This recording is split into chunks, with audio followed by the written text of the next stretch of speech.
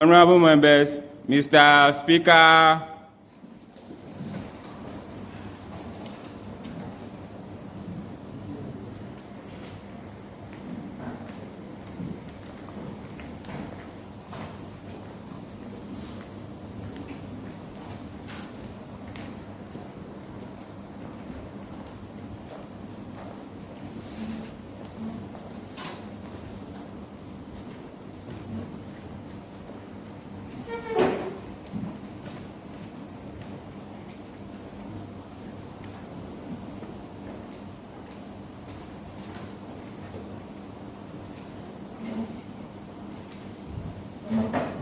Honorable members, praise.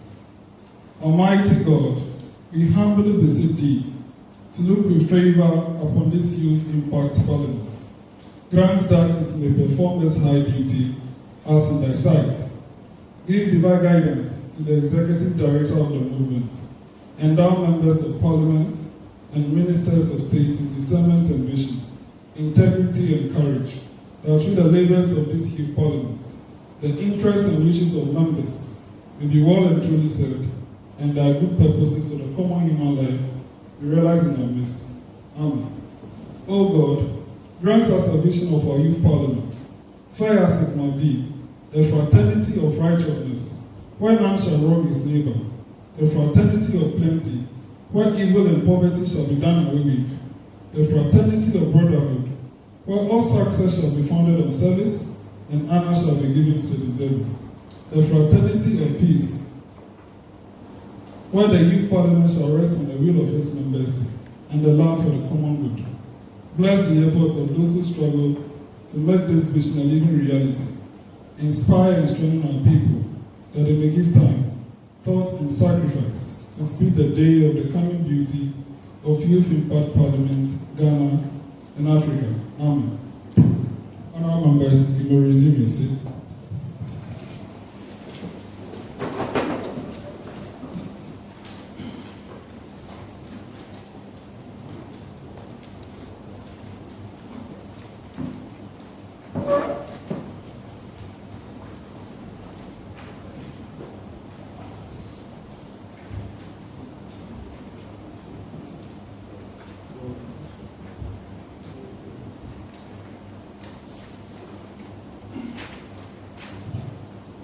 Honorable members, I want to welcome you to the sixth sitting of this House.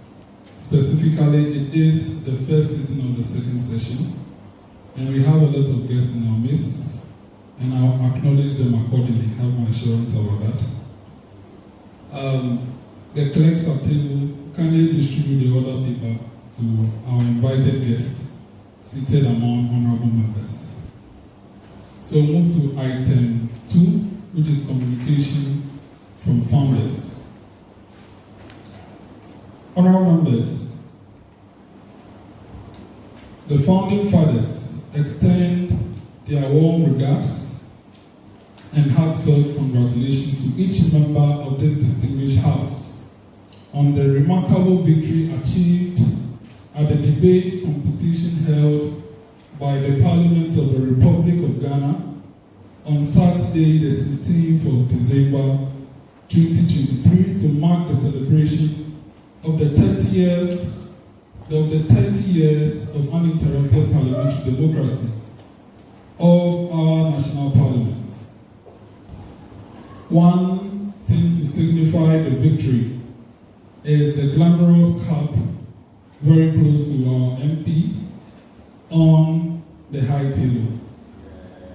Yay. This triumph and victory is a testament to the dedication, hard work, and remarkable abilities of our youth MPs. I want to acknowledge our debaters, Ms.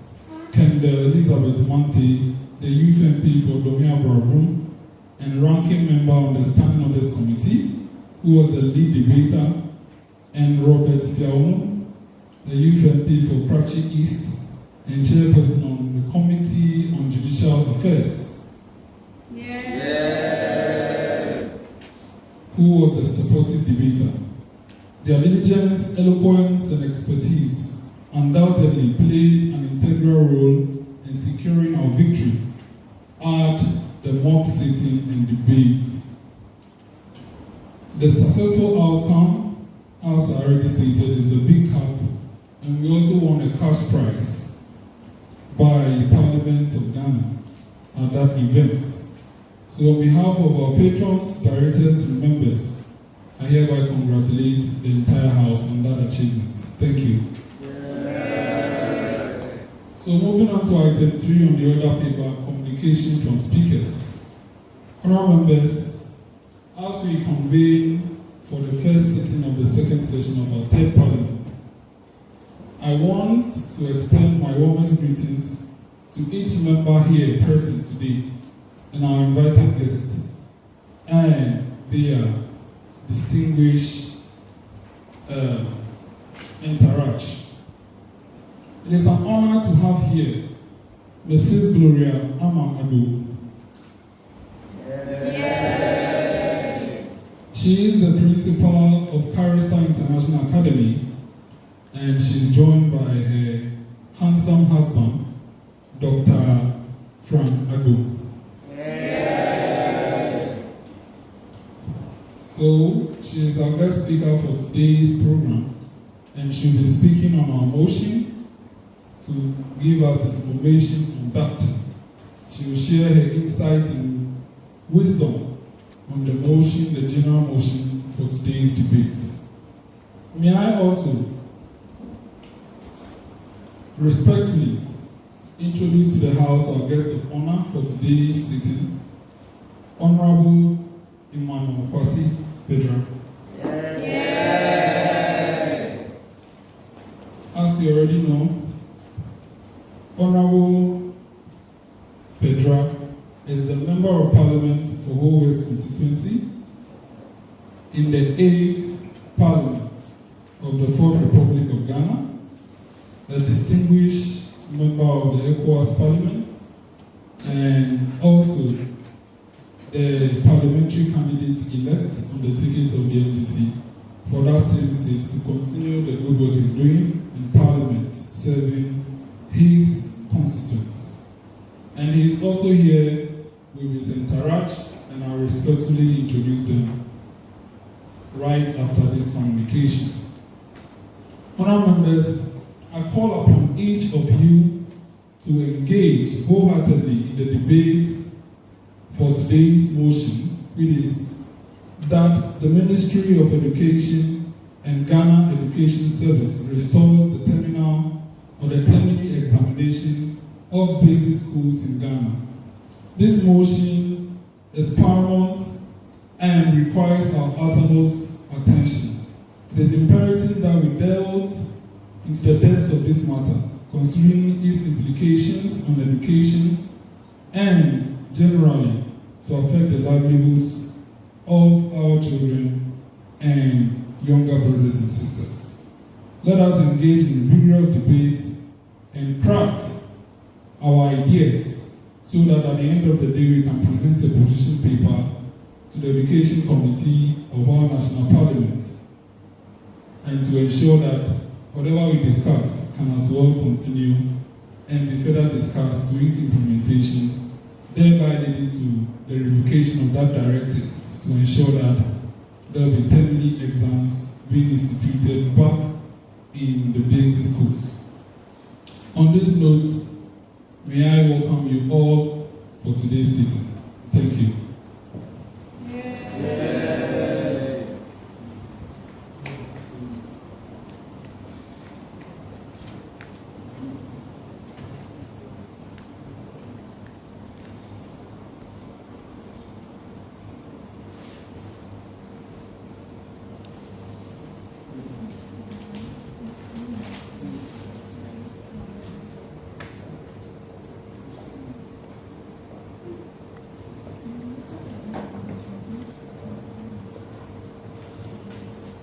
Honourable members,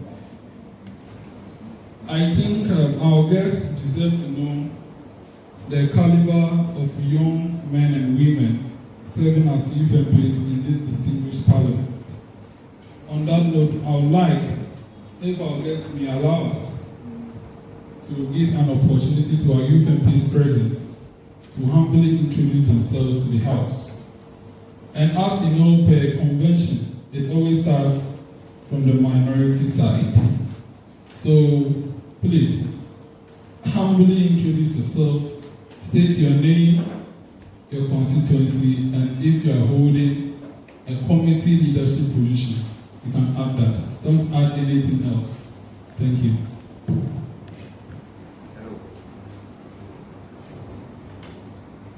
Hello.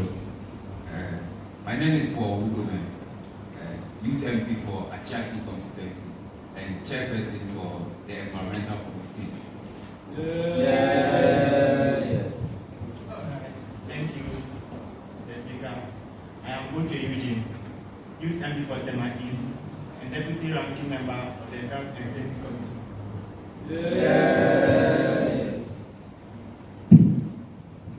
Thank you, Right Honorable Speaker. I respond to the name Adam Charles, UMP for Northern Constituency, and the Deputy Ranking Member for the Independent Committee. Thank you. Thank you, Honorable. Please, my name is Francis Achimotelo, MP for South Constituency and a member of the External Affairs Committee. Thank you. I am Agbo, the youth member of Parliament for Parliamentary constituency, and also a member of the Education Committee. Thank you. Thank you, Mr. Speaker. My name is Kim Elisha Kanya, Youth MP for Mion constituency and also the organizing committee chair. Thank you. Thank you, Mr. Speaker. My name is Bless Agbaxode, Youth MP for Karachi Chumu. Thank you, Right Honorable Speaker. My name is Amegashie-Viglo, the second Deputy Speaker and the Chairperson for Privileged Committee. Thank you. Thank you, Mr. Speaker. My name is Cyril, Youth MP for London constituency, and also the Deputy Ranking Member for the Publicity Committee. Thank you, Mr. Speaker. My name is David Senyokotachi. I am Youth MP for Kifo Timokwa constituency. Thank you. Thank you, Mr. Speaker in the House. I respond to the name Roger Azonwe, Youth MP for North Tongu. Thank you. Thank you, Mr. Speaker. The name is Believe Akoso, Youth MP for Akatsi, Deputy Ranking. Thank you very much, Right Honorable Speaker and the guests. I'm Hubert, youth MP for Akatsi North constituency, the minority leader for the House, the ranking member for the business committee, and also the chairman for the delegates committee. Thank you.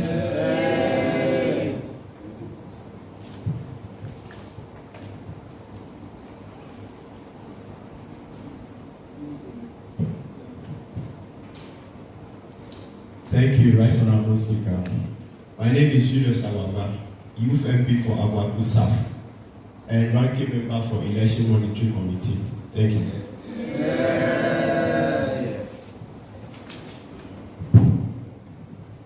Thank you, Honorable Speaker. My name is Emmanuel, Youth MP for Wale Northeast. Thank you. Thank you, Mr. Speaker in the House.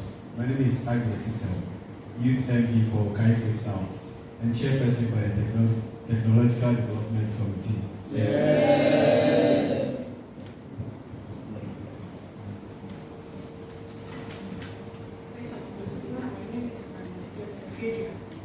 Youth MP for Sakura constituency.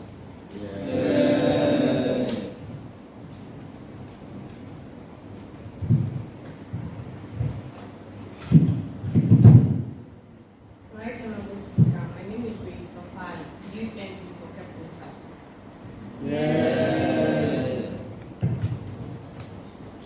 Thank you, Mr. Speaker. Harriet Senanu Abude is the name. Youth MP for Ho Central, Chairperson for Special Budget Committee, and Chief Officer of the Youth Impact Movement. Thank you.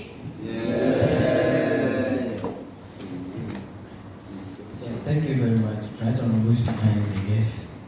So my name is Robert Fion, a youth member of Parliament representing the lovely people of Kati's constituency, also the chairperson on the Committee on Judicial Affairs, and also acting as the majority leader for today. Thank you. Thank you very much. So I think all the youth MPs here have accordingly introduced themselves. Kindly allow me to introduce the man on the camera. He is Mr. Daniel Kofi Gaku. He is our Deputy Marshal, VIP Protection. Ladies and gentlemen, honorable members, please allow me to introduce to you the entourage of the Honorable MP for Whole West. We have Honorable Kwame Gakpey, who is the MP for Keta. Thank you very much for coming. I must confess that your visitation was unexpected, but more meat in the soup doesn't spoil the soup. Honorable, we are happy you are here, sir. And please, spoiler alert, we surely hear from you before you leave. Thank you very much. Honorable members, also part of the entourage of our honorable MPs here from our national parliament is Ms. Evelyn Glagosu, who is the NDC Deputy Regional Treasurer. We also have part of the entourage, Engineer Nuko Meko Tete, who is the constituency chairman, West. Welcome, sir. We also have, as part of the entourage, Dr. Moses Adjei, if I'm right? Yes. A lecturer at the University of Education, Winneba, and special advisor to the MP. Welcome, sir. And also part of the entourage is Mr. Adom Olasi, the special aide to the MP. And the last person, part of the entourage, is Mr. Kwame Gaiwo, who is the research assistant to the MP. Our invited guest, Youth Impact Parliament is excited to have you all grace our occasion. Deep within our hearts, we are full with excitement, but we just don't know how to display it. So for now, we'll discipline ourselves. And when we go to take the pictures, you see the joy in our eyes. We are sure about that. So, once again, welcome. Welcome, all of you. So, we'll move on with the business for the day. Honourable members, allow us to vary the other paper. We'll skip the business committee report and we'll move straight to commencement of the guest speeches business. That is item 6.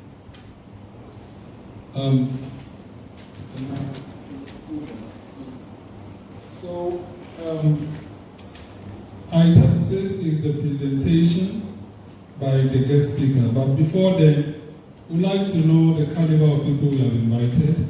So I would allow our Deputy Clerk, Finance, Ms. Mary Titiga, to humbly read the brief profile of our guest speaker. Thank you.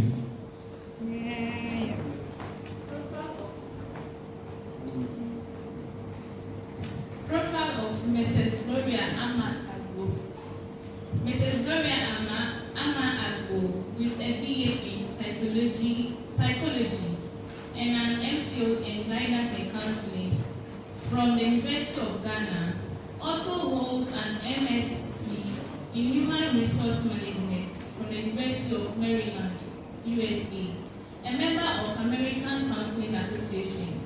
She served as a lecturer before becoming the principal at Kharistar International Academy, founded by her husband, Dr. Agbo. In her 3-year tenure, the Academy has seen significant success. Gloria, a professional counselor, leads the guidance and counseling unit at Kharistar, holding certificate in Montessori education and learner assessment from the Illinois State Board of Education. A devoted Christian, she is married with 3 children and has a keen interest in research and reading. Honorable members, let's welcome her to speak to us.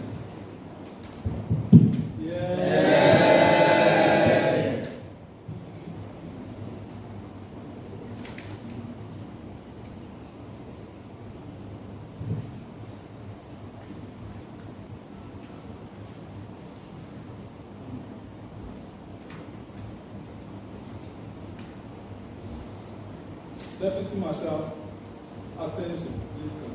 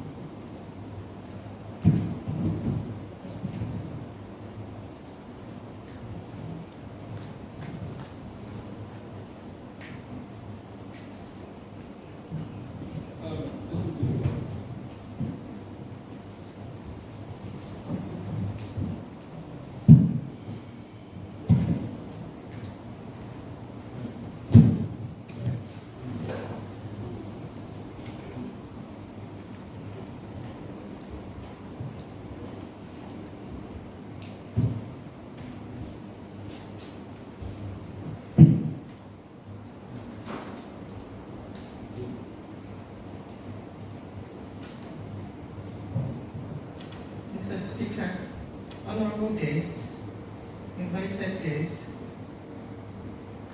honorable members, ladies and gentlemen, good afternoon to you all. Once again, my name is Gloria, and I'm the principal of Kharistar International Academy. The motion before the House today is on the restoration of terminal examination in our basic schools by the Ministry of Education and the Ghana Education Service. Terminal examination over the years has been an essential way of assessing learners' progress. It is accepted across the world because of the technicalities that goes into setting of examination questions. Before an examination question is accepted as being standardized, it must pass for validity, reliability, consistency, objectivity, comprehensiveness, and must be devoid of ambiguity. Let's look at some of the reasons why terminal exams have been used over the years. 1, it holds teachers and learners accountable. When they write examination, the analysis from the data helps us to know if teachers are sticking strictly to the curriculum and also the structure of the scheme of work for the term. It also helps us to know the strengths and weaknesses of the learners, especially relating it to individual subjects. Examination or terminal examination also helps in instilling discipline in our learners, in the sense that before a learner goes to write exams, definitely there's going to be preparation, and that helps in time management, where you have to sacrifice your plays, your fun movement and all that, and to a large extent is helping you to instill discipline. Again, when it's time for exams, you realize that there are a set of questions that are asked. The very first one is also to help you know how to allocate your time and how many minutes am I going to spend on objective questions, subjective questions, and all that. Also, you see questions like answer question 1 and any other question, where you realize that when you don't pay attention to the person, it has implications. So all of these things help them to instill some form of discipline and also to follow instructions. You also see things like, do not open to the next page until you are told to do so. It's also another way of following instruction. Now, you agree with me that whether they write examinations at the basic level or not is not going to prevent them from writing exams in the future. It's not. So some of these things will help them to learn some of these things that are necessary for examination. It also helps them to also know about exam or practices, where you don't talk during examination, you don't do this, you don't do that, and the rest. It is also worth mentioning that most educators and experts in the education sector have been wondering if examination or terminal examination is still very effective in the 21st century. Let's look at some of the arguments. The first one is over-concentration on the cognitive domain. So you all agree with me that the cognitive domain concentrates more on problem solving, on critical thinking, and the likes. But when we are talking about learning or intelligence, we have different domains. We also have the affective domain that talks about behavior and also talks about managing your emotions and the rest. And also we have the psychomotor domain that is more about hands-on projects, how to use your hand on something. But we realize that the examination is more on the cognitive domain. It's not checking the other domains. So that's one argument. Another argument is the sensitive nature of certain examination to pass for being standardized makes it quite sensitive and microscopic to transfer knowledge in the 21st century.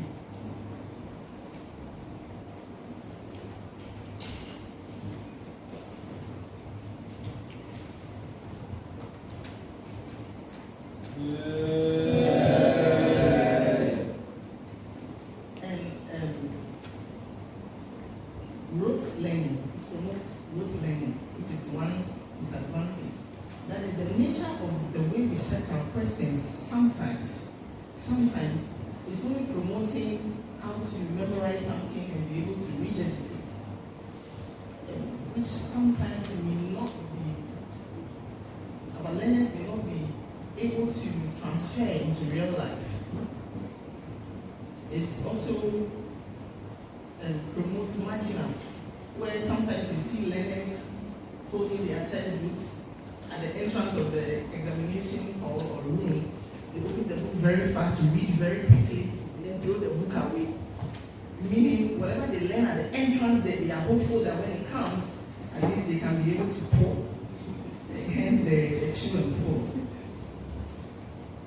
One of the arguments is that it doesn't put into consideration the individual differences of learners, where we all understand or agree that intelligence is a very broad spectrum, where we have some very high at the top there, some in the middle, and some beneath.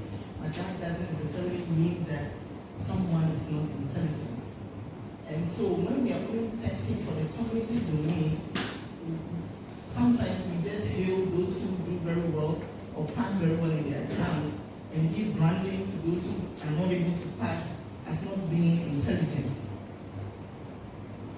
It also doesn't give enough room for learners that have other intellectual abilities to grow uniquely, or rather to force them to conform to the cognitive domain, so to say. It's also a source of stress. When we talk about stress and anxiety from examination, it goes beyond stress to just the learners. To the learners, yes, the anxiety of, am I going to pass an examination? Am I going to be promoted to the next class? What will my mother say? What will my father say? Will they beat me? And the likes. Gives them some form of stress and anxiety. And then to the parents, especially those in the public schools, those parents do not really struggle with printing fee. But the public school, sometimes you have to sack students for not paying for printing fees. And also that's also a stress to them.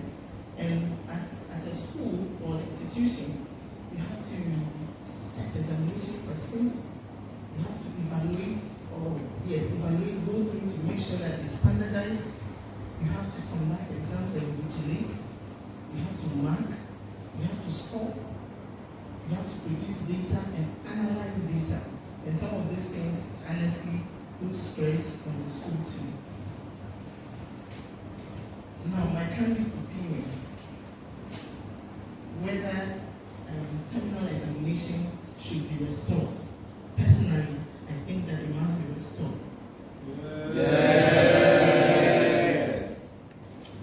However, it must be restored in a way that would maximize the benefits of taking exams and minimize the downsides of taking examination. How can this be achieved? One, by using alternative testing methods. I think we must go beyond sitting behind the paper and then scoring for 70% in whatever you do in the term, scoring for 30%. In our school, Kharistar International Academy, I think this is what we do that helps us. I think it helps. That is, we allow children to do presentation, solo presentation, where you stand in front of the class, you present in your own words. In the process, it's helping you to understand the concept of the topic in a different way than just memorizing and regurgitation. We also allow for group presentations where even if you are not able to stand alone to present, the fact that you are doing it in groups is also giving you some marks.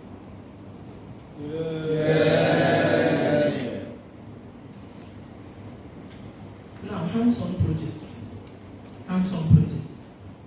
You have to allow learners to come up with project works where they use their hands to do it. Sometimes you even have to allow them to do project work from their house, where even their parents can help them. It won't spoil anything. In most developed countries, when they are writing exams, they even allow students to open the resources, open your books. I'm not saying you must necessarily do same, but they are also looking at ways to reduce anxiety. Sometimes you even realize that when you allow them to open books, they are always behind time, because the time that you used to be opening, this one should be 58 or it's also taken out of your time. But the fact alone that the book is there is reducing the anxiety. So allow them to do project work that they can bring from the house, individual project, solo presentation, and group presentation. Now you break down some of this, you break down the scores, the 70% scores, where you can give probably 20 or so or 30. You break it down, you give some to solo presentation, group presentation, hands-on projects, homework projects, and the rest. That way, we are getting a multi-dimensional picture of the child, where it's not solely the cognitive exam that they are doing in class. You're looking at other areas. We should also minimize state-defined questions, where you say state this, define this.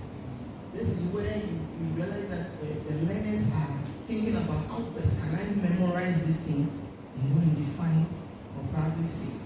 Questions must be more practical. For example, let's say Pythagoras theorem. Instead of asking a child, state the Pythagoras theorem, probably you should ask questions, or they should ask questions that will help the child to show working for that particular question, where at each level you are getting some scores, such that even if you are not able to get the final answer correct, you are still getting some marks for that question. Now, midterm test or midterm examination. In most private schools, they do midterm examination. In the public schools, I am aware they do the test because they are not able to finance the examination. But as Kharistar, for example, we do midterm examination for English, Math, Science, and also the final examination. Now, when they allow children to do the mid-term examination or test, you should teach children your expectations from the mid-term. You should give them feedback. When you give them their result, you shouldn't just end there. You got this, you got that. You got this because of this, that, and that. You got this because teachers should give learners feedback. And also the final examination should be consistent with the midterm. We did semester last year, so we did so they should be consistent with the midterm examination or midterm test, the trends, and all that, so that the learners can transfer knowledge from the midterm test or examination to the terminal examination.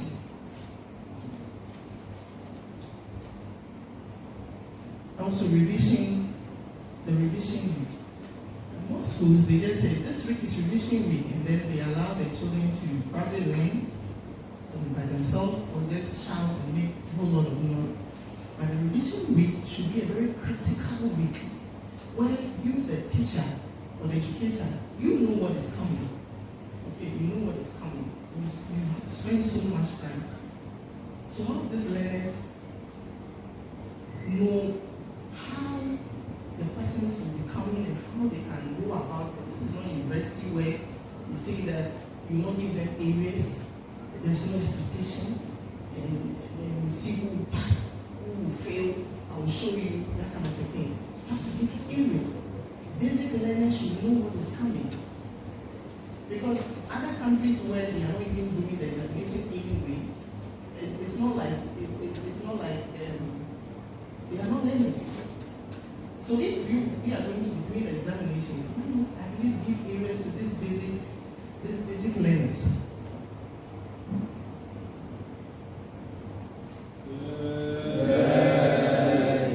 Now, as Kharistar, one other thing that we do that works for us, and I think that Ghana Education Service or Ministry of Education should take into consideration is the need for counseling, guidance, and counseling services.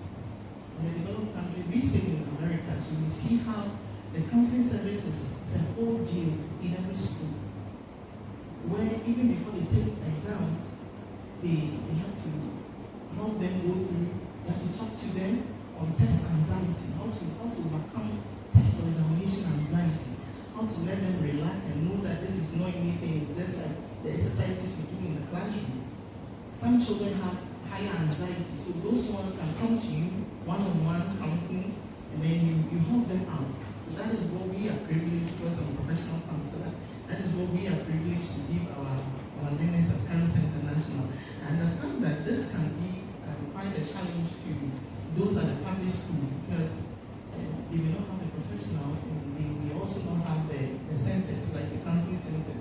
However, the service can sponsor some of these teachers to do, even if it's certificate in guidance and counseling, where they become lay counselors in their schools. So in times like this that they are coming to write exams, and children will not be all over with anxiety. Sometimes they are writing exams and students are fainting. It's all because of the anxiety, which is not supposed to be so. In conclusion, change is vital in every institution. Once restoring terminal examination, I believe that the Education Service, the Ministry of Education, has put mechanisms in place to facilitate change or adapt alternative testing methods.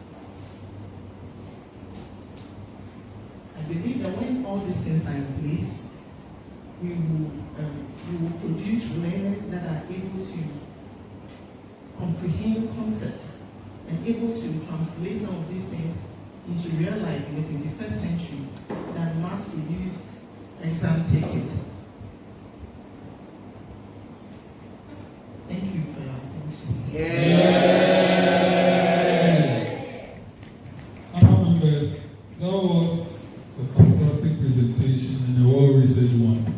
And honestly, her points have indeed kickstarted the debate. Thank you very much, madam. Yes.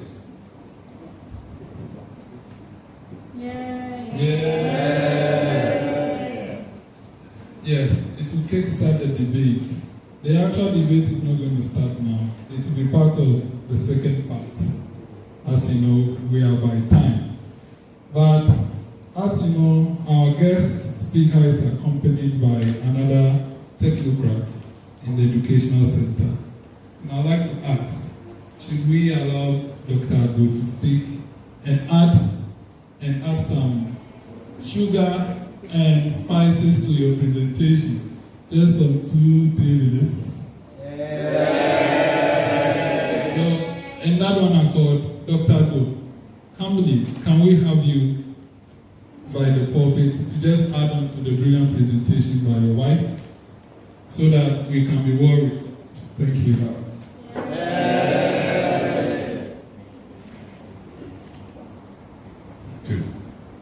Thanks very much for the privilege, and thanks also for your attention.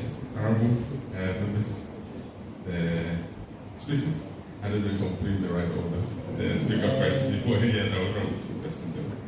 I'm so privileged to be here this afternoon. Education is so dear to my heart that when I came from the States, we decided that in our small way we contribute to education by establishing a school. Because you couldn't do much in the public sector. Because policies direct you to what to do and what not to do. It's like hands are tied. So I have so much issues with how we implement some of the things, especially in the 21st century.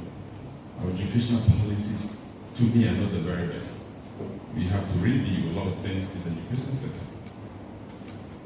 The high school and all that, whatever is going on currently.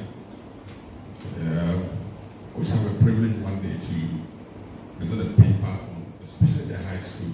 My PhD is in educational leadership in America, actually. So I know a little bit about education. My wife said so many things, I don't want to mention all of them for the sake of time. But what I would say is that the time will be enough to do another presentation. But one of the things that is so dear to me, counseling services. Guidance and counseling units. You go to a university currently in Ghana, there are no counselors. The universities themselves, there are no professional counselors. Okay, so what does that do? It means that we believe we just have to do road learning. But that's we don't have problem with the other aspects of education. People don't have emotions. That's the assumption. You're saying liberally that people are just into do critical thinking. One of the affecting domain she mentioned, that have to do with the emotional aspect, the psychological aspect, and all that. In Congress in America, they have guidance and counseling, they have counseling services. They provide for congressmen and women. Yeah. But in Ghana, I wonder if they have that kind of a thing. Because see, don't try to assume that all the MPs or people who work in Parliament, they all have, in quote, sound mind. Don't make that mistake. So also students, we don't believe all of them have sound mind. From time to time, they assess, even our American presidents, they do what we call clinical assessment for them, to be sure they have sound mind to lead us. And I thought that's what we should also be doing in our schools. The students you see around, most of them have issues. Emotional issues, psychological issues, single parenting. They're from poor homes, slum areas, where they sleep, things they eat, nutritional issues. So it must be taken care of at the guidance and counseling units. What of someone who is having stepmother, stepfather, maltreating them? But he comes to school and you expect the person to perform? No. It is so, African education service, we should be doing something about, especially the guidance and counseling unit. Very important. So in America, you're not really permitted to establish a school if you don't have a professional counselor. But here we do it. Our universities, we have guidance and counseling. I visited UHAS the other day, and since they don't even have guidance and counseling function. So we are saying that all the students there are okay psychologically, emotionally, which is not true. There are various issues. So And he said, Honorable Speaker, I will need more time. Okay, but I want to touch on that especially our Honorable is here, if we take it to Parliament and they do something about it, guidance and counseling needed from the basic school all the way to our colleges. At least we were privileged when we were at the University of Ghana, we had guidance and counseling, and that was the most of us will not attend or will not go much, but I thought that helped. Okay, that helped so much. Thanks very much for your attention. I will not take much of your time. In the future, probably I'll come around, present the paper on some of the educational issues we face or challenges we face. Thanks for your attention. Yeah. Thank you very much, Mr. Agbo. Indeed, you and your beautiful wife have drawn our attention to a component you have been missing in the educational sector, and that as well has helped this gathering on the way forward. We are grateful to you and very, very grateful. We'll find time and engage you later on, sir. Thank you very much. Honourable members, it is now time to move to the second vital part of the first session, which is to hear from our guest of honor and his colleague as well. But before they will speak, we'll hear the profile of Honorable MP for Ho West from our clerk.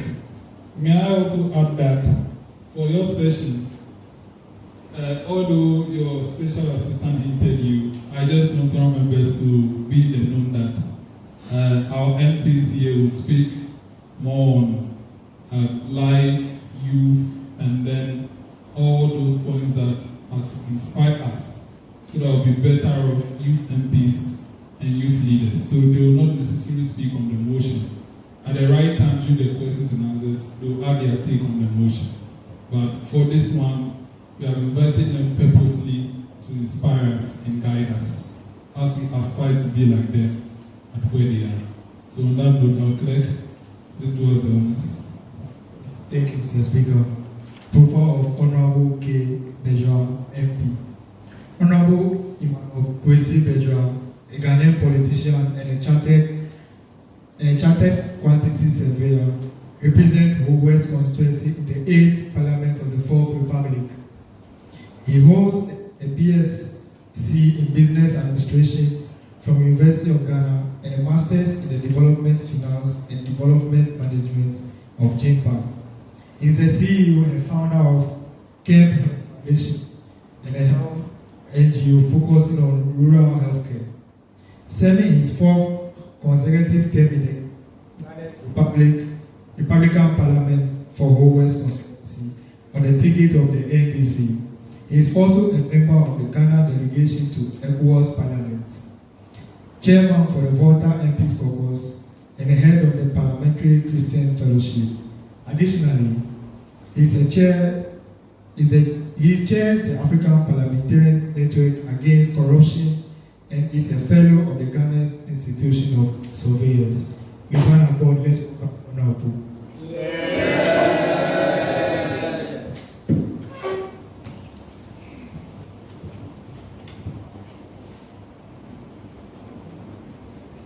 Thank you very much, Right Honorable Speaker.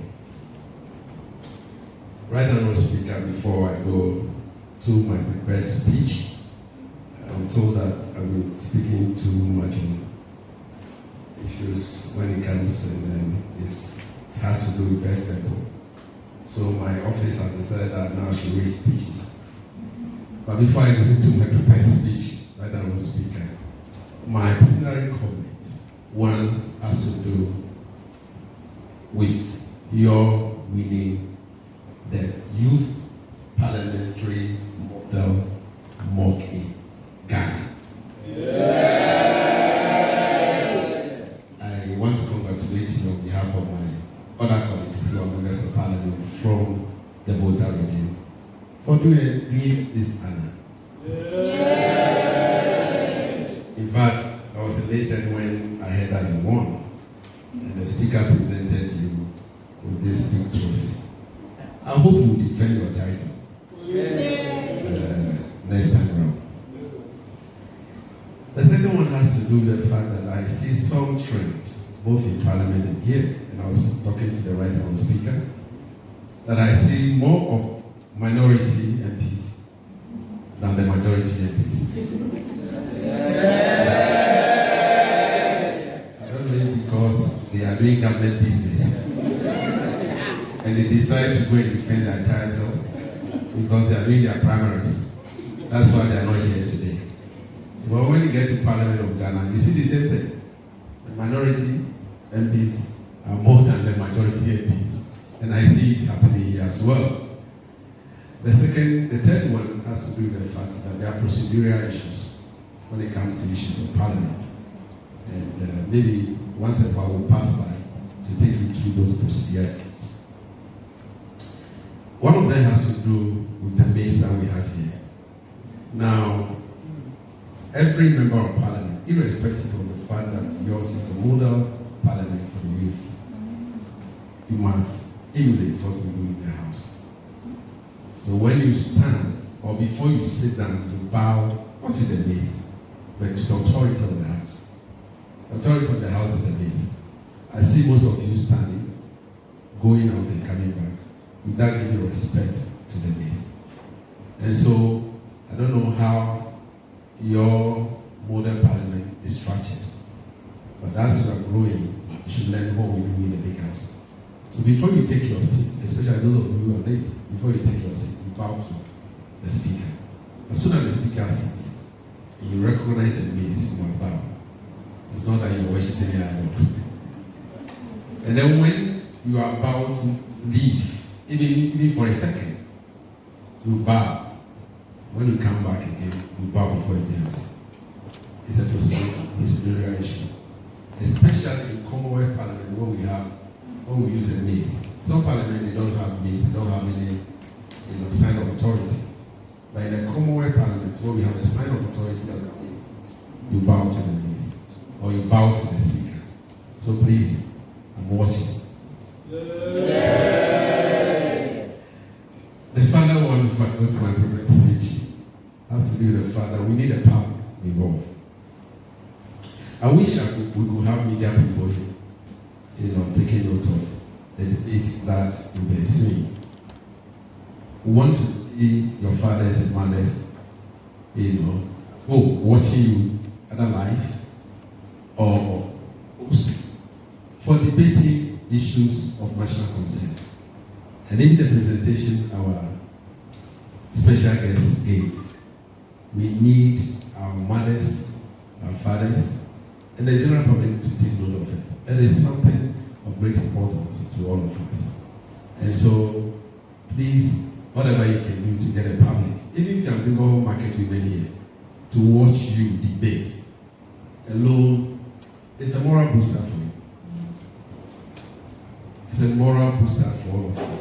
You see your fathers or people from outside coming to cheer you on or see you debating.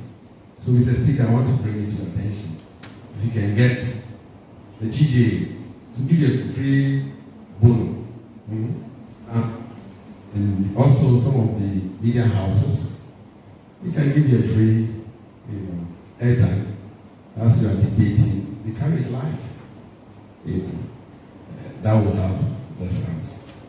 Having said that, my prepared speech.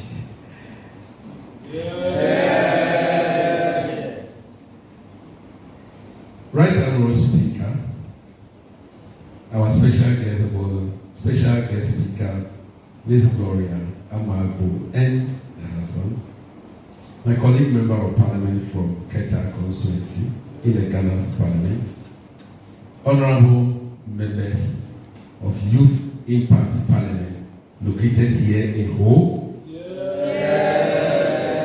It's a privilege to be honored with this invitation to address this August House here in no other place but the Oxygen City Ho.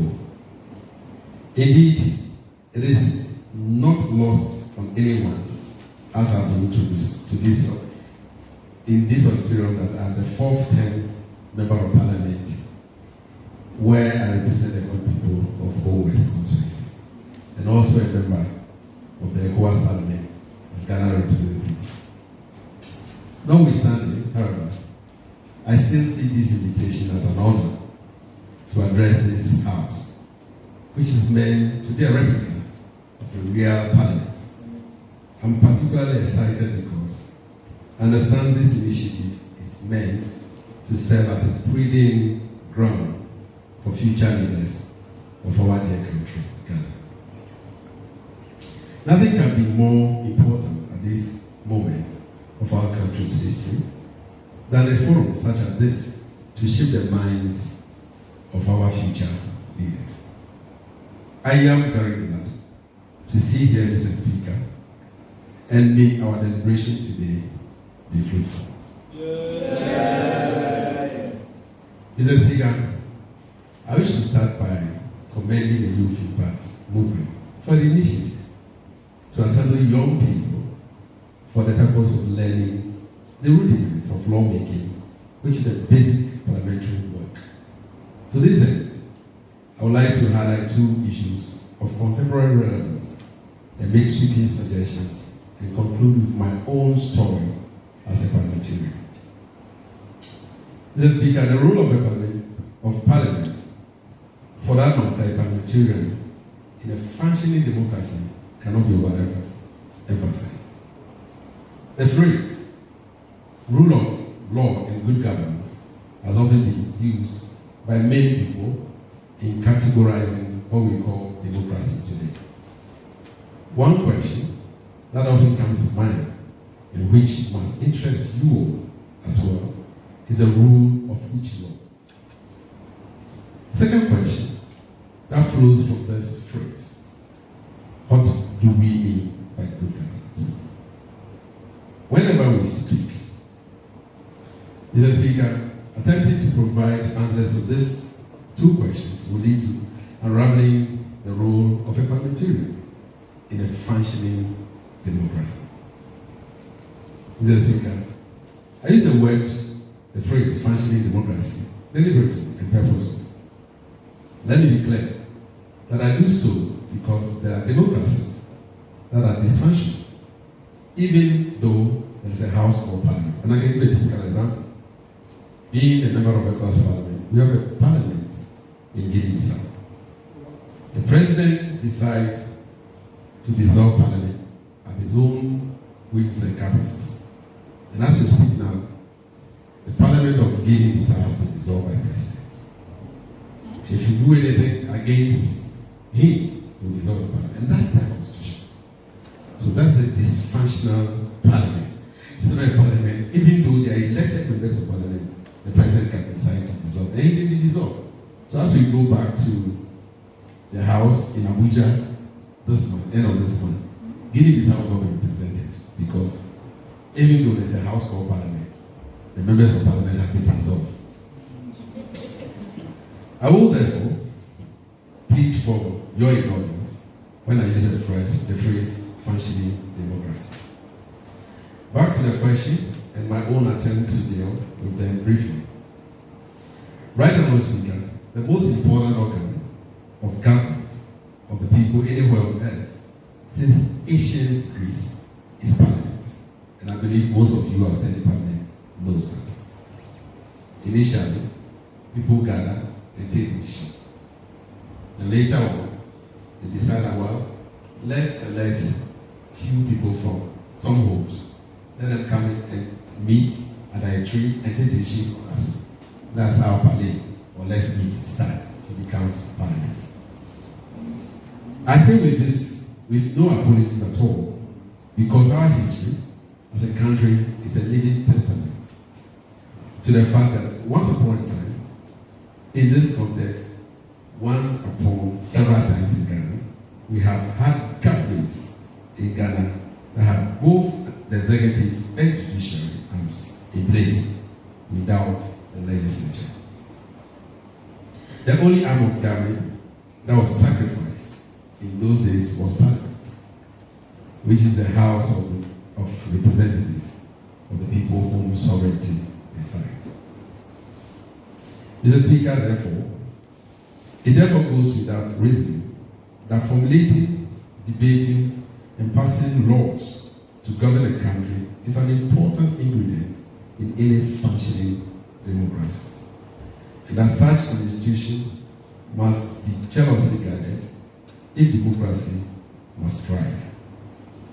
Without laws to regulate human beings or human behavior, we can all attest to the fact that even the proverbial animal kingdom would be a better place to live. A direct answer to the first question, therefore, will be the rule of laws made in Parliament on behalf of the people and for the people. It therefore means that those laws must be made in Parliament and not in anybody's bedroom or anybody's kitchen for the people. The process involved lawmaking are rigorous, sometimes complex, and time-consuming. Right so because it is about the people. It is important to underscore the point that laws passed in any parliament must not only resonate with the aspirations of the people, but more importantly, be in tandem with the supreme law of the land, which we all know, the Constitution. To this end, every serious parliamentarian must not only read and understand the standing orders, and I see your standing orders as well, of Parliament, but to internalize both the spirit and the letter of the Constitution, which must serve as a guide to any other law that is promulgated by the House. You all remember recently, the Supreme Court came out to say that one of the laws that we passed, that is the narcotic amendment law, which has to do with weed. You know, so the Supreme Court came out to say that the law we pass has something against the Constitution, and so we should we should look at it and amend it. And so it should be a word whether it affronts the Constitution or is in line with the Constitution. In addition to the key role of lawmaking by Parliament, the legislative arm is also clothed with the power to play an oversight responsibility on the executive arm of government. This role of Parliament addressed largely my second question on good governance. At the root of good governance in all civilized society is ability.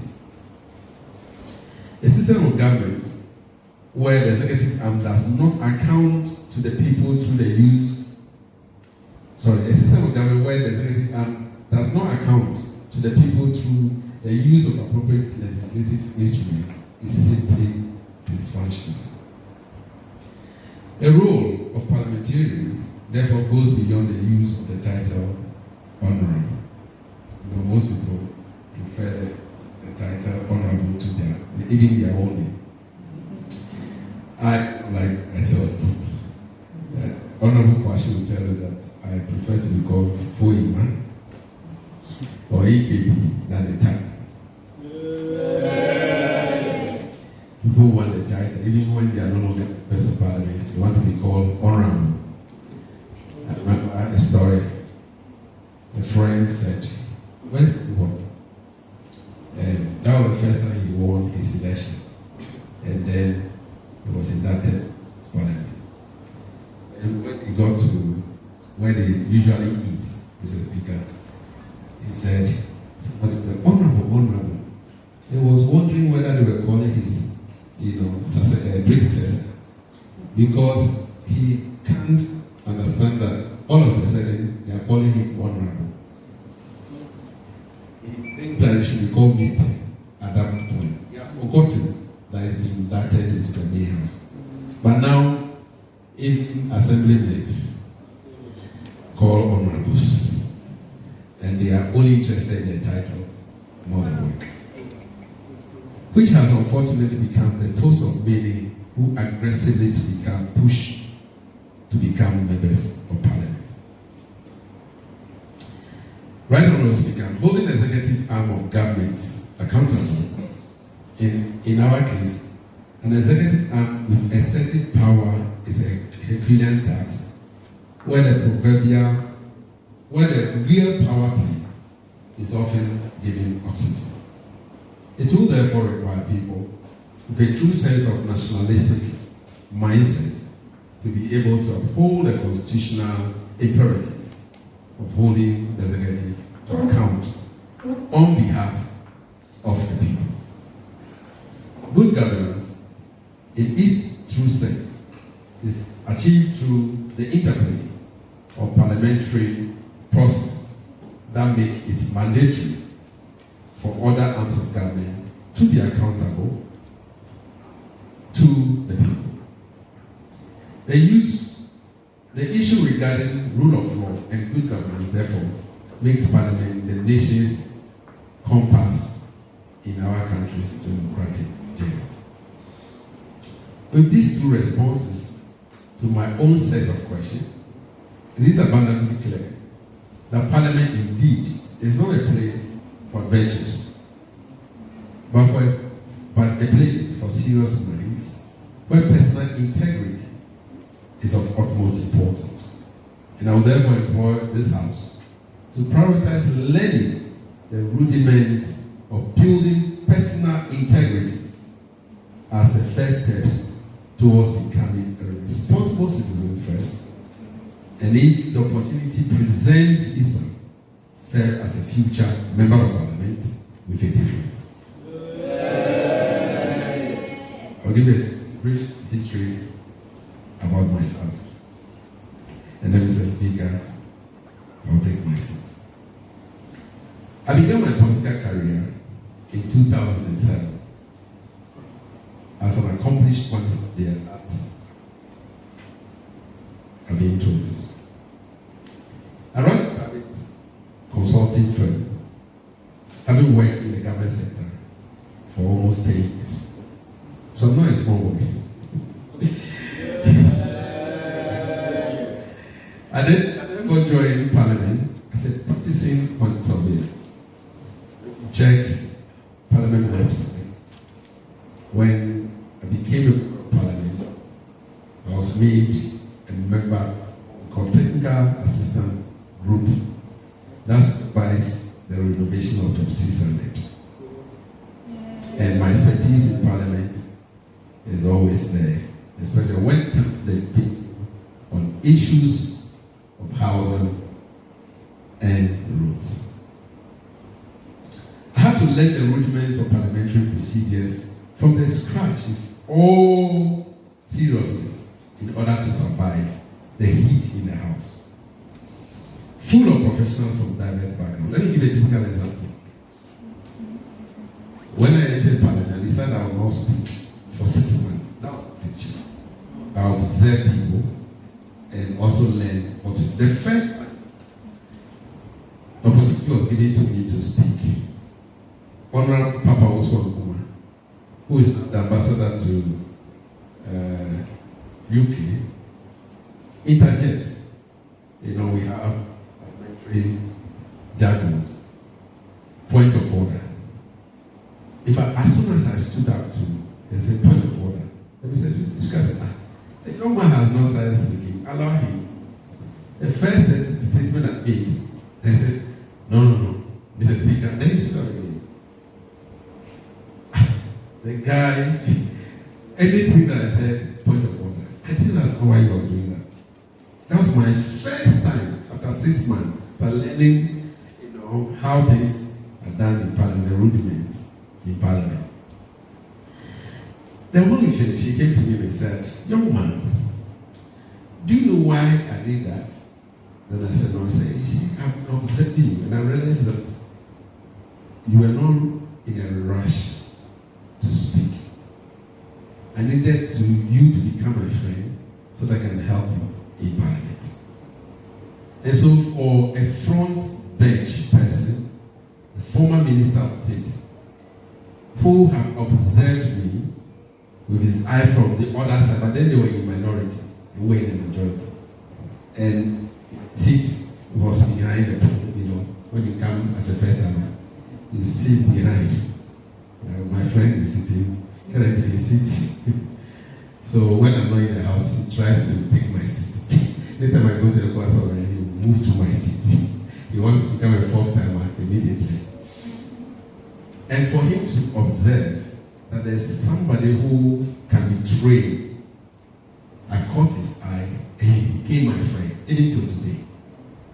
Anytime I needed something, I go to him as an opposition person to train me than even my own colleagues who were from, the majority side. And so, rudiments of parliamentary procedures from scratch with all seriousness. Understanding the fundamentals quickly, as I gave an example, helped me to serve on several committees where the real work of parliamentarians is.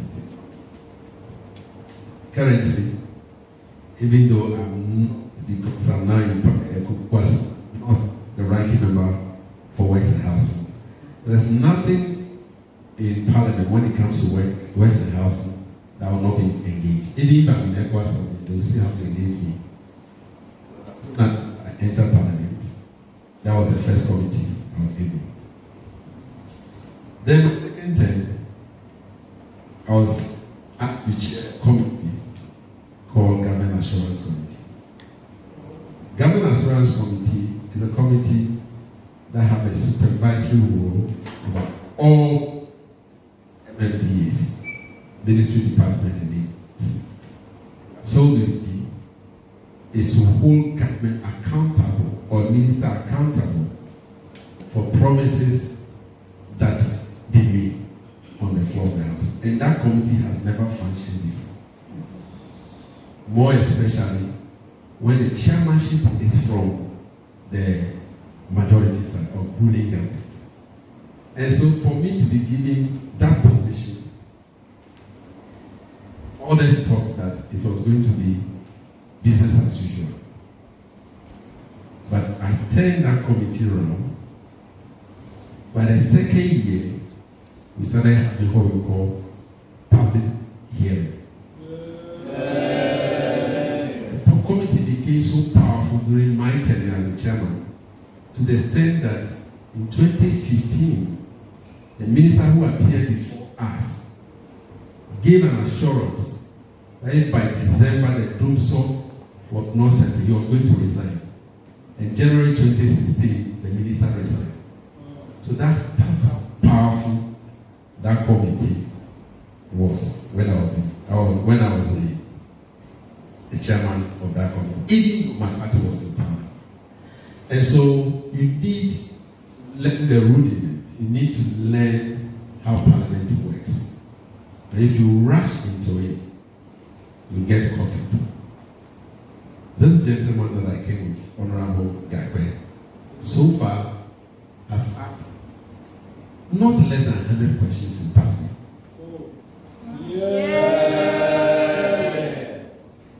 He writes a question, sometimes he says, Chairman, can you look at this question? He has specialized in asking questions from his constituency to national issues. That's how he started.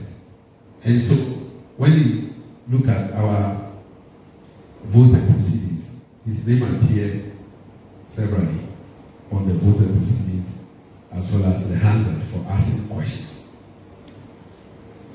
My journey as a politician, however, has not been smooth as it might appear on the outside.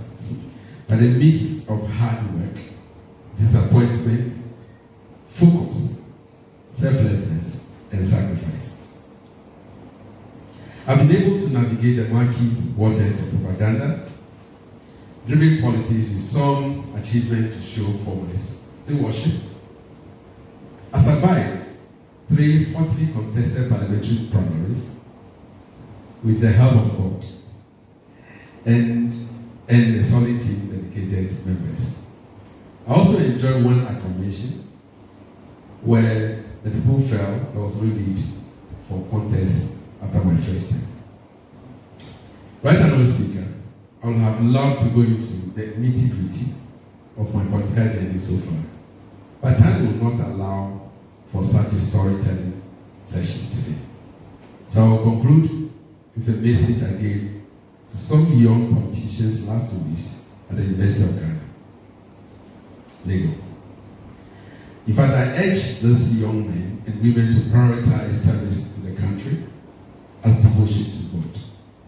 And I want to tell you again here that really public service or political service, it is a duty to God,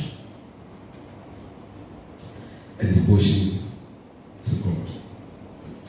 I use some biblical examples to prompt my advice to them while relating same to my own story as a politician which has seen the hand of God in all that I have done and achieved so far with integrity and as my guiding principle. Let me conclude once again commending this initiative, Mr. Speaker, and hope your purpose or this purpose is enhanced for a better future. Also, the point must be made that even though representation and lobbying for projects to one's constituency are important and have become the main cause for the high rate of attrition in Parliament, I wish to re-emphasize that it is not about bragging with the title honorable that matters at this particular moment in our country's development, but one's ability to meaningfully impact the laws that are made for the citizenry, as well as one's capacity to play the oversight role with integrity as a parliamentarian. That's what it is. I thank you, Mr. Speaker, for the honor that we thank you.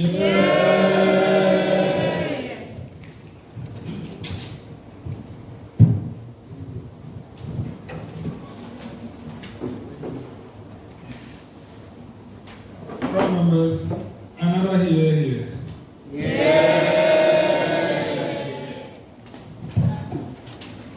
Honourable members, you know very well that you can't get this anywhere else except youth in Parliament. You have here 2 sitting members of Ghana's Parliament seated among you, and I think we should applaud their presence again. We would have some questions and answers, but before then, we would also want to hear from the Honourable Member for Keta, Honourable Gakpey, if I'm right, Jolly Gakpey. Honourable, please, can we hear from you to add on what Honourable said?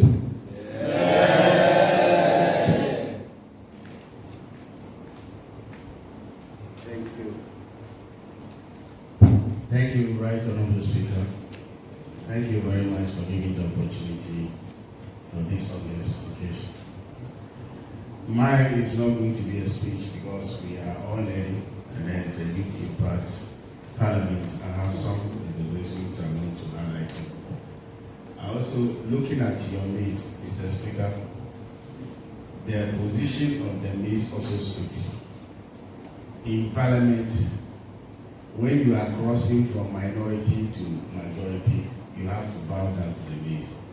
Otherwise, it is an attempt that you cross carpet. And then you can, from you have cross carpet. So they can make a decision on you. So when you are crossing from this side to the other side, you must bow down to the base. Meaning you are not crossing carpet. Are you okay with that? Second, when you look at the angle in which your base is, it's showing that we are in consideration stage of a bill. And then in Parliament, because we want to teach you proper things, you'll be doing the angle in which the base is showing that we are in consideration stage of the bill. It should be up, it should be relaxing. Yes. So it's something that you need to work on so that we are practicing the rudiment of parliamentary practice. Then, sir, if you would allow, let me call on the marshal to do immediately. Yes. So let the in Parliament, when you are bills are in for Parliament, it goes through first reading, second reading. The third stage is what we call consideration stage. That one you do it clause by clause. And then in fact, when it comes to there, you see a lot of people, members of parliament, a lot of people will not be in the chamber. And that is why I will stay in the chamber. But that is where the parliament matters. You can see somebody first, second term, or fourth term in parliament. But you can be first term. If you are able to stay in the chamber, you are master more than you. So it's always good to stay in the chamber. That's the only way. So in conservation state, that is why we put the maize in that angle. After the conservation state, then we go on. Let me just add something to the slanting of the maize and the upright sitting. The slanting of the maize means that your procedures in a house is relaxed. So during that consideration stage, you can ask more than 3 or 4 questions. You can contribute more than 3 or 4 times. Our standing orders allow you to ask 1 question or speak once. But relaxed state, you can ask so many questions. And then when the house is suspended, the maize will be upright. But as soon as it slants, you can even walk, as he said, you can walk back and forth. But as soon as you see it upright, you have to bow, otherwise you have cross-cutting. So slanted, the parliament sitting is relaxed. Yeah. So we are just bringing these things to your attention. We are learning. And also, parliaments have a way of dressing.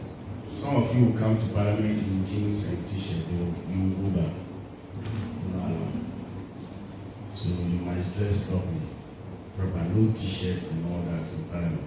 So as you are learning, those of you who are wearing polo shirt and take notes. Subsequent time, Mr. Speaker, we don't allow anybody to wear polo shirt or whatever. It's not allowed in parliament. We have a dress code. If they come with jeans, they will sack you. Yeah.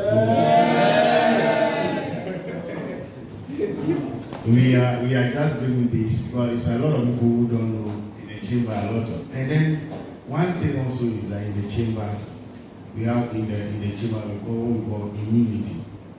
So at that chamber, you can say whatever you want to say. Nobody can take you to anybody or do anything to you because you said it in the chamber. But if you say it outside, you can be taken up. So that is one thing also you must know out and hear. That is why you see yes, they do so many things. You remember during the election of the speaker, Carlos, took some of the if really it was outside, they would have taken him serious and prosecuted him. But that didn't happen in the chamber, and the chamber is in you, so you cannot be prosecuted. You understand that? These are the and in parliament, the only person who the speaker has power, he can walk you out. The speaker can order the marshal to take you out from the parliament. Yes, you have that power. And also, military and police cannot come to the chamber unless authorization from the marshal of the parliament. So in parliament, we have police, all right, but the duty of being proceeding, the only one who can actually take you out is the marshal. Those are the parliamentary police. And then when we are also making the possession and ask whether you have maize, and you have maize. So the maize, the marshal must be in the front and then lead you. The moment the maize come in and they put, then the proceedings are started. So next time when you are coming, you have examiners of maize. So the marshal should be at the forefront when you need to, when you come into it. So those are the few remarks I want to make. And then it's a good program, and then we are privileged to be here. Especially the counseling section, I enjoy it so much because it's something that we have taken for granted. And Madam Speaker, thank you very much for bringing this to our attention because it's something in Parliament we don't have counseling unit, and we the MPs do a lot of actions. And I can tell you on authority, 70% of MPs are on BP drugs. We are on BP drugs, morning, we go to a lot, we go to sleep. So counseling is very vital and it's something we need to bring. And then during the speech, one thing I love so much is that in UK, I keep on saying it, I went to Leeds University to do my master's.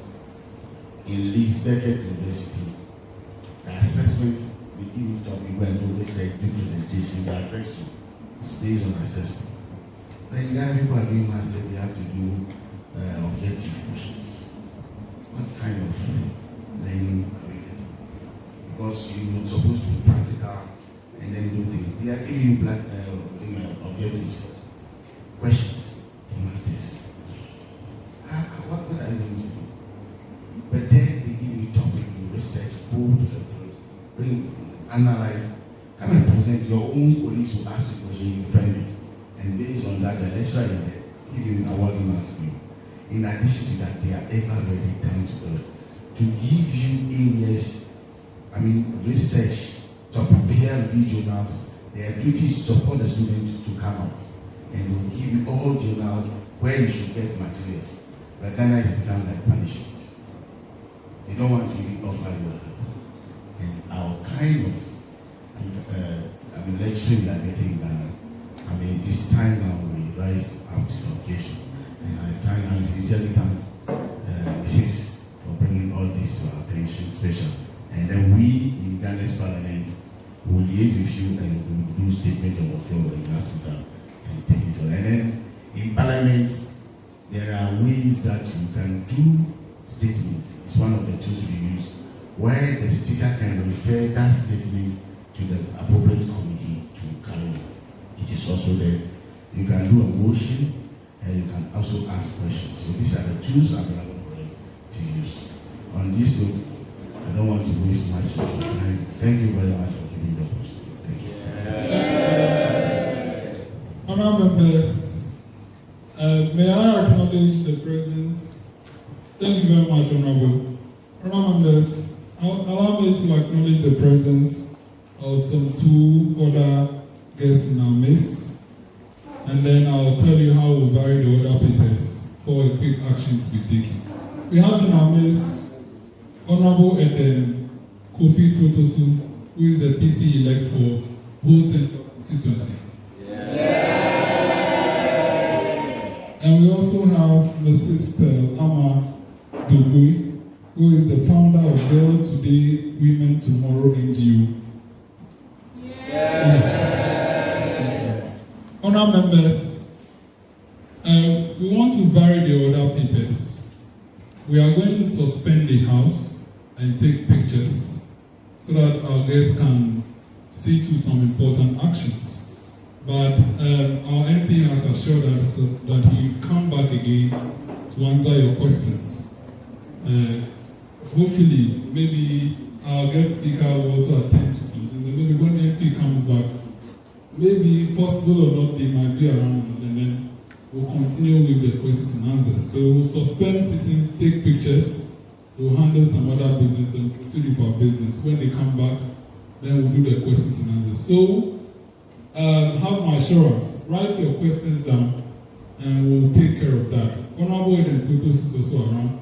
Let's take the pictures and then we'll deal with the other things. So honourable members, thank you very much. On that note, proceedings are hereby suspended.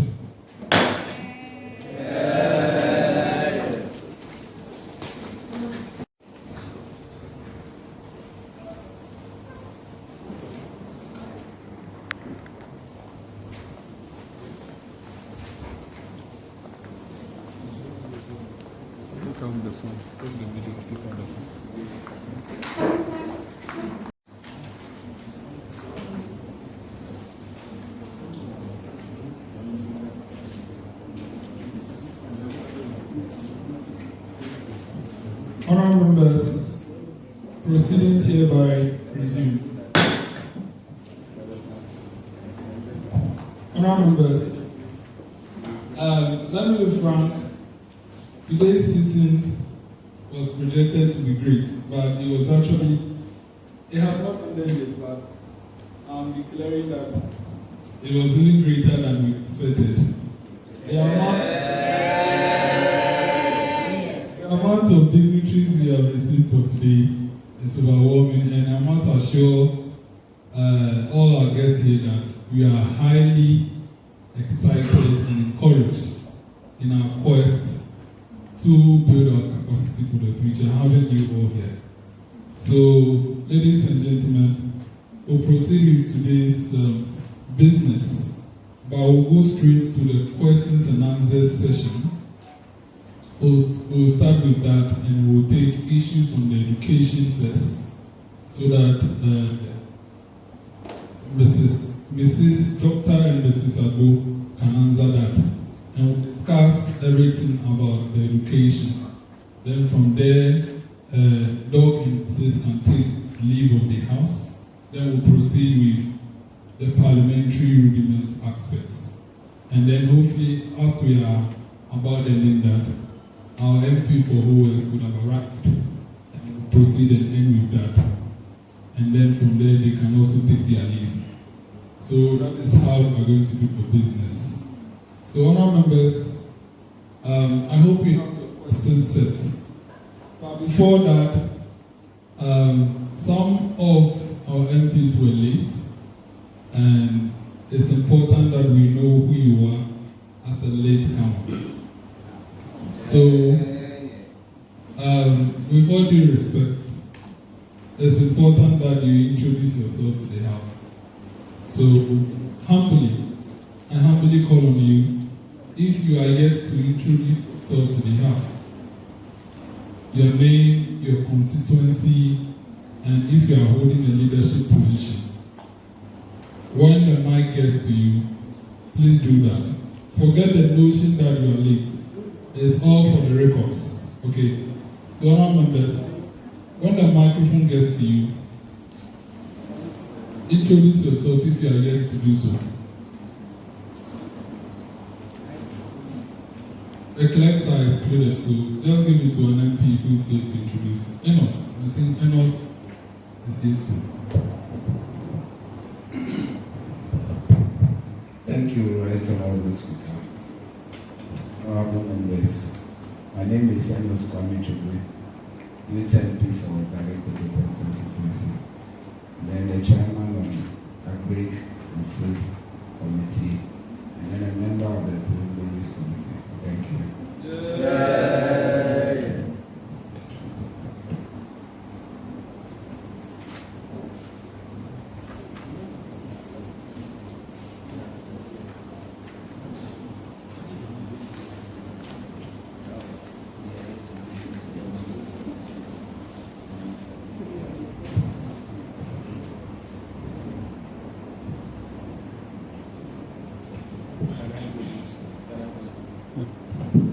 My name is Kwame, Agbaxode, MP for Central Town and Deputy Minority Leader.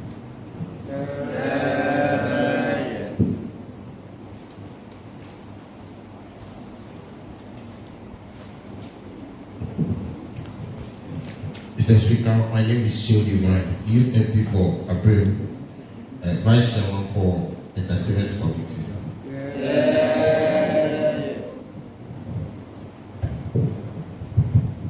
My name is Cyril from Kofi, Youth MP for presided and the chairperson for Democratic Governance Committee.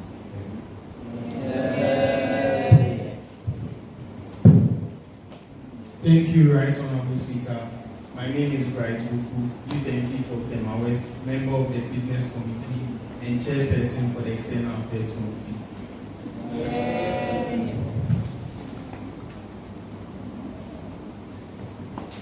Yeah, my name is Youth MP for Southern constituency, chairperson of the Petitions Committee in the Operations Office of Youth Impact Fund.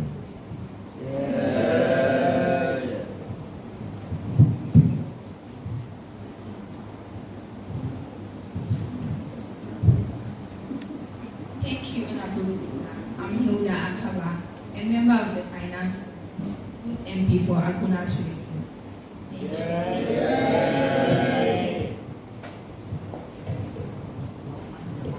Thank you, Right Honorable Speaker and the House. My name is Nana Deborah, First Deputy Speaker, Chairperson for Elections and Monitoring, and also Publicity Committee member.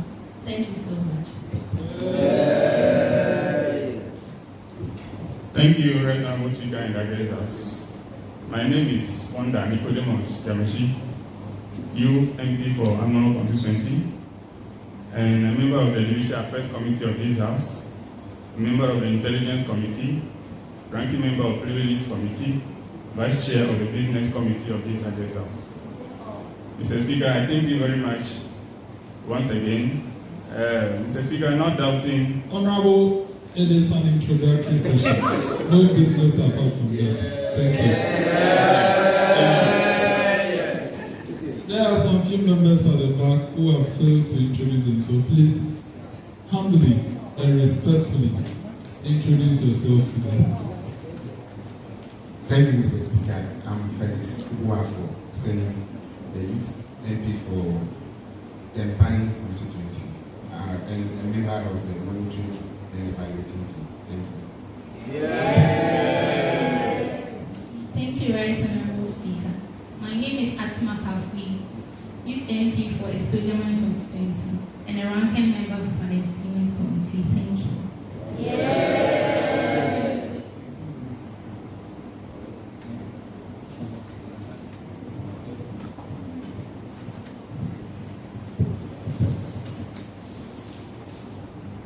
Thank you very much, Right Honorable Speaker. My name is Francis Kwame Kodzi, Youth MP for Afram Place North, Chairperson for Business Committee, and the Majority Leader of the House. Thank you. Honourable members, thank you very much for introducing yourself to our guests and members here. So, since we suspended the House, it's important that I introduce the dignitaries in our midst once again. I don't have all the names, so if I fail to, one of the MPs will just get that name so that I accordingly introduce them. On my right, we have one of our special guests, Honorable Kwame Gakpey, MP for Keta. And on my left is our special guest speaker, who is Mrs. Gloria Agbo, the principal of Kharistar International Academy.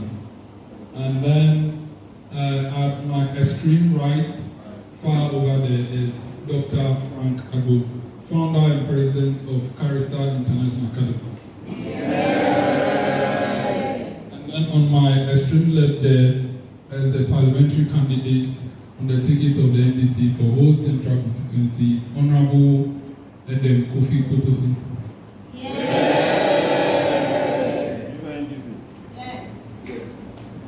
So, honorable members, as you can see, the house is loaded left, right, center, east, north, south.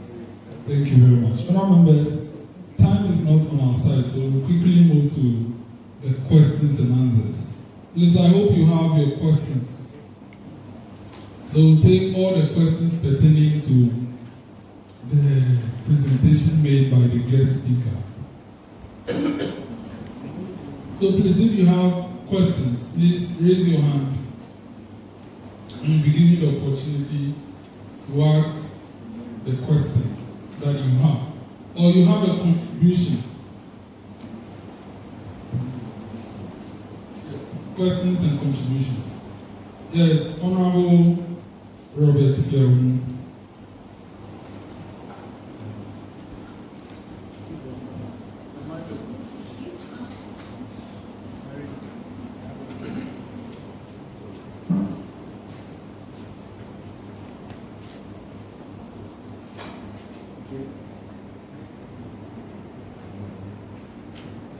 Thank you very much, Right Honorable Speaker. Still Robert Young, MP for Akatsi constituency. So, my question is, Madam talk about we doing hands-on training, and I agree with her. But what are we doing to stock our institutions with needed equipment and logistics? Since we are talking about hands-on training, because I am a product of a technical university, and I'm doing engineering, but after we come out from the so-called technical university, we are still not abreast with certain things, which is like we are not having the equipment or the logistics. So what are we doing now to make sure we stock our institutions with the needed logistics for the hands-on training to be more effective? Thank you. Thank you very much. Thank you very much. Questions? We'll take a number of questions first. Yes. Honorable Magdalene Aduku.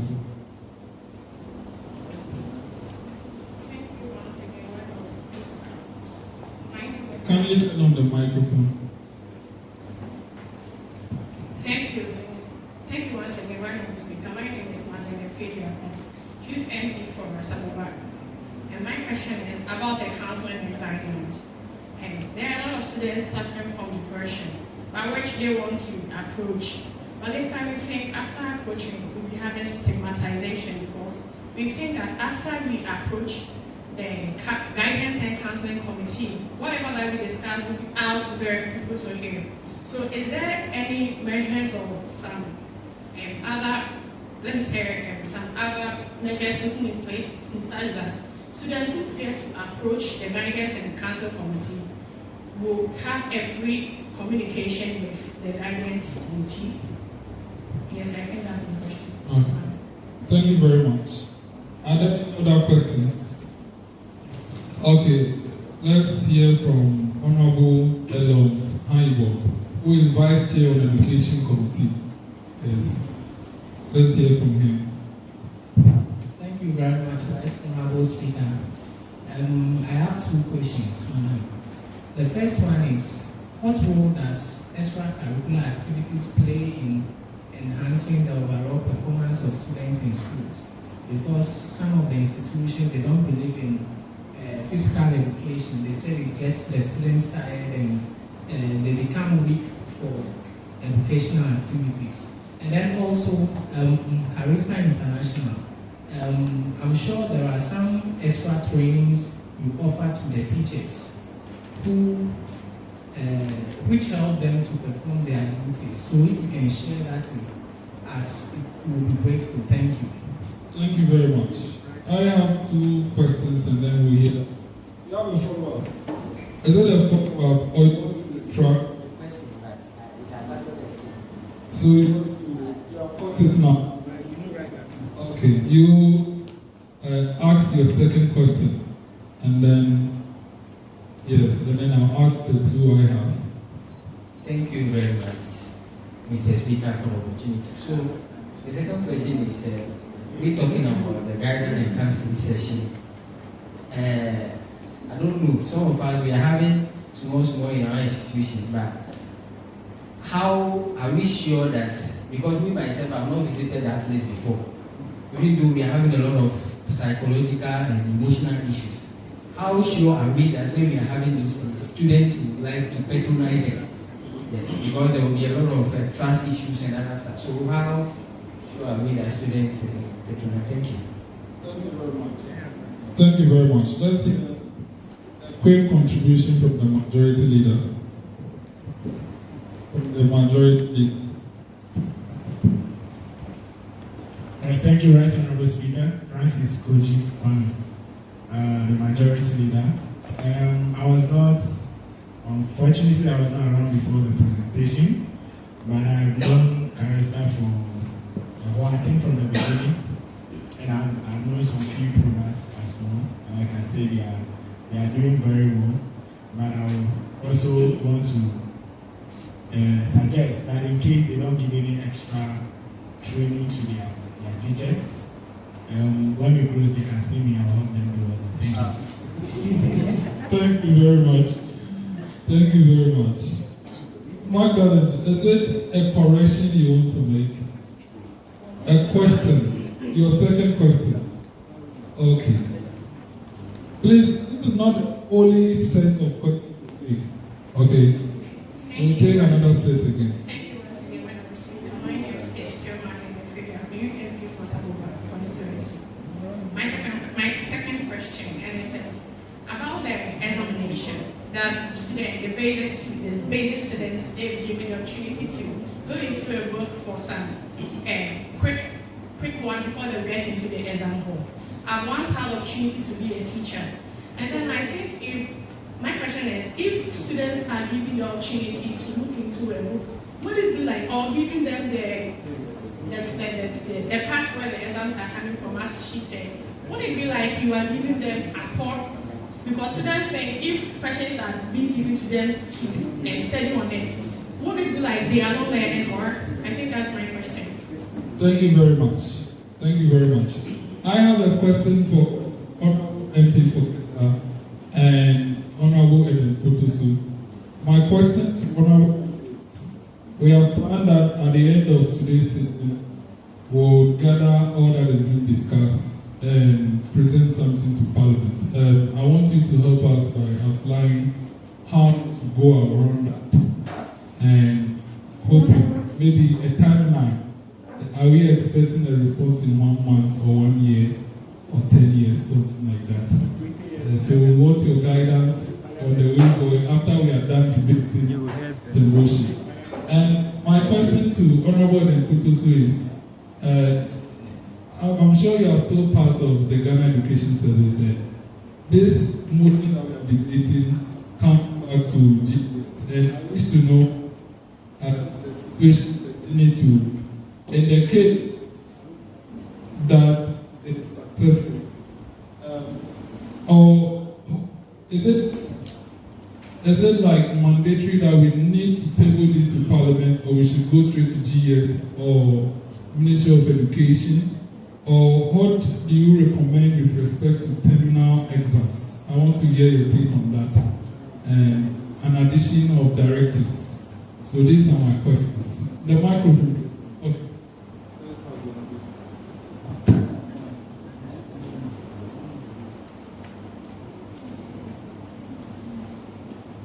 Okay, thank you very much for your questions.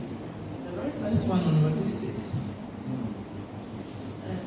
For the basic schools, it's not like, let's say, probably the colleges, the universities, where we might have to set up laboratories where we have to fix things before they can go in and have hands-on projects. At their level, the things they need, they are basics, they are things we use in our homes. Let's say science, for instance, we are doing something like mixture. They ask them to bring water, oil, very, very basic. When we think about logistics in a broader light where we have to bring really expensive things, then it will put the public schools off. Because honestly, most of the parents at that level are not in a position to take care of things like that. And I'm not sure government is in a position to take care of things like that across the country. So at the basic level, like I said, the things are very basic when it comes to project, hands-on projects. Yes. All of them. You don't have my permission yet. Let's let me know. Thank you. Okay, so the other one was on the counseling services, where learners are afraid of being stigmatized and all that. Yes, it's true, but if the people that are rendering the services are professionals, they should know this. You have what we call confidentiality, and it's key to counseling. So when you are going to do a session for someone, that's the very first thing you talk about. And whatever we are saying here is going to be between you and I. And there are some limits to confidentiality. We are not going to go into details, but one very important one is when there's a subpoena from the court that you should give out this information for court purposes. That one, fine. And some other ones I don't want to go into. In the absence of this one, there is no way whatever you discuss with a counselee or client should go out. So you have to assure, there must be some form of assurance. One other person asked, how do you convince the learners to come for these services? You have to, it's just like any other business that you have to market. You have to market the essence of the counseling service. You have to go around, educate learners on the need for counseling, the importance, what they need to achieve and all that, and also reduce their fears, possible fears they may be entertaining. You have to educate them on it and let them know that in reality that's not how it is. That notwithstanding, still there will be fear of stigmatization. So what they do is that let's assume I am a counselor at RC Girls and you are a counselor at Kodzi B.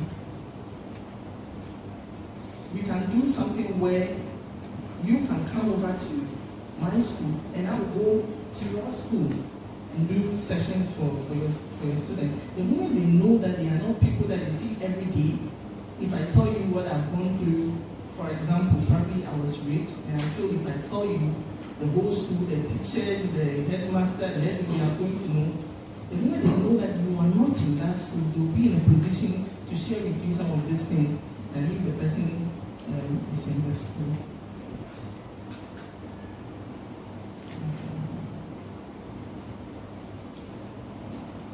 Extracurricular activities. Someone asked about that. Yes. It's really, really, really important. You know, there is this argument that children are overburdened with lessons day in and day out, and that they need to play. So when those activities are imbibed into the curriculum, to them it's fun, and it reduces the learning pressure. They are not like adults where you have to do a back-to-back learning. When they know that, this is from practical experience, when our students are aware that today is career day, they are the first to wake up in the house, to wake their parents up that today is career day. They come to school with so much energy. They get so excited. So it brings some form of variety into the system. So I must say that it's very, very important. And also they learn. Let's say you are doing career day. Through that, when you stand in front to teach them, you have lawyer, the lawyer is supposed to do this. You have a doctor, the doctor is supposed to do this. It's too abstract. It's too abstract for them. But when you practicalize it, where you have career day, and sometimes you even send them to the hospital to see the doctors, how they take care of the patients, the nurses, how they dress, how they do all that, they do the intake and all that. It's practical, it's hands-on, and you get to know some of these things practically, and just standing in front of them and telling them what the doctor does and all that. So that is one importance of the extracurricular activity. Someone asked about training for teachers. Please, if you can give the mic to Dr.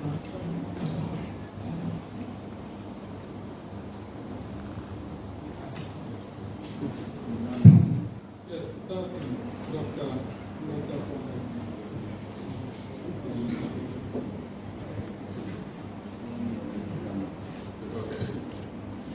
We taught to at least do something that I'm grateful. Is it to train the teachers, right? Who asked the question? You said if you want to go, you asked the question about what? I said I asked if there are other trainings you offer, since most of them are from the SHS and they are okay. Thank you very much. Now, so as a case study, Kharistar International Academy, this is what we do. We do 4 different subjects that are strictly curriculums from the US.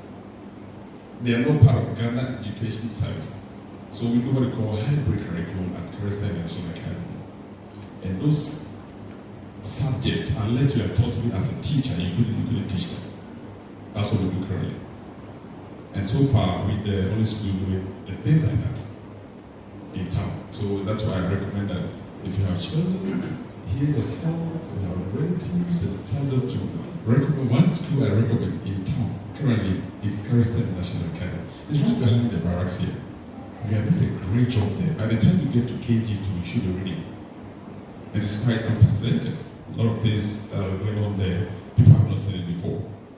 So we train our teachers, okay, to adjust to our kind of curriculum we run here, the hybrid curriculum, and especially those subjects, those 4 subjects I mentioned that are not part of this one. So we train them, number 1. Number 2, we give them orientation as to our policies and things we do differently.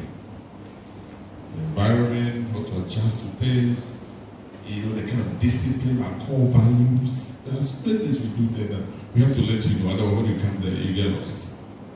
Coming from the mainstream colleges of education alone cannot help you teach at Kharistar International. You must go through typical training. So we do that, in short. Thanks for teaching. And I think he also asked a question. You just speak. Okay. You don't need to take the mic, speak. That's it. All right, so thank you very much. So when I was listening to you, you stated that you basically train your teachers in the curriculum that they handle the kids in. Now, so these are little kids, I mean, from, I think you do the preschool to the primary, right? Yeah, so I had a little training from CMI, Children Ministry Institute America, but I had a training at Accra. So there are, if you visit a lot of schools, the main focus was on the curriculums, but there are other basic things that I think teachers should know, and that is duration at which you sit the kids down, depending on the age range. So even the JHS level, there are a lot of things that I had opportunity to learn. So I always advise that schools and teachers sit down to learn these things. So it will be another thing you can add to your the things you teach your teachers, so that the kids and each stage, maybe a kindergarten kid or class 2 children will not be treated as that of primary 4. I'm talking about the engagement aspect. So if you have been doing that, it's fine. But if you are yet to, you could add that so that the kids would have a good opportunity to learn more. Thank you. Thanks very much for advertising. Is it a company? CMI. Okay, so you registered as consultancy, right? Yeah, so CMI actually affiliate with CEL. Okay. In Ghana. We'll talk about that later on, so it's okay. Thanks very much. But here's the point. We have a clear curriculum we run there. So, yeah, some of those things are factored into what we do at Kharistar, especially.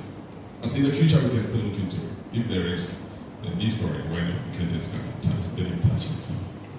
Thank you very much. All right, thanks. Thank you very much. So, Honorable. Thank you very much. I just want to say that the practical things the Mrs. was talking about is not a rocket man. For instance, my kids in Accra, sometimes they come home, then they ask you to bring sachet, plastic, the sachet, and then they will give you, maybe they have taken calico, and you have to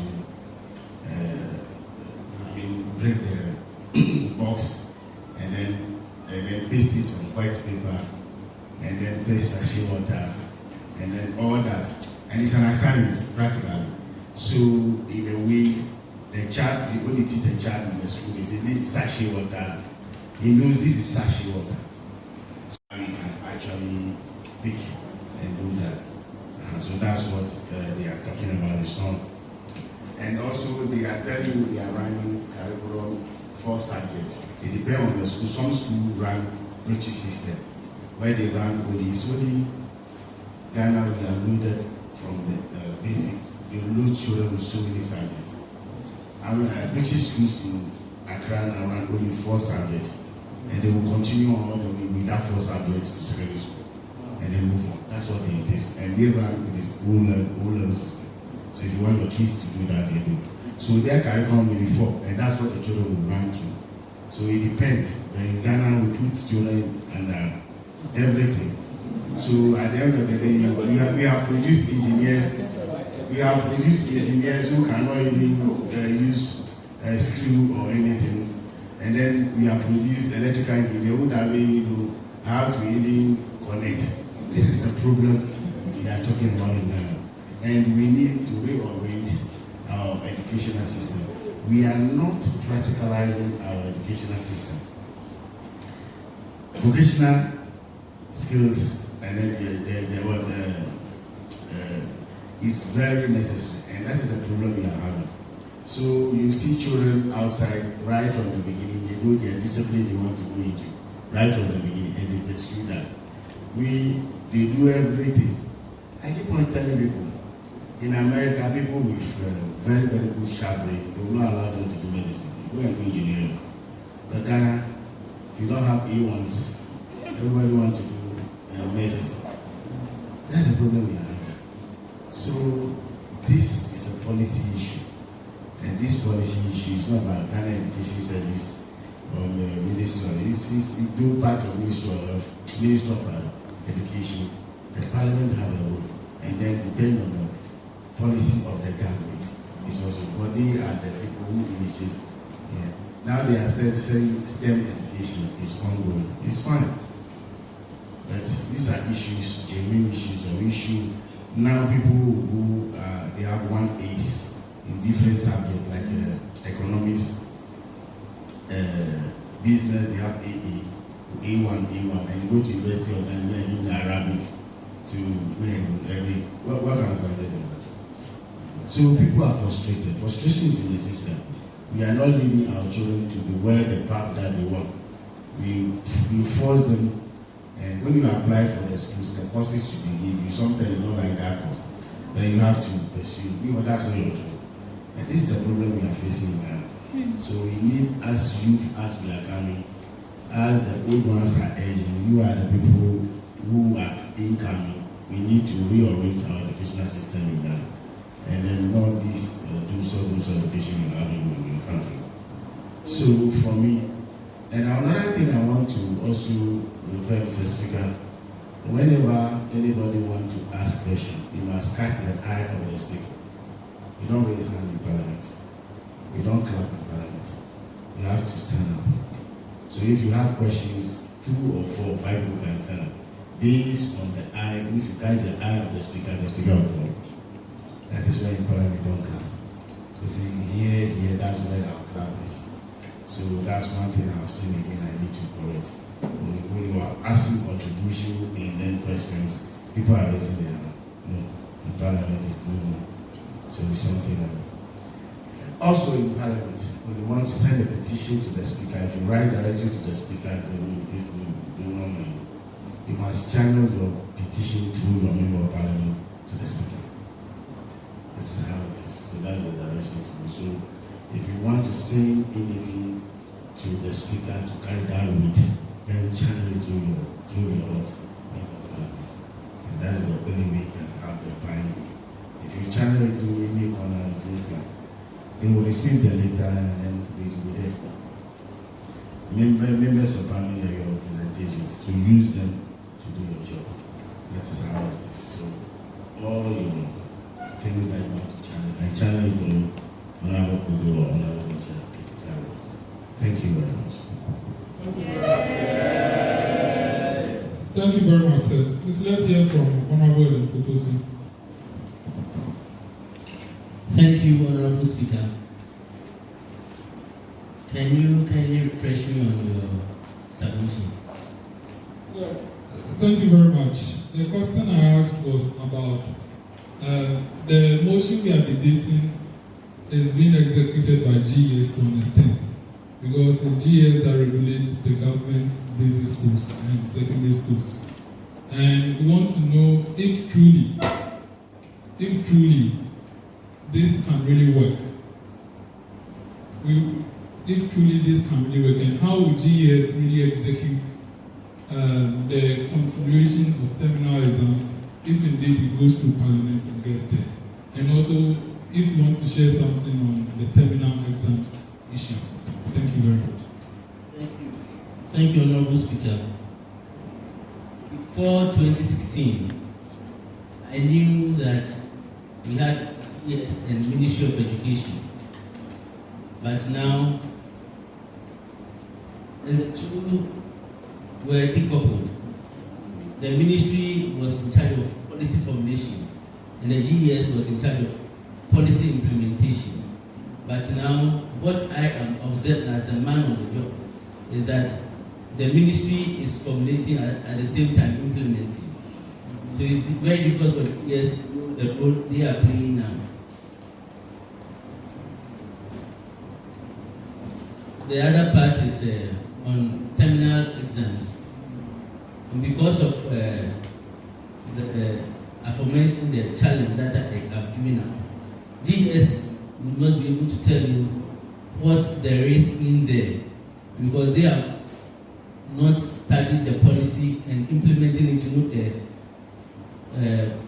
points they need to tie the knots and where to let loose the knots. Over here, there is a great overlap. The ministry has gradually swallowed the GES. So they are performing the role of GES indirect. That is what is happening now. Thank you very much. And sir, do you want to add any comments on the terminal exams? Yeah, on the terminal exams, I want to say that we have moved from the objective syllabus to the standard-based curriculum. And the standard-based curriculum is not interested in assessing children at the end of the term. That is the Bedzrah style of assessment. The standard-based curriculum is more interested in making the children recall, communicate, and analyze or apply whatever they have learned in class. So you, the teacher, you are supposed, sorry, I use the name, I use the word teacher. We don't have teachers and we have facilitators. So you, the facilitator, you must continually assess the children in line with the things that you are facilitating. So continually, you are assessing them day in and out. With the standard-based curriculum, this October 2024, the senior high schools are also going to have a paradigm shift to a new system.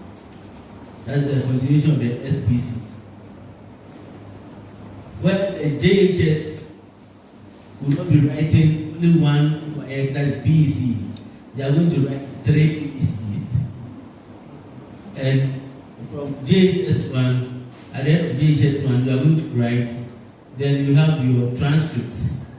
That's where when your parents sit down, they look at your strengths. Then JHS 2, same thing. JHS 3, same thing. That's what you use to attack senior high. The system that is being evolved now is that where our emphasis was on mathematics, science, and English language.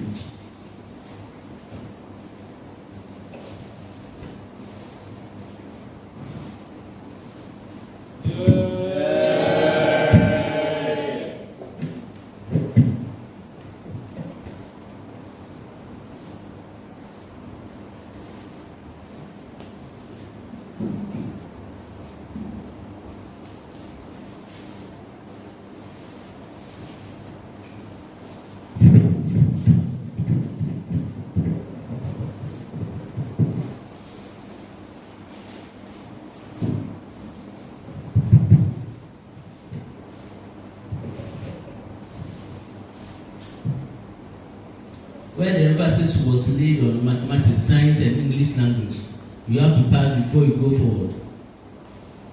There is a gradual shift from that. Now, it is not going to be course-based selection. Entering SHS is going to be subject-based selection. If you think you are good in chemistry, you are good in chemistry and biology, you can take it. If you are good in economics, so you can take chemistry, biology, economics, and maybe general knowledge in arts or home econs.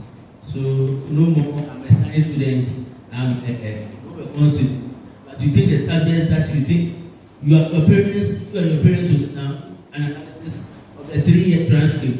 You see where you perform very well. Then you take or select those subjects to the university. That's how it's going to be. Thank you very much.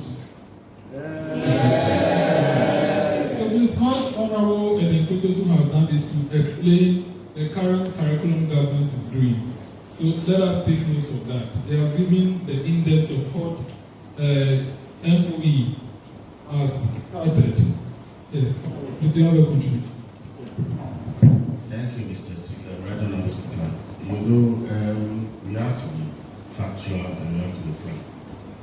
The way, in the manner where our education system is being experimented is not right. And I must tell you, all the curriculum that and the syllabus they have started teaching, there's no textbook for it. No textbook for the basic as well as secondary school. There's no textbook. Teachers are being asked to go on the internet and get information from teach children. And then we keep on changing. So if a child is supposed to do chemistry, biology, and economics, what is he going to do in university? So what are you going to do? So for me, that policy, well, it depends. It all will be determined on the 7th of December. And then because you can't break that policy, and I feel if my government comes to power and that policy is good, I will not going to implement that policy. So we leave that, the educational sector will leave that will be ironed out in this year. And then we will iron them out. Because it's becoming too much. We don't know where we are going, we don't know where we are going to arrive. What kind of system is that? We want elsewhere. Those who have resources than us, the US and UK, children are running only 4 courses and all the way going. And they are performing well. And then now, we, DSS, I don't know when my children, the only tell me now is they are going to school. And I buy provisions. I don't know, first, when I'm schooling, everybody knows the time we all vacate. And the time we all go back. Is that not so? Now I don't know which is which. They have to tell me before I ask, then what should we do? So the whole thing is frustrating. And we don't know where to really end, we don't know where to vacate, where to resume. Everything is on. We can't continue that way. So we members and then members of parliament, you can actually table. I mean, it's a forum you can discuss this and then catch national attention. If they will not listen, you can publish something. And then sometimes it's good as youth are actually bringing alternative ideas. I mean, we there will also listen. So it is good for that you people to continue. You can engage, you can bring the university, you can bring people who are experienced in education to actually guide you how to actually shape some of the policy papers for the future to present and then publish. So it's always good. So for me, I mean, the new thing that they are coming to do, they are just going to mess us more. For me, that's my opinion, and that's what we shouldn't allow. Our future is being jeopardized with regards to education. And now Ghana rights, we all belong to West Africa Examination Council, but we are no more there. The Nigerian go right there and we are also somewhere. I don't know which is which. First, when you see there's a West Africa Examination Council, and then you are writing this, so you feel some pride. Now that pride is no more. I don't know what is happening. So they will do all this and leave their children to Canada and US to school, and they put the rest of us into this place. And then we all need to be critical thinking, and then we need to take them on. Seriously, we can't continue this way. The future is yours. We are passing through, and very soon we'll be there. Thank you very much, Mr. Speaker. Thank you very much, Honorables. Honourable members, we'll take the last set of questions on the educational, on the motion, which is the education terminal exams and all matters in relation to education. So that from there, our guest speaker can give her closing remarks and then can take her lead. Then we will now divert to the parliamentary rudiments and all other issues being raised from the presentation of the guest of honor and Honorable MP for Keta. So we'll take the last set of questions on the education. Are there any questions on that? You have to catch my attention. Okay, I'll take the majority. They said leaders always catch attention first. Leaders are allowed to say. I'll hear the majority leader first. The microphone. Yes, Honorable Majority Leader.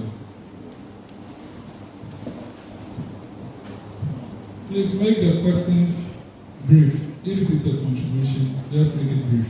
All right, thank you very much, Right Honorable Speaker Francis Kwame Kodzi, Youth MP for Afram Place North, and the Majority Leader of the House. Mr. Speaker, listening to Honorable Kpotosu, he has explained to us what the new curriculum is about. And the new curriculum stated it clear that the basic schools do not need terminal exams. When you listen to what he said, so, and if you listen to our motion, we are saying that we need the terminal exams should be back, so that at least some of us who are taking care of our little cousins and stuff, we can know the performances of our children and kids at the end of every term. So it's now that the curriculum is against that, how do we do that? Thank you very much. Thank you very much. Thank you very much. Any other questions? Okay. Deputy Majority Leader. Thank you, Mr. Speaker and the Great House. My name is Wanda Nikodem of Yamashie, UFNP for Amevor constituency. Mr. Speaker, I want to use this opportunity to thank the honorable member for Keta. I know as a UFNP for Amevor, he is from Keta and for Tamata Amevor, so we are all, I can say I'm his representative over here. Even the honorable Kwame is not here, but all right, just that by the way. Mr. Speaker, please, with all these issues concerning the terminal exams with the GES and that of the main ministry, which is the Ministry of Education, what can be a reform? Is this reform beyond the powers of Parliament? If so, fine. If no, then why can't be a reform? Thank you. Thank you very much. Yes, Honorable Mark.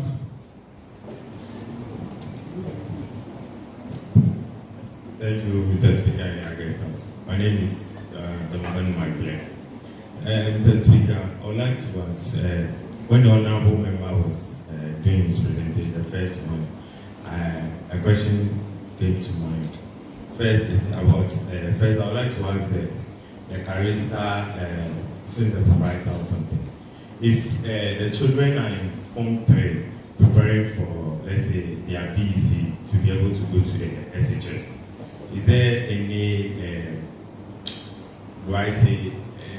lectures you have for them in a way of selecting their schools or whatever they want to be in the next future, how to guide them pick up those courses? Because that was last month. I happened to help a school in my constituency, Soga Presided, in their admission process. Every student that comes, let's say the person wants to do science, if you ask the person, what do you want to be? Everybody wants to be a doctor. Everybody who is doing science wants to be a doctor. There's nobody, let's say 90% of the students that came to the science desk to register all want to be a doctor. And I was like, how? What is actually happening? Because it's not only science students that can be doctors. There are also several fields in the science field. Let's say the child can say, I want to be a lab technician or this, but all of them, if you ask them, what do you want to be? A doctor. So I was like, maybe there is something that is wrong somewhere when the children are preparing for their exams or they are selecting their schools towards their career in life. There's much is not down to them to make them select the best thing that is deserved for them. Some people suppose not to choose the science, but maybe their parent or somebody is trying to tell them choose the science. That's why they choose the science, and it doesn't fit them. But sometimes too, if you look at some of them, they are great. The particular course they are going to do, even though they can try to pursue it, but it doesn't fit them as in entering into the best career. So I would like to say, if in that regard, if the students are preparing for selection of schools towards their career like that, they should try and give them the best education to which path to choose. Thank you. Thank you very much. Yes, next set of questions. Honorable Belief. Thank you, Mr. Speaker. My name is Belief Agbaxode, UTMP, Akatsi. My contribution towards this is just to Mr. and Mrs. Doctor, as they want to identify a problem in our educational sector about counseling and guidance. When they locate a particular direction, maybe a place, somebody responsible, which you approach, or also tell them this is a solution they have found, which is working for them. So can't you also implement it at other levels? Because I remembered I was writing an exam one time in examination for teachers also by me. And before examination, the teachers themselves, they don't know, you realize they are afraid. So I asked myself, one day I was asking myself, hey, Charlie, a teacher you are doing masters, and you are afraid of the examination. So what about the students who are in the primary level? And he was laughing. And I realized that we should inculcate the counseling and guidance into every teacher's their curriculum, so that at least if a school is not having a major counselor, the teachers themselves have something in them to impart to the students. Thank you very much. Thank you very much. Yes, Honorable. Okay, thank you. My name is Kharistar, the MP for Islam Constituency. Please, I have two questions, and the first one is about the Ghana Education Service and the Ministry of Education. Since the Ministry of Education is responsible for formulating the policy, and Ghana Education Service is responsible for implementing it, but right now it seems like the Ministry of Education is doing everything on their own, and which is causing a lot of confusion in the education sector. And the challenge I want to throw to the class is what can we do as the youth impact parliament to resolve all these issues? And the second one is about the guidance and counseling unit. It is true that most of the institutions are not having the right professionals for the guidance and counseling section. And as the individual, what should we do? Or maybe if you are having a lot of frustration or depressed, and you don't have the professionals to approach, what should we do as an individual to help ourselves? Thank you. Thank you very much. Are there any other questions on education? Okay, we'll take the last one from Robert.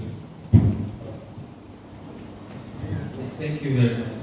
Right Honorable Speaker. So, my take on the issue, actually, Honorable talks more about it, but I also want to bring my opinion on it again. That we are talking about the new system that we want to bring now, but we are not looking at the rural areas that students are not having the textbook, even desks to sit on. It's not that they are under the shade, and even some of them are not even having shade. When rain is coming, they have to run away. So with all this problem, because a student, a toddler, or at an infant stage, we are supposed to sit well. You are supposed to have that kind of composure to be able to even absorb what your facilitator is going to tell you. So with all these things, what is GDS doing about that? Because quite a number of rural areas, they are not having class, we are not having chairs to sit on and all that. We are not tackling these things, but we are talking about changing the education system. So what is our take on that? And also the new curriculum that they are bringing about. I've actually have an encounter with they say Tran, Sub-Tran, and other stuff that the facilitators are supposed to be addressed with before even they will give you the go ahead to go and teach. So I want to know, since the Honorable is here, Honorable Kpotosu is here, I want to know something about the Tran, the Sub-Tran, or whatever they are also talking about in the curriculum. Thank you. Thank you very much. Thank you very much. Honorable Bright Ogu, you wanted to contribute or you wanted to put into order? Which of them? Contribution. Yes, so the rudiment is that you have to allow him to finish before you stand. Yes. You have to allow him to finish before you stand. It is a contribution. So let's just hear from you. Thank you, Right Honorable Speaker, for that correction. The name remains Bright Ogu, Youth MP for Tema West. And I would like to give a quick contribution to the data in the education sector. I think with respect to the guidance and counseling, the issue necessarily doesn't have to do with the availability of facilities, because I think there has been so much awareness, so more schools are incorporating it in their curriculums and creating avenues for students to actually patronize that. The more problematic issue now is students coming out to actually patronize these guidance and counseling services in institutions. So I think the best we can do is to take the breast cancer awareness approach, which has reduced the rate of mortality when it comes to breast cancers in the country and the world as a whole, by setting aside days or months for these guidance and counseling activities, where we set certain months or certain days within academic calendars to create awareness on mental health. I think when that environment is created, we are able to mitigate the issues of stigmatization that has to do with guidance and counseling, and also deal with a variety of problems existing within that same aspect of guidance and counseling. Thank you. Thank you very much. Okay, we hear responses first from Madam Agbo, then we hear from Mr. Agbo, then we take Honorable Gakpey and then Honorable Edem Kpotosu.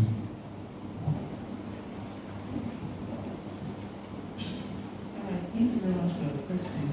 The very first one on profession, was that your question? And the JHS 3, where they choose what program they are going to do and all that. Okay, at Kharistar, we are now up to grade 6. We are now up to JHS 8. But then, this is our plan towards JHS level. Students don't just get to choose programs that this is what I would do in the developed countries. When you can actually do sessions for people and test for what they can do. You test for personality. Counseling for psychology is actually a science. It's not like what the pastors do, where you go and they give you advice. It's a science. What that means is, to even know who you are, you can do a personality test. After taking the test, it will pop out and give you results as to who you are, the kind of courses or programs you can do, and even the professions that you can do in the future to be successful. You can take results that can even tell you the kind of personality you can even marry, temperament you can marry that will fuse in with yours. So counseling or psychology is actually a science. So at our GHS level, our plan is our learners will actually take tests that will give us an idea of who they are and what they can do and be successful at in the future. The second one, it's about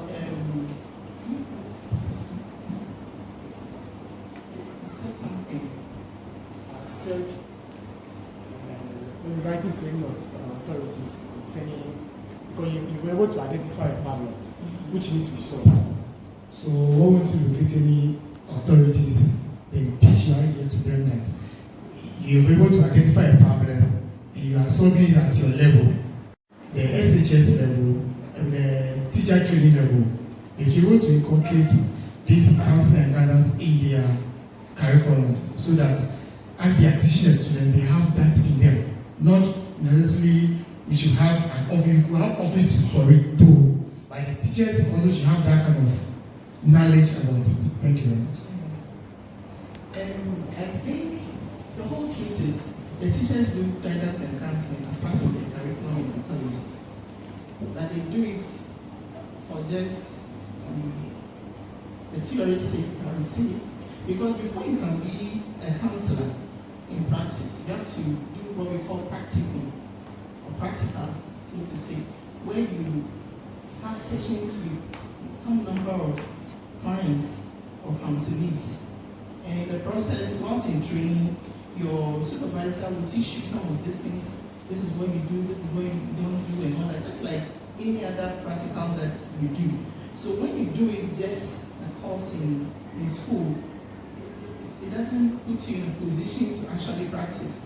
But like I said, probably government, GS, Ministry of Education, I don't know, but they can put a mechanism in place where they can do certificates in guidance and counseling for teachers, where they also get to know some of the ethics in counseling or in guidance and counseling, so to say.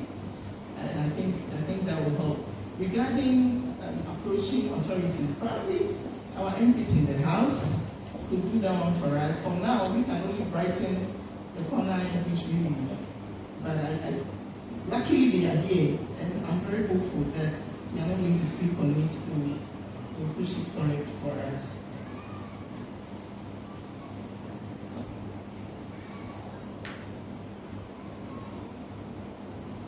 Yes, someone was talking about awareness and all that. Awareness, we have to create the awareness. I will not say that awareness is not there, it's there, but it's not really effective. But as Karen said, the children will actually come and stand in front of my door for sessions. Auntie Gloria, please, can I meet you in the afternoon? Can I meet you? They know what it means. They know what counseling is. And as I'm coming, I think I'm having a feeling, I want to talk to you. They know about this. So I think when the awareness, because we do awareness a lot. Every now and then we go to their classroom, we let them know what we do, what they hope to achieve and all that. So they are fully aware. At our school, we don't have that problem. So I think it should be an issue of creating the awareness. I don't know if I have something to say. Let's go to the mic. All right. Honorable Speaker, thank you very much again. You know, when the Honorable was talking about the GS, the new curriculum, he made mention of the fact that you and your parents will have to sit down and go through and. Okay, so what if my parents are not educated? They are, let's say they are completely illiterate. Couldn't write to read. What happens to those children? So, in the policy implementation of the education ministry, I always believe that they're not doing the right things. That's the right way to use. So much ad hoc fire service approach in the implementation. No detail work is done. It's for just political expediency or something. When the first chase policy was implemented, personally I critiqued it. At the time I was not even in the country, but I called and I was telling a few friends that, hey, look, that is not the right thing to do. Because in implementing any educational policy, three things must be taken into consideration. Accessibility, which of course we can have. Okay, the quality. In any policy decision making, the quality of the policy must be considered. 3, the policy we're going to implement, is it relevant to our economy? Is it relevant to us as a nation? How useful is it to us? The significance of it. How useful is that policy? For instance, the current problem or challenge we have is unemployment, right?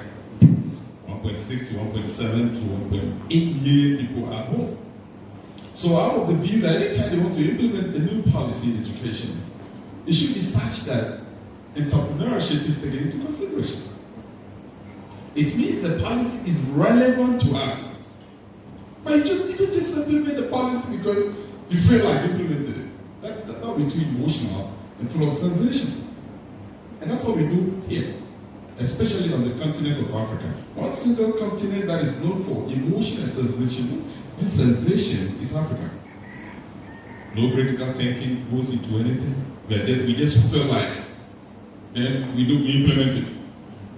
Another challenge we face is the fact that we put square peg in round holes. You see, when they appointed Dr. Opoku, right, as the education minister, personally I critiqued him. I said, why will you choose? Is he a surgeon or a dentist? Dentist to be a minister of education. You ask the people, they say, oh, this is Ghana. You see, the technocrats are there, who do the work. It's not true. He's the head of the institution as the minister. Why educationists are there? So these are the problems, the challenges we face. I talk about, look at this one, the guidance counseling. So what we do now at our school, we do guidance counseling for parents, our parents. Okay. We do for students, we do for outsiders at a fee. At a fee. So for outsiders, yes, it's at a fee. So anytime you need a career choices, and like my wife really said, sometimes before you even a child chooses a program at a school, we do what we call psychometric testing. It should be a clear test revealing to us what you are capable of doing in the future. Your personality, we know that. For instance, an introvert, could it be, or what we call a temperament studies, a sanguine, could it be a good marketing officer? You could not. But just your temperament alone disqualifies you from becoming a good marketing officer. You can hold the title then. You see, so we do some of these things at our school to make so much difference. Lastly, before I sit down, yeah, so someone asking for we can do some reform. Yes, we can do reform. But that would depend on the political party at the time in power. Okay, so some of this is politically influenced. It's strategic when you do what we call pest analysis, and politics plays a major role in policy implementation or formulation. Politics. The same high school, so many years ago in America, is the same high school for 4-year program. But here, every government comes, they try to do something about it, they change it. Another government comes, they change it again, they change it again. Or they better change the name of the school. That is now Whole Technical University. This is Whole Polytechnic. Change the content, not the name. Change the content. Change the content. We are so much in trouble. I gotta say, we have so much to offer, but the time will not allow us. So let's see in the future maybe we'll meet again. Thanks very much for attention. Thank you very much, Doc. For me, Dr. said, when we were growing, we had no career guidance. We were just going like that. And our people, those who are following the same thing. And I was working in Ministry of Health. I worked in Ministry of Health for 16 years in public health. Also, over for 16 years. It is there that I know that with science we have a lot to do, but we are not doing. Science students can do a lot. Even in the field of agric, science students should be there. They have medical entomologists and then agric entomologists. But outside, who knows? And there are few in Ghana. We have health economics. It's a subject of need to operate or need to. We have these universities in Ghana not. People who are authority on how to go to South Africa or UK. Why? Health economics. We have epidemiologists. They are there. So science is broad a lot. Post-harvest losses, agro processing, food processing, expert. These are all science. And as a science student, after completing, you can branch to any area. A science student can do economics. There is only economic student cannot do any science. And for me, that is why I say my children go. Whether you like it or all of them will do science. From there, you can branch anywhere you go. That is me. Because I know when you read science, you can do whatever you want. You can do marketing. You can do business administration. You can do business management with science. But you can't do economics and come and do nursing. It won't happen. So science, there is a basis. Everybody must have that basis, and then we move on. And that's it. So for science, it's very broad, but we have limited ourselves. Children, everybody wants to do medicine. Even in America, people are talking about engineering. We are talking. And America believe even people with fine arts do medicine in America. They do medicine. But in Ghana, even your A's are more, if you don't have protocol, you know. It's a reality. And it's fascinating me. Instead of those high-end brains you push into engineering to be doing a lot for us, we don't do that. Christo Asafo, the man, what is his name? Kataka. He didn't go to any engineering school. But look at the amazing things he's doing. Instead of our universities to even patch the man and do train a lot of people. Because they haven't been to school, so he's doing his own thing in the bank. This is how our education. Ghana, I don't know, in Africa, we love papers too much. Great, PhD holder. I mean, America, they don't respect certificate. They respect what you mean, what you can do. That's what they believe in. So this is where we are. Papers, PhD, masters. I have 3 masters, 5 masters. Your master, what is it contributing? What is your education contributing? So I keep on telling you about education, you can have the certificate. But your behavior will define whether that education is properly being educated. It is your behavior that will define it. So all the schools you are doing, your behavior will define that. If somebody is a master's student, the way he comports himself, the way he do things, the critical thinking issue. If somebody is a PhD holder, who is marking scripts of master's holder, the behavior should speak to me. Our universities is like a punishment. When you apply for PhD in the labor line now, you have to be begging regulations. You have to be begging them until they decide. If you send chapter 4, chapter 2, they want you money until they decide and their whims and caprices. Meanwhile, when I go to John Hopkins University, the lecturer even give me food. When we are going on the tour, even the trash they bring rubber back to come and collect it. He sent me to his home, teaches me. He showed me areas I should go. He's providing support for me to learn. So I will learn. Ghana is the best way also. And this is a problem. This is the difference. Because there is like they must groom you. So they want to give you every support to realize your dream. But in Africa is the best here. They want to show that they are your boss. And that is where the problem is. And we all travel and need this. Look at the sanitation. Today, our children are literally and we sashing back everywhere, bottles everywhere. But when we go to other countries, we see fine things. We spend money and go there and go to international conferences on back. We come back the same thing.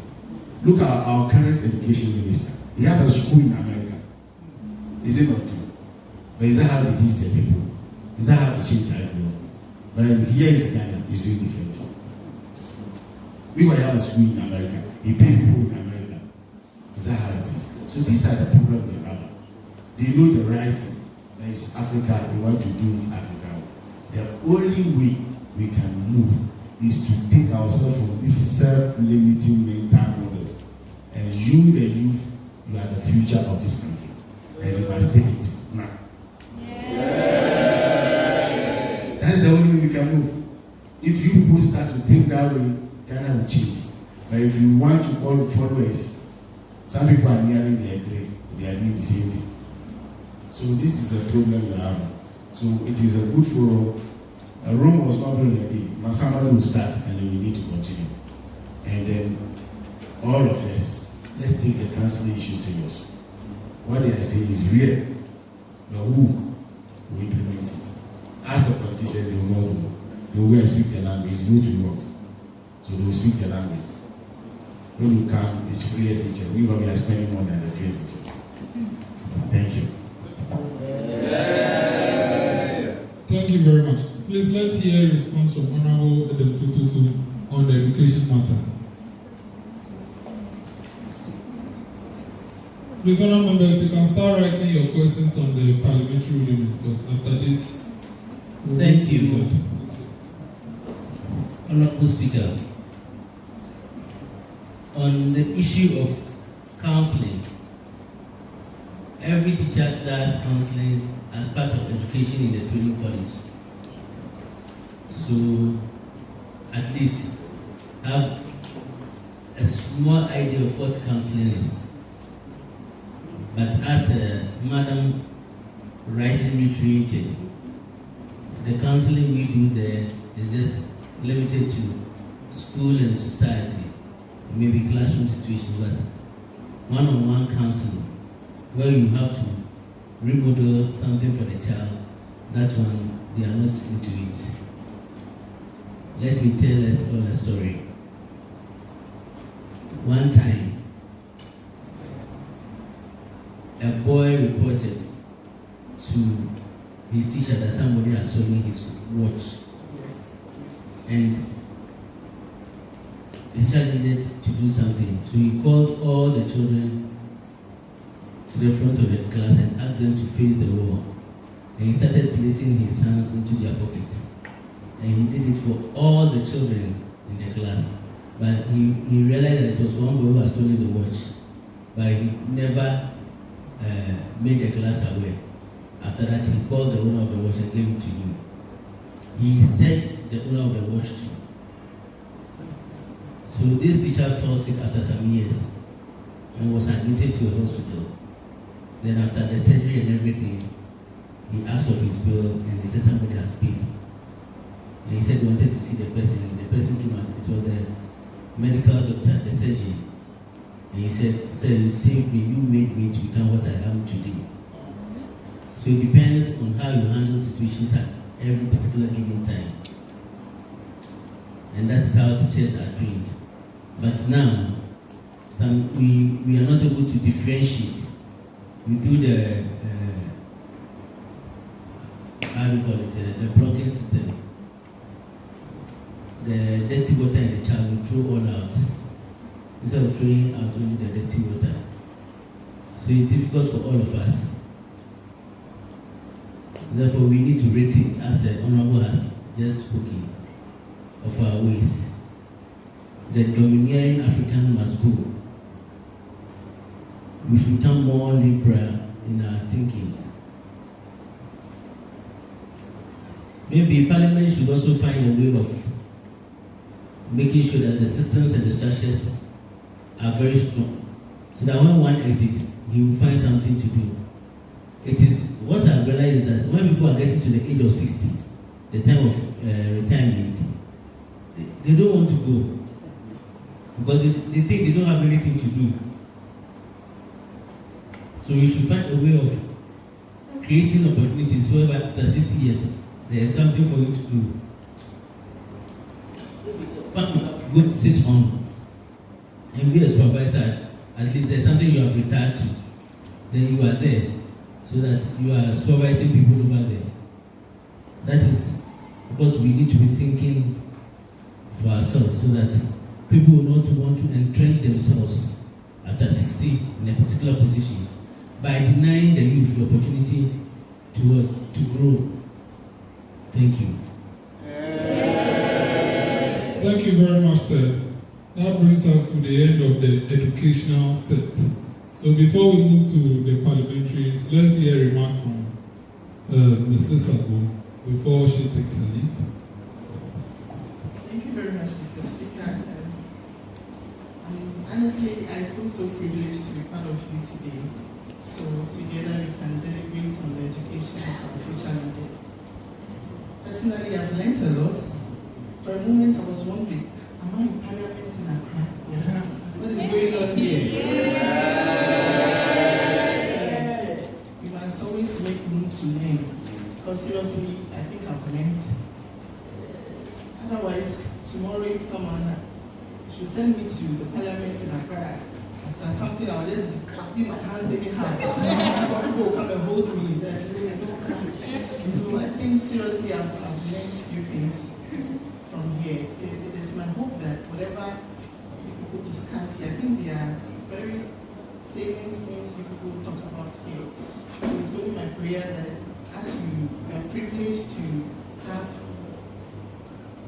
honorable people here every now and then, it's my hope that they will carry some of these things forward so that it will not be like coming here all the time to just talk about these things and then we close and that's it. So that in the future we'll have a better kind of. Mr. Speaker, thank you so much for the opportunity and thank you all. Okay. Honourable members, so Kharistar International Academy, they are taking admissions.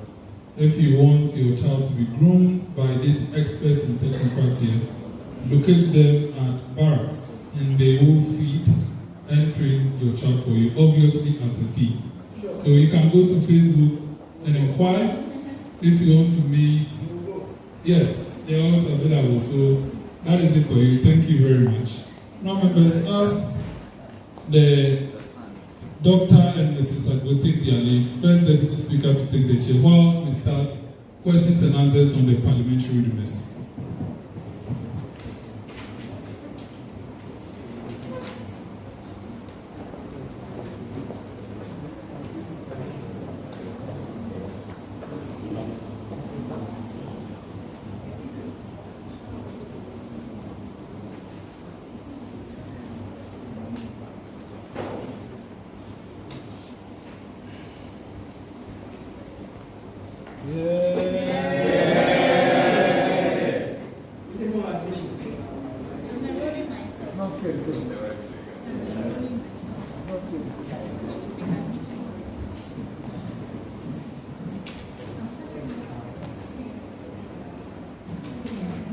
Okay, so the House is still open for questions.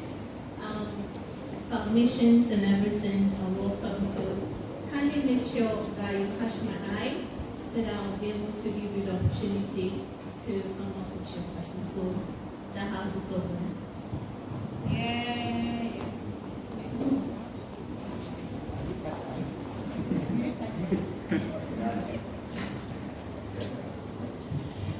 Thank you very much, Madam Speaker. Please, you've not touched my eye yet. In hundreds. Yay! Okay, so you can go ahead. Thank you very much, Madam Speaker. So, yes, still Robert Young, MP for Kati's constituency. Yes, since Honorable is still with us, some of us, we are ready to carry some of this becoming honorable one day. So actually, we didn't talk about even though we were told that it's not about the honorable title, but how you deliver all the work you do. But still, I guess we can talk about how he was able to enter and all that. So we want to also take some little experience from him, how he entered, whatever. Thank you.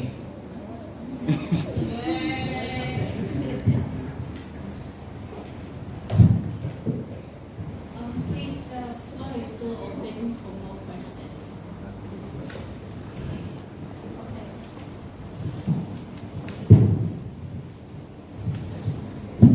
All right, thank you very much, Madam Speaker, for the opportunity. Madam Speaker, I'm Hubert, the minority leader for the House of Youth MP for Akatsi. Madam Speaker, the question goes by this. I've experienced something some years back where in Parliament, when we are coming to usher a new Parliament, let's say 7th January 2025, where we are coming to usher the new Parliament, where the 9th Parliament to kickstart. Before you become a member of Parliament substantively, you must take the oath to become a member of parliament. But we've been seeing that those members or elected from the various constituencies take part in the election of the Right Honourable Speaker, even before taking their oath to become a member of parliament. So, I don't know, I would like to ask, is that the right way? Because ideally they are not yet a member of parliament until they've taken their oath. So I would like to ask my honourable member, what are the measures being taken, or going forward, what will be the measures taken in place to kind of change that convention? Thank you.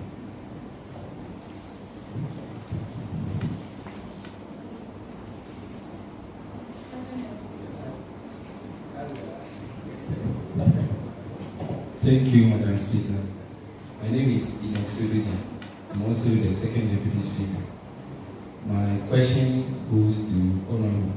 You made mention that military men are not supposed to come to Parliament.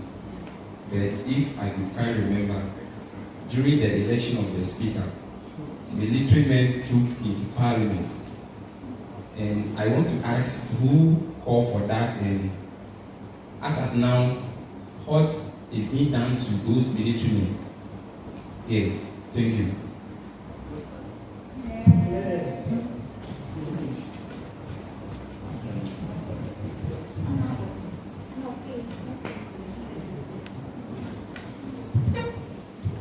Thank you, Madam Speaker and Director's House. My name is Untitled Youth MP for Amevor constituency and Deputy Majority Leader of this Director's House. Honorable, thank you very much for the explanations given to us. One thing I want to ask is, looking at the two political divides,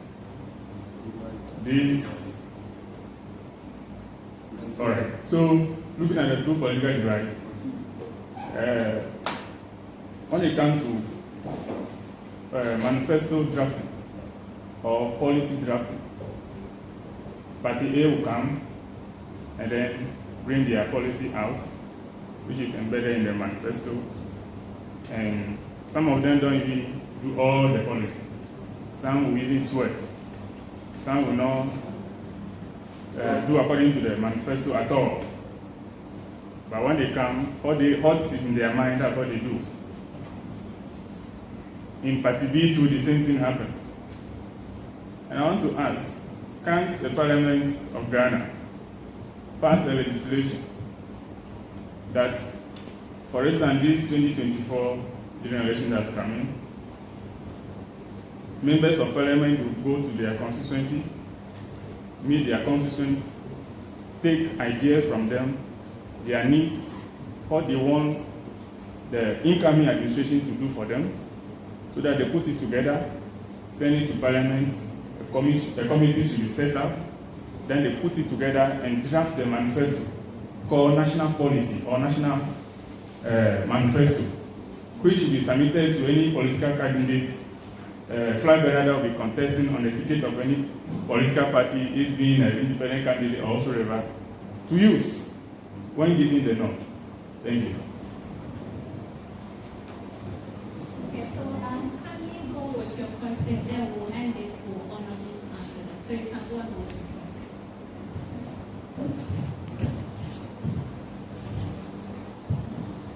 Thank you very much, Madam Speaker. I am Elon Kosiaigo, the Youth MP for Kwame constituency. Now, we are talking about educational reforms, we are talking about a lot of things in Ghana. And then we, the youths who are the future of the country, if you go to Terminal 3, they are all running away. In fact, we are here because we don't have the opportunity yet. But once it comes, so what is Parliament doing about it? The youths are leaving. Those with the skill mindset, those who have the qualities, some of the talents who are supposed to be in the country are being brain drained to Canada, Europe, and the rest. So what is the Parliament of Ghana doing about it as at now? Thank you.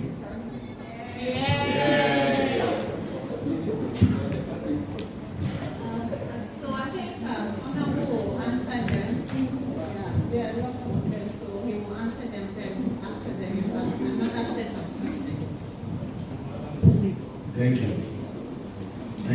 Speaker. Thank you very much, colleagues, for asking all these relevant questions. I will, first of all, thank you for bringing this to the light. We have three arms of government: the executive, parliament, and judiciary. They are all government on their own. And parliament is the most powerful one. Parliament is the only arms of government who can remove the president from power. If you have two-thirds of parliament, you can remove the president. If you have three-thirds of parliament, you can remove the speaker. So parliament is powerful. Parliament is the only institution without passing appropriation bill. Nobody can spend a dime in this country. Not a single one city you cannot spend. So our parliament is powerful, but powerless. We are powerful, but what? Powerless. Because it's a kind of system we are running, that's agreement. Elsewhere, if you are a member of parliament, you don't take ministerial appointment. You leave that. But because of the prostitution between parliament, members of parliament, and executive, that's where the problem is. We as a parliamentarian have oversight responsibility over the government. But because the constitution, that's what they call the constitution amendment review. The constitution allows 50% of all ministers and deputy ministers must come from parliament. The reason why is that as a parliamentarian you are on salary already. So if you become a minister, maybe if your salary is 11,000, maybe it's qualities that you should. So those of you I say you are interested, I'm giving you the realities that these are the challenges that your MPs goes through. And then by his grace and his mercy, we arrive. And then that is why I keep on, I will surely continue to be more humble. And I have one principle in life. The higher you go and more prominent you become, the more you should be humble. That is the only way people can relate to you. So I'll sit quietly. If you have more questions, ask. And then Honorable Bedzrah is here. I'll be answering and we'll be adding. That is it. Thank you very much. Yeah. Honorable members, I must say that this opportunity will get difficult. Some of you, as I said, you think being in parliament is a money galore. The people over there have told you the truth. So please, if that is the perception you have, start changing it. To go to parliament is to serve the people. And we have two prominent parliamentarians over there. No one else will tell you the truth but them. And Honorable, I wanted to ask you. I zoom it so you can. Oh, you can.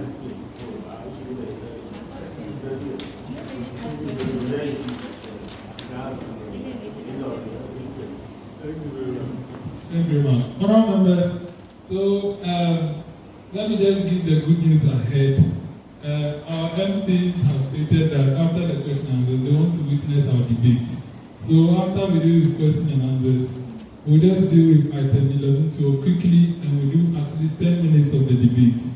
So those of you who want to debate on the motion, prepare ahead. Okay, just to hint you. So now we'll take questions. We now have back to the House Honorable Emmanuel Bedzrah, who has promised and has kept his promises back here. So honorable members, questions to Honorable Emmanuel Bedzrah. The leaders catch my eye better. The seniors catch though. One of the seniors in the House is Honorable Harriet. So let me hear from Honorable Harriet first. Thank you, Honorable Speaker in the House. I'm Youth MP for Coast and Track and Chairperson for Special Budget Committee. Budget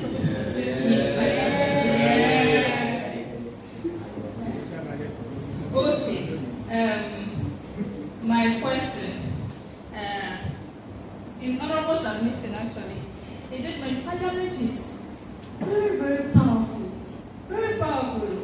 So I just get disappointed. So my question is, if parliament is that powerful, how come the EC always have their way? Example, removal of the indelible ink. 2, passing of the the budget, our minority, they promise us that Ghanaians, they promise us of rejecting the budget. Why do they lack the confidence? Ghanaians lack the faith. Thank you. Thank you very much. Yes, Honorable Kodzi. All right, thank you very much, right, Honorable Speaker. Francis Kwame Kodzi, Youth MP for Afram Place North and the Majority Leader of the House. Mr. Speaker, I've had this question at my heart for a very long time and looking for an opportunity to bring it up. Now, so I think that was somewhere last year I was on West FM for a special program. And I stated it clear there, over there, that the responsibility of our MPs are mostly not known to a lot of Ghanaians. That is why they've always been attacked for the wrong jobs. So I want to ask, this is my first question, okay? Why won't they confidently tell us, this is the reason why I am going to represent you in Parliament? Like some of us have to study to know these things. Why won't they confidently tell us, this is the reason why I am going to represent you in Parliament? I'm not going to represent you because I want to construct roads, build schools, or any of that. But I am going to represent you for this particular reason, where I look at your safety, make sure that certain bills are not passed, so that you will not go through these sufferings and all that. Why would they confidently tell us? Other than coming to tell us that, oh, if you see the road from Adaklu to Ho, it's very bad, but when you vote for me, I'm coming to do that. So definitely we have to attack them for that particular promises that they make. Promises that are not in line with your job description. So I think my question is, why would they make promises that fall within the line of their job description? Secondly, Parliament have power, like my boss said it. Parliament have power. So sometimes when we go through certain things, I basically blame Parliament. Because any bill that is being passed through Parliament. So I want to ask, what is the problem? Is it that it's because they are from both different parties that they cannot come together as the same people and think about us as Ghanaians? Today I was telling a friend of mine that one thing that I feel like most of our leaders forget is that before you become an NDC or an NPP, you were a Ghanaian. Before you become an NPP or an NDC, you are an Ewe or an Akan or wherever you come from. So whenever certain bills are being passed, regardless of the fact that your children might have the opportunity to travel out of the country, do not forget that you are from Volta region and you have relatives from Volta region who will not get the opportunity to go out and are going to face these challenges. So why would they, as parliamentarians, think first as Ghanaian, Votarian, account, so that whatever policy that comes, whenever it will not favor us as human or as Ghanaian or Votarian, they can be able to unanimously kick it out. These are my two questions, and I wouldn't like to go further because I have a lot I could say if I want to go further. Thank you very much. Thank you very much. Honorable Gloria, question. I'll get to all of you, don't worry. I'll get to you all.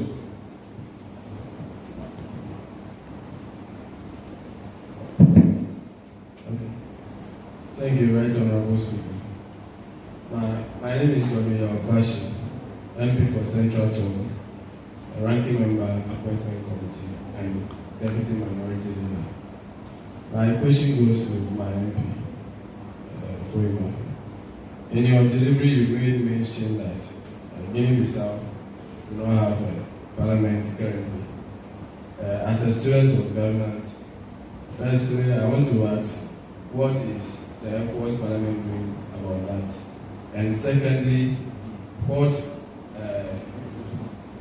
what is the Ecowas Parliament doing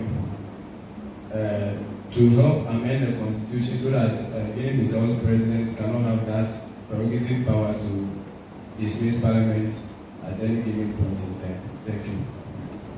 Thank you very much. Yes. Okay, let's hear from the first deputy. We hear everyone, don't worry. Thank you, Mr. Speaker.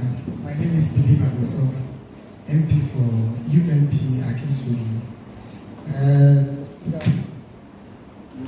My first question has been a little bit touched, but not well. And MPs always come to us telling us that the work on the MP is not to construct road and do all those things. And I remember the last time the right honourable speaker also came to educate us that. But I realized that people are still saying the same thing. So I think the problem is that all of us in this room, can read and write. So with that education, we know about it. And we see our MPs going to the typical villages. They don't tell our market women. They don't speak their local language to them to tell them that this is my responsibility. And they don't do that. But they only come and tell we the educated ones at the public forum, it's not our job, it's not our job. But we will know already. So I plead with them, when they go to their constituency, they should fall on those people and tell them. That would be very fine. And my second one is that we always cry for national plan towards our development. Then we complain so and so. But I think MPs in Volta region, the Volta Caucus, can decide that any resource that has been allocated for us in the various assemblies is not enough to develop one town. So I'm on the view that I want to have a Volta Caucus sit together, have a plan towards the region. When we have this amount of money in these 4 years, this is what we are putting in this town. In the next 4 years, if I don't go to Parliament, this is what we are put on the paper. So the next 4 years, we are moving to this region, this area. I think gradually, maybe it might not reach my town 10, but maybe my grandchildren will enjoy it. Thank you very much. Thank you very much. Let's hear from the leader. I'll get to all of you, please. Keep on catching the mic. All right. I'll get to all of you. Yes, leader. Thank you very much, Right Honourable Speaker, for the opportunity. I'm Hubert, the minority leader for the House. I would like to take a follow-up question on the majority leader's question about some bills being passed in the Parliament. We can always see that now Parliament is now hanged, for which it should be very difficult for some bills should be able to go through that easily. The current issue is now the value-added tax on electricity, where 50% has been slashed to if you are consuming electricity, whether it's kind of commercial or residential. But to the best of my knowledge, previously, the value-added tax is being added to only people on what? Commercial consumption, where you know that okay, you are doing buying and selling, or you are adding some value to whatever you are buying and then selling to citizens. So in that circumstance, you are being added the value, you are being charged with what? Value-added tax. But now, me being in my comfort zone, I'm not buying anything for which I'm adding value to sell to citizens, for which value or VAT of 15% should be charged to my consumption. But we don't know what happened. Now that Parliament is what? And we should expect that bills of such nature shouldn't go through. But when you are looking at the news portal and you are behind TV, you see that the same MPs coming back to say that no, they are against this, but we will never see how come those bills went through successfully. So what would be the motive? Maybe they are on the floor of Parliament and then maybe they know the details to which the VAT should be added to even people on residential consumption. So I would plead with them if they can tell us the reason behind such VAT addition. Thank you. Thank you very much. The other questions will add you to the second set, okay, so that can answer them. Thank you very much. I will start, and then my colleague will also fill in. Right and also, we are thanking for the opportunity, and also let me thank you for coming, for allowing us to go and take care of some other business in the return. I was rushing to come back, especially to listen to your debates. I want to see how debates are done in this chamber, in this college. Particularly about that. I want to see how debates are done here, and so that we can help all of us. I did not have that opportunity. I don't think my colleague also had that opportunity when we were growing up to see such a parliament, where people are grown and prepared for the future. And so, put it on record that I want to become one of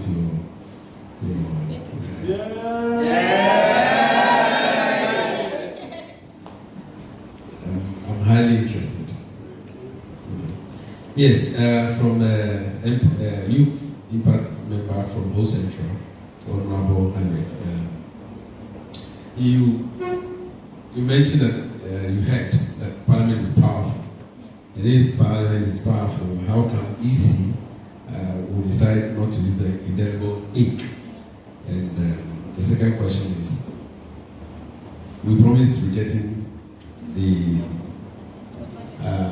budget, but before you realize the budget was passed. So I will take the first one and the second one. And that ties to the minority leaders' question as well, when it comes to passing of bill as regard to hang Parliament. So I'll take these two questions together with the majority leaders' question as well. Now, Parliament is an institution of its own. It's an institution of the state. And every institution of the state is guided by the constitutional imperative, constitutional instrument, or constitutional dictates. And so, Constitution also created an institution called Electoral Commission. And so, Electoral Commission is also an institution of the state.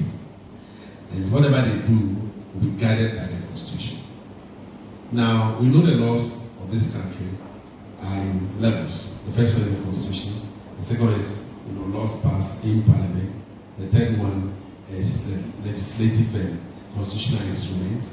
Then the last one has to do with the assembly, orders made by even universities, statutes, and so on and so forth. That is what we call the order of law. Now, as the Constitution created an institution of state, be it Commission on Civic Education, SHRAJ, or Electoral Commission, they are all instruments created by the Constitution. They are mandated, let me use Electoral Commission, they are mandated by the Constitution to regulate and manage all matters relating to election. So it's an election management body.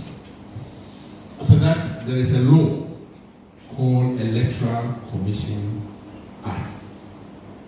And then out of that act, it also comes with what we call constitutional instruments. These constitutional instruments are sent to Parliament for Parliament to pass it. It becomes election, the various. So you get CI 92, CI 93. So it's a constitutional instrument. Because they are constitutional body, they come out with instruments that will regulate the activities. But because our constitution says every instrument will have to come to Parliament for it to be passed. So they will normally bring it to us for it to be passed. And so in one of the constitutional instruments, which my colleague Roxanne, the MP for Zabla, quoted, he says clearly that he's taking the Electoral Commission to court. And he has done that already. Why? Because they violated their own constitutional instrument that they brought to us and was passed. In their constitutional instrument, I think 127 or so, I'll check before we close, I'll give you. It stated clearly that you need to mark any voter with, you need to give a mark to a voter so that the voter will not, vote twice. It's clearly stated. Now, that was not done. And so they have violated their own constitutional instrument, which was created by Parliament, which was carved by themselves, and Parliament passed it. So they violated it. Now, in our governance structure, you can only test that in court. So someone has decided to go to court and test that constitutional instrument to find out whether they violated it. If the court said they violated it, then the court will not give the remedy. Please, are you getting it? So I'm taking you through. Yeah.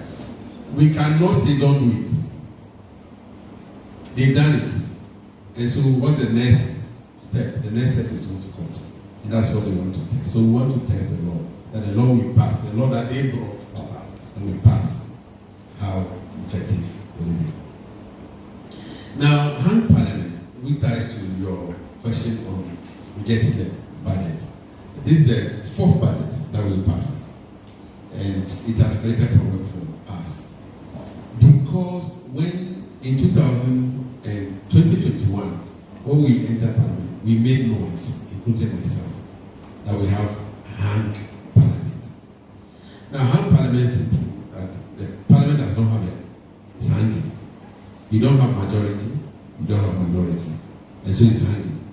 The only difference that we have currently is one independent entity who decide to work with the ruling government. So that caucus becomes majority caucus. We are not minority caucus. We are NDC caucus. And because he added to the majority caucus, we've now become minority caucus. So as a matter of fact, the NDC caucus and NPP caucus are hanged. 137, 137. And so you don't have majority NDC or majority NPP. But when it comes to the caucuses, we have majority caucus because one person decided to work with them. Having said that, it means we are short of one number. And everything that is done in Parliament is either done through voting, and the voting is either by majority or by percentage. Largely, apart from censorship of ministers, removal of the speaker, and then amendment of constitution, and then removal of president, you don't need to do division. You don't need to do division.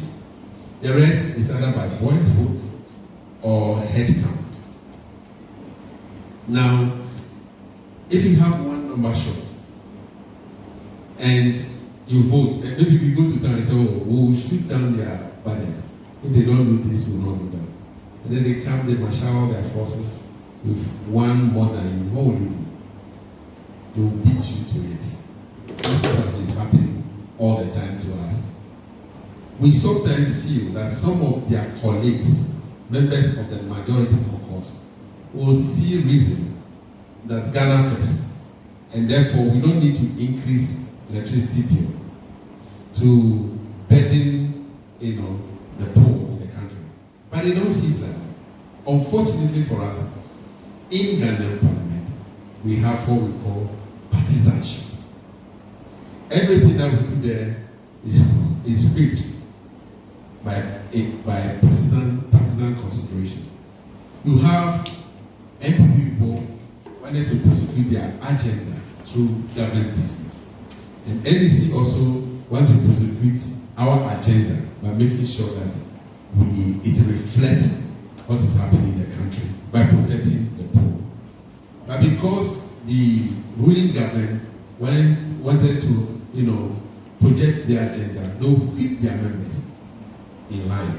So if you have 138 of them coming to the floor, and you have 137, what will happen? When the numbers are called, they will always win.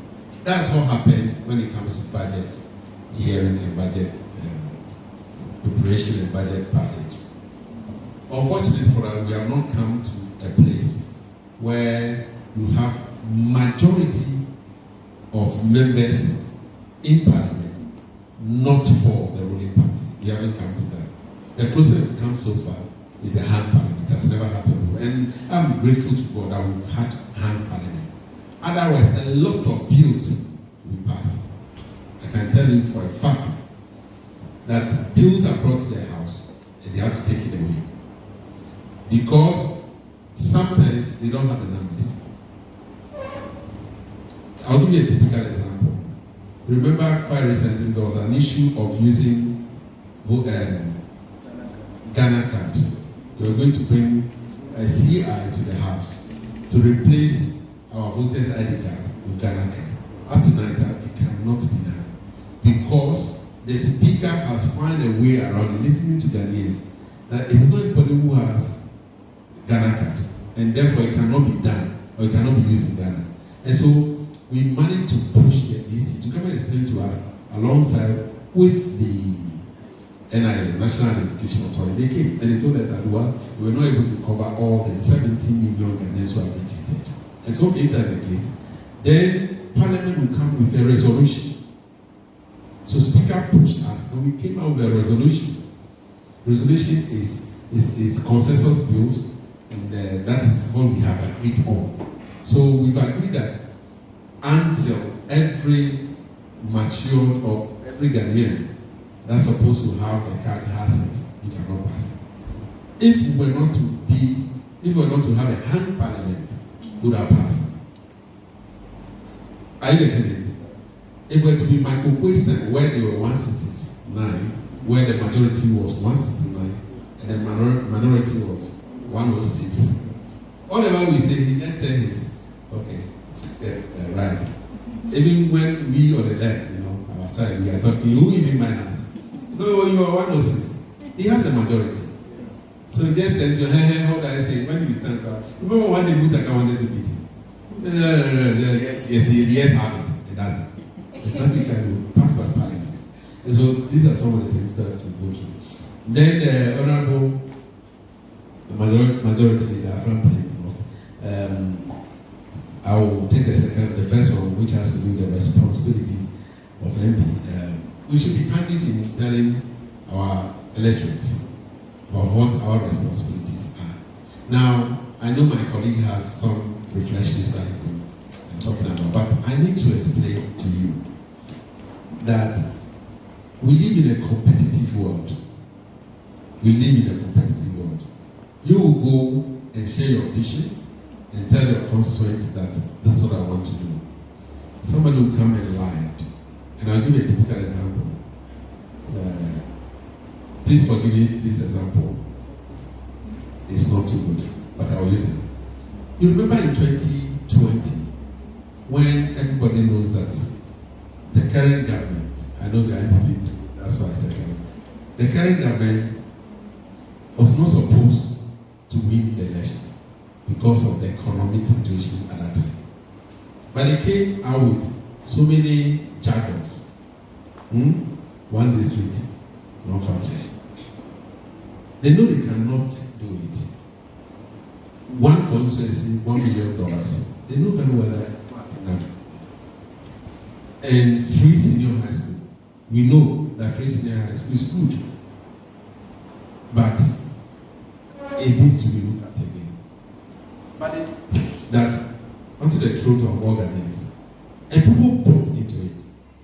So if you are on the other side, and so free senior high school is not good, and somebody is suffering, he cannot even take care of your child, and he pushes that, what will you do?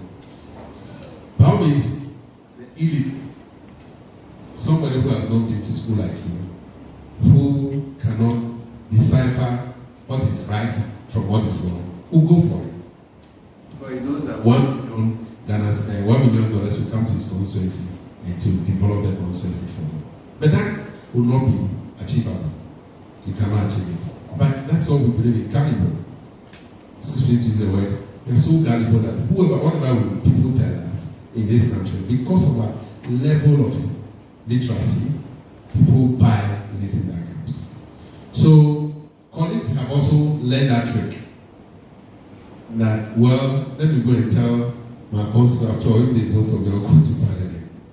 And they lied big time.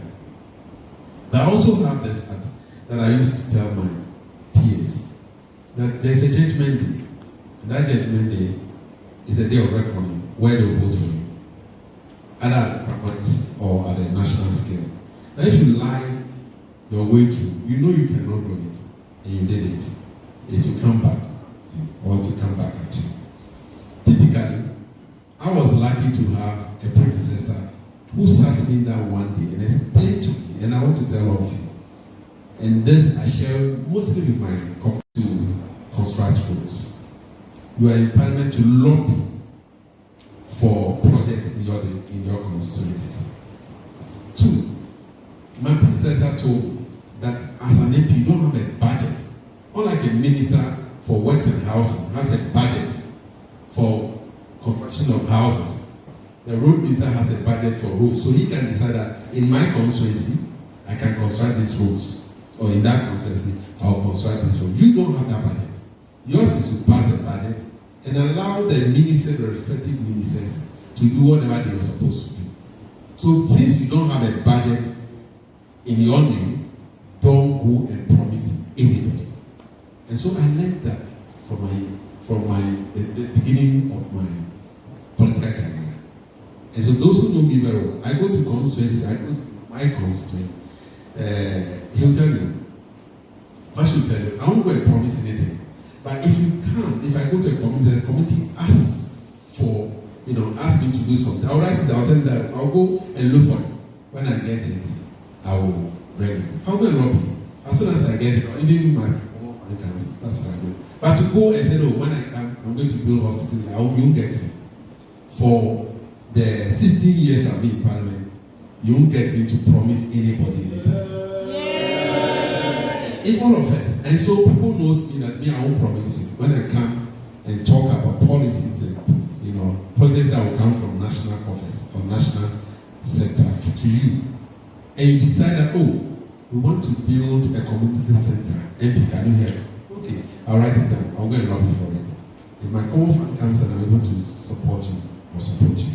And so I've been telling my colleagues that they shouldn't go because they don't have budget, and we should not compete with ministers.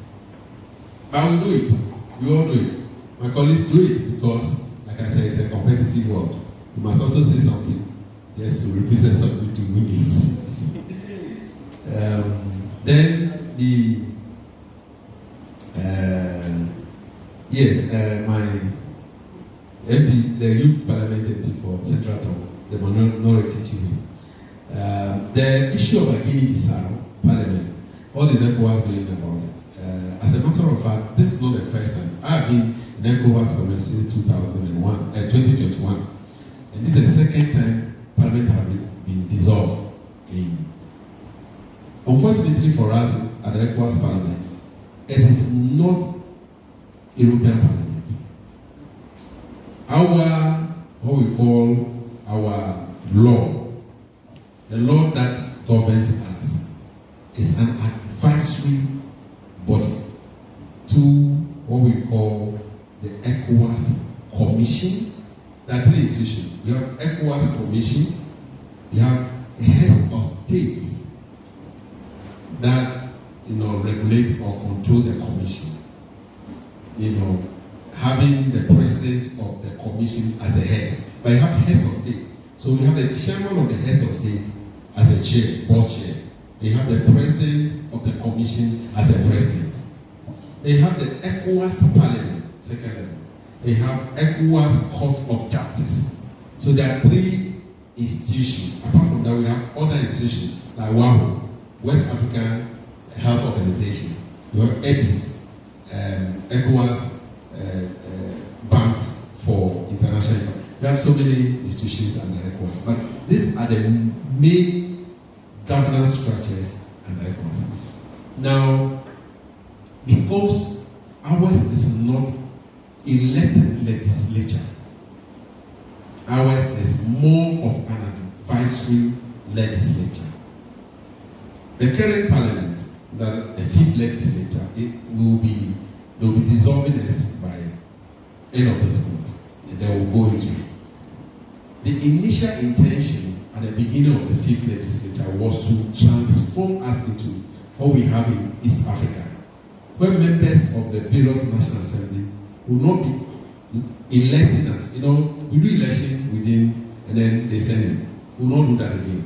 But we will have what we call universal adult suffrage, where they will elect people from among us, just as we do for the National Parliament, and send them to Ecowas.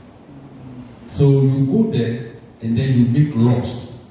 What we do now, even though we make laws there, those laws must be, accepted by the National Parliament. We will adopt them, and then we accept them into our national laws. Now, we can decide that to adopt them or not to adopt them. But if we agree and change our laws, that's the Ecowas law, then we can now have what we call teeth to bite. 2, every country has to subscribe to Ecowas treaty. There were 16, but Mauritius has left, and now we are 50. And currently we are 10. 4 countries have also been suspended because of the coup d'etat in those countries. So currently we are 10.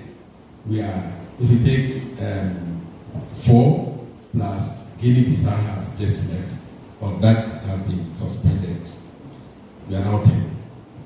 Now, you have what we call national sovereignty of those countries.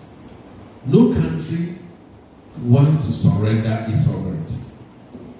If we agree to surrender our sovereignty and move on to a proper unionized, like European Union, America has a state. Theirs is not a union. Theirs is more than a union. If you take one state in America, it's even bigger than the whole of Africa. Or take one state, it's bigger than. But they decide to come together and they have this federal state. But we, Togo, with 11 million people, Burkina Faso, 5 or 6, Guinea-Bissau, 2 million, Keta, 700,000. We don't want to, give out our sovereignty to become unionized like European Union. European Union, you don't need visa from one country to go to another country. But moving from Togo to Ghana, you see the number of barriers that we have. Yes. Even though we have movement, treaty on movement of persons and goods that you can go freely, it's not working because we don't want to lose our sovereignty. Everybody wants to hold onto the small thing that. So those of us who have gone there fresh, young people, who are audacious, we want to see things done. We are pushing for members of parliament to be elected. So that if you are elected, then we can now have voice to say that even if there's a coup in Burkina Faso, because those who are elected, they are not from national parliament, who the national parliament has been dissolved, they are there to speak for Burkina Faso. Whatever law we pass in Ecowas parliament be implemented in Burkina Faso, whether you like it or not. Just as we have at the European Union, we've not got into that stage yet. Even though we are 20 years, we've not got into that stage yet. We are crawling. East Africa has moved on. They have moved on. They are very close to that of the European Union. That's why the M-Pesa is where M-Pesa is their money, how do you call it? Their mobile portability. You can use Kenyan mobile cell phone and go to Uganda. Pay the same amount. You can transfer money there. But you go to Togo right now. It has the name of Move. As soon as you get to Togo, Move will take over. You have to pay different amount. When I get to Abuja, I use different cell phone because it's cheaper to use Abuja MTN than to use Ghana MTN. But when I'm calling Europe, it's cheaper to call Europe than Ghana MTN. I mean, it doesn't work anywhere. It's only in West Africa that we are so fragmented and we don't want to put ourselves together and losing out, as Kwame started, that we can have what we call African Union. We don't want it. Everyone wants to say that the president of Ghana, or the president of Togo, the president of Sudan. So we've not gotten to that stage. They still have sovereignty. And that sovereignty is enshrined in their constitution. And the constitution says that the president has the prerogative. And the first time they did it, we went to Guinea-Bissau to hold our session there, extraordinary session there. The following month, he called for election, and they did the election last year. Then all of a sudden, the guy has dissolved parliament again, because when they did the election, he has lost majority in parliament. Only few people, are in parliament under his name. And because of that, anything that he sent to parliament is rejected. And so he dissolved parliament again. But that is their constitution.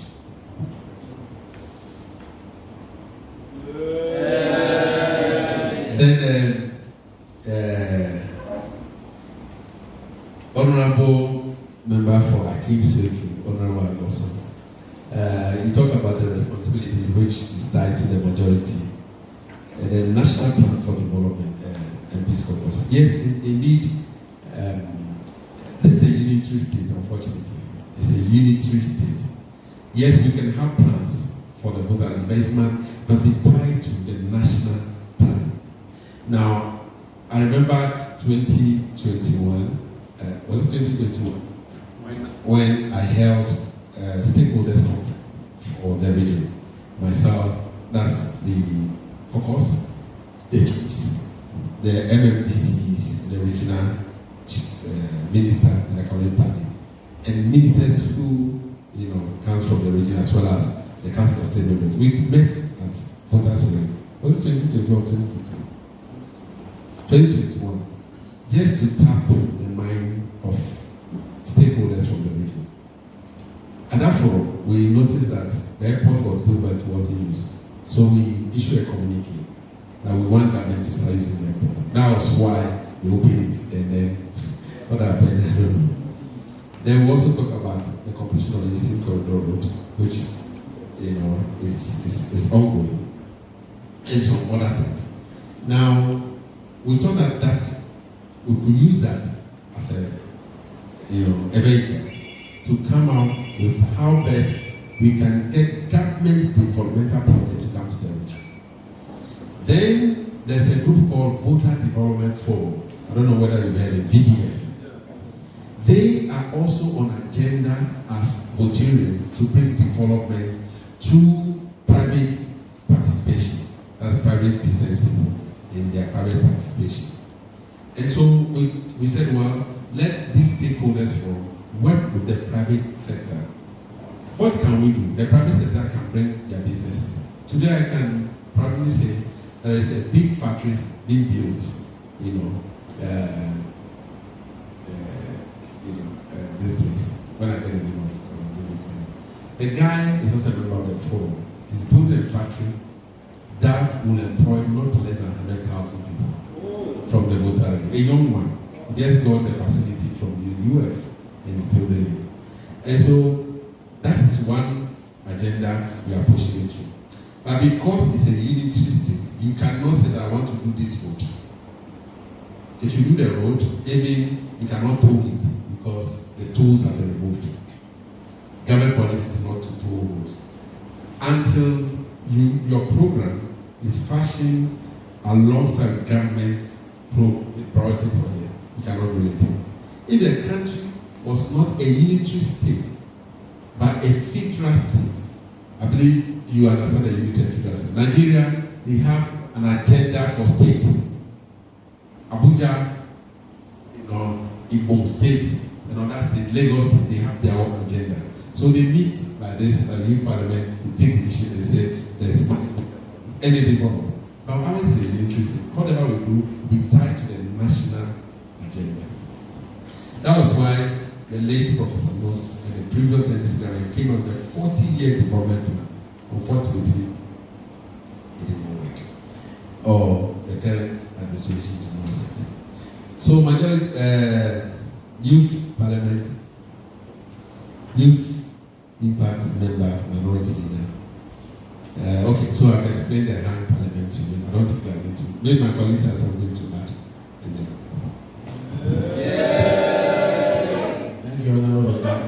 Even as of why bills that is supposed to block, and then we are not able to block them. And as Honorable mentioned, it's about numbers game. A numbers game. By the way, budgets, you know that if Parliament is not able to pass appropriation bill, nobody can spend a dime in this country. Including Parliament, you can't spend any money. So, and then budget technically is about various estimates put together so that you pass. So it's an estimate we look at and pass. So we don't want to put the country. But when it comes to bills, we have private member bills and then the executive will bring their bills.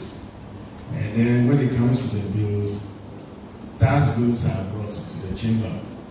We will register our numbers that we 136 or 137, we are against it. VAT on electricity, we are against it. So it will register. So they will record it. In the process proceeding in our report.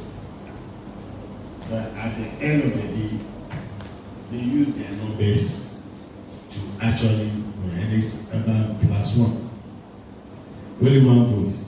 If they are 138 and we are 136 or 137, with that one, we are against it. By the end of the day, it will go to.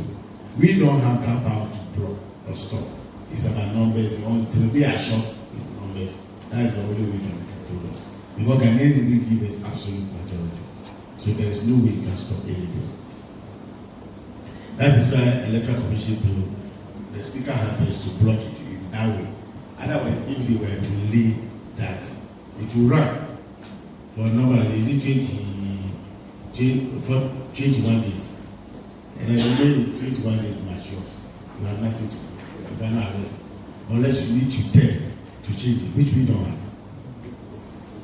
21 sitting days, when you run, that's the end. If you want to revert that, you need to tell of Parliament to actually reverse it, and we don't have the money. So it is about numbers game. So you can't stop that tax and order. Now, some bills can be passed in Parliament, for instance, like let's say this bill, witchcraft. A bill has been passed through private members bill. And went through the process, everything, consultations are done, everything. A criminal amendment, armed forces and criminal amendment are like they are substituting human, they sentence you to death penalty versus life imprisonment. We are saying that no, things are changing, so they should convert that to prison for life rather than execution while they keep it. And already it's in our statutes book, we are not using. Since in time immemorial, no president have issued sign any warrant for execution of anybody. Therefore, nobody is there. They are there condemned prison in Sao. So we feel that they should remove it and then make it life in prison. And then everybody, was there, and then we went through all the process. But after the bills move, we finalize it. They will write, Parliament will write before the government to the president. The moment the president assents to it, that is how can it become law. Are you getting that? Through gazettation and all that. But at the end of the day, if the president refuses to sign into the law, we have done our job. The constitution is supposed to do that. But he refused to do it. That's why the speaker said he's taking the president. He's taking the president to court for not doing the needful. So, because it passes through private member, bill is there. But when it becomes, they sign it faster. Like appropriation bill, it is signed and then it's become law. And then money will come this year for various MDAs and everybody to use. Another thing they did was to cap the common fund. When NDC was in power, 7% of common fund was being released to MMPs and then as well as these assemblies for. But you must know that this work is difficult. When government mobilizes resources, revenue, 95% is used by the executive. 5% is given to Common Fund Secretariat. to disperse to various assemblies. That 5% of 5% that is not given to your MPs to do emergency intervention. Sometimes how much is it? 70,000. And when the people we see go in the radio, they are chopping our common fund. The common road, since I went to Parliament, no common fund can more than 100,000 dollars. No. So 75, 85, maximum 100. And that's why you play school. You do everything inside school. So you buy cement, you have to do cleaning, you do everything. And it's not one side football. That's it. So sometimes the common man they talk about this as if the laws are made to give more money to them, you see a lot of them. So to extend that now people, the monies that go to assembly are huge. People tend to forget that these assemblies are supposed to do their development things. And then they focus on MPs because they have seen a lot of MPs using the small resources to do a lot. So the pressure is on the MP. And this is assembly, the MCs and the MCDs, they don't care because they don't vote. Nobody votes for them. If your party comes, they appoint them. And as well members confirm, that's it. We have election at hand, so we have to do. We have to do. So that's the problem. So until people are noting that they should be electing the assembly, district executive and legislative, that is where we are. So they get money than us, but when they see they don't do much, and then the pressure is on the MPs. So these are the few things I just want to add that we don't have that power to stop anything. It's about numbers game. At each point in time, you must always remember it is a numbers game. That is how it is. Thank you very much. Honourable members had a lot of knowledge and a lot of wisdom here with us. Honourable members, if you don't harness this opportunity, you will be at a loss. Thank you very much. Honourable members, we'll take the last set of questions. We'll take the last set of questions, and after that, we'll move on to do a very short private business and do a short debate before we close. As our MPs here want to witness that. I'm going to, yes, our clerk has a very short question, so let him ask. And then we'll take questions from Robert, Gidi, and then Harriet. You're also there? Okay. We'll hear from all of you. Please make your questions very short.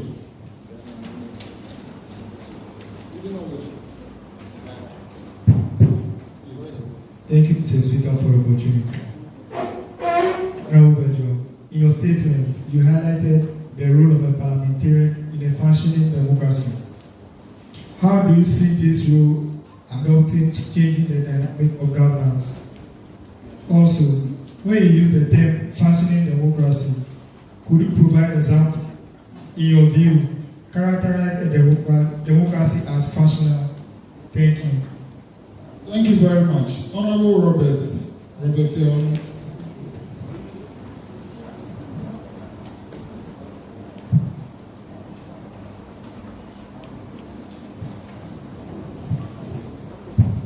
Yes, ask the question. Thank you very much, Right Honorable Speaker. Robert Fion is my name. Yes. Per the explanation given by our Honorable, I now realize that truly, even though we have three arms of government and we have check and balances, it means that even with our checking can be sometimes poor. Yes, so I'll move by asking that NSS is very important for NSS. I believe we are having NSS personnel here. Yes, we are still hearing from, I think I personally hear from Agbo TV that still the budget for fee payment for NSS has still not been approved. Yes, so I want to know why since November, right? November till now, we are still hearing we pay fee, but as at now, something has not still been approved. Yes. So that's the short. Yes, thank you very much. Honorable Keti, very fast. Thank you, Right Honorable Speaker. My name is Emmanuel, MP from Karachi West. Thank you, Mr. Speaker. My question goes like this. There is a general perception that MPs are not representing their constituents well. Because at times, when there is a time for them to take a major decision in Parliament, they expect their MPs to come to their constituents, to consult them, to give them what they want, so that they'll go and then debate or make laws on their behalf. But at times, they don't come to their constituents and they do what they wish. I can remember when there is a time for election of MMDCs, I saw there's a forum that they organize across the country to test whether the constituents are agreeing to elect the MMDCs. I hope it have yet a positive result. That's why they have abandoned that laws. So I want to know what is causing the MPs from coming to the constituents to hear their view when they are about to take those major decisions. Thank you, Mr. Speaker. Thank you very much. Let's hear from Elom and then the last one, Charles. You have a question? Yes, please. Okay. Then please, just very quick one, okay? Because we want to move to the debate. Yeah, thank you, Honorable Speaker. Yeah, please, I would like to ask, how is the Ecowas Parliament constituted? Who qualifies to be a member? And also, I know the controversies around the LGBT will be in passed. It must be passed because they are all parents there. Nobody will allow that the children's annuals should be destroyed or something. Honorable, thank you very much. So let's go to Honorable Elom. Honorable Robert, you don't have my attention. You have already spoken. After Robert, then the last one from Charles. Right Honorable Speaker, I am Elon Kosi, the youth MP for Kwame constituency. And I asked earlier, but it was, I think, yes. So my question is, according to CNN, the city newsroom, 77% of Ghanaians that are leaving the country are youths between the ages of 20 and 49. And out of that, it's a qualitative research, and they realize that the people are leaving because of what? Employment. So they are leaving to seek employment, and then the percentage that are females are leaving to get married outside the country. And I'm saying that if the focus of the government is the youth, if the youths are the future, what are they doing about it? Thank you. Thank you. And the last one from Charles. Thank you, Right Honorable Speaker. My name is Adil Charles, Youth MP for Naraga constituency. I think the Honorable MP, he is my dad, and he is doing a lot for who is joining. Sometimes I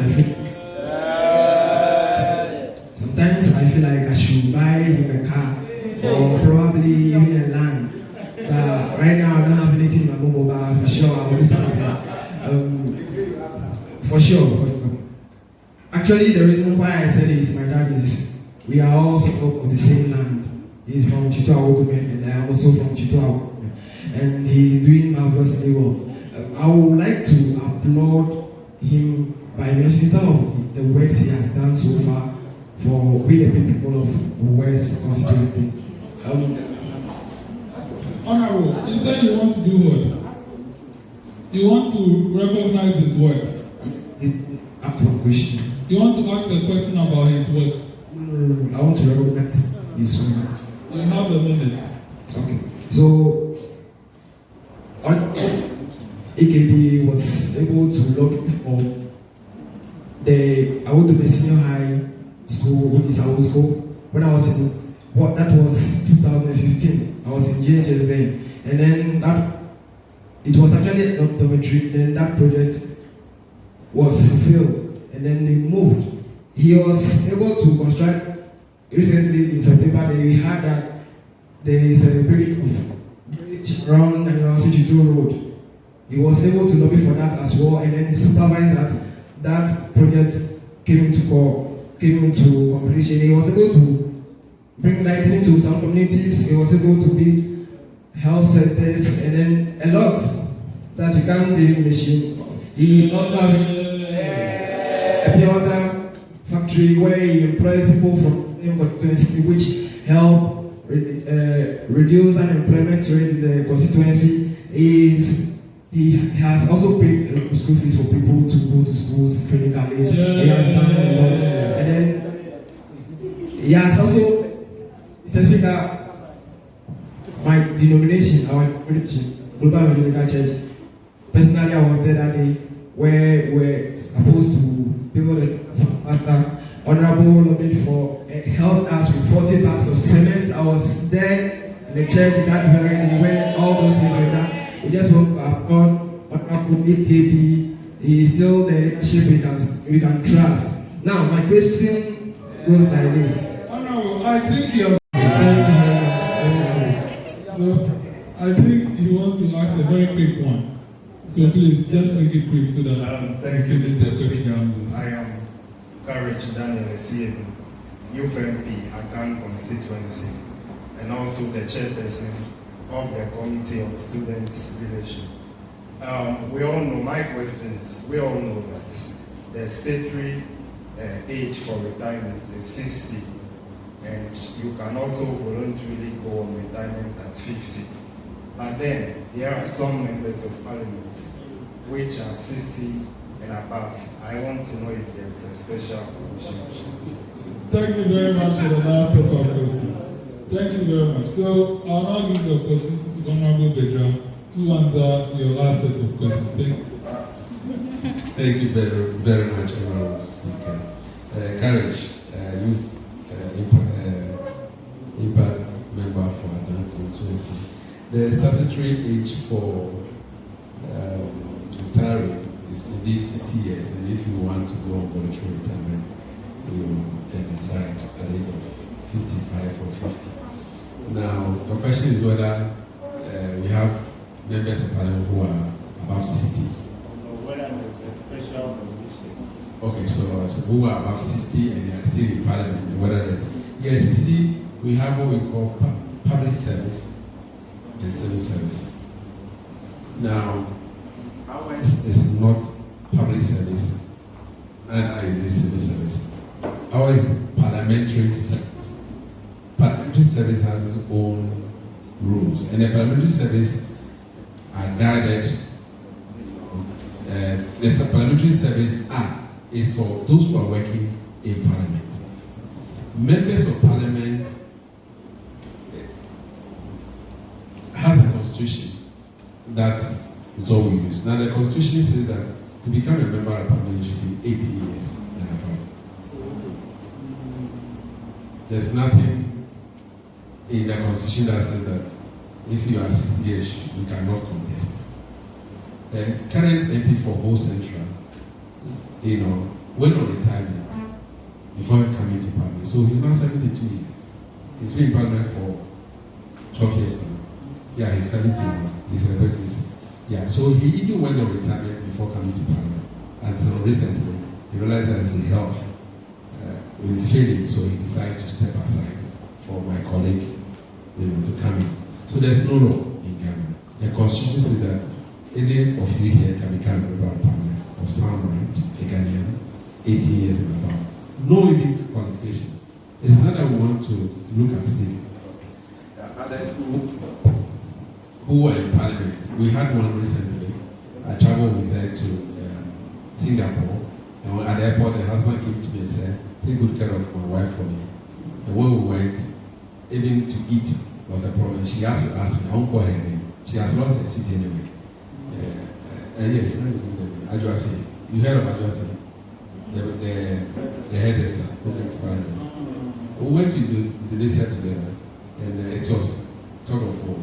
Even to sit in the plane that day, how to tighten. And so some of us feel that the constitution should be reviewed, amended to have limitation for members of Parliament. Yes, if you are 18 years, it should be like in Kenya, you should have first degree or a diploma before you can become a member of Parliament, because you need to read and write and understand what the constitution says or laws that are brought to you before you can.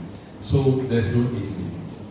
But if you want to propose it, youth in Parliament can propose it. Because we need active men. I got to Parliament at the age of 40, and I've been running since then. This is my 16th year. So I'm 56 now. Yes. And still you're looking young and going for more. So, yes, thank you, Charles, my brother. You're also home minded now.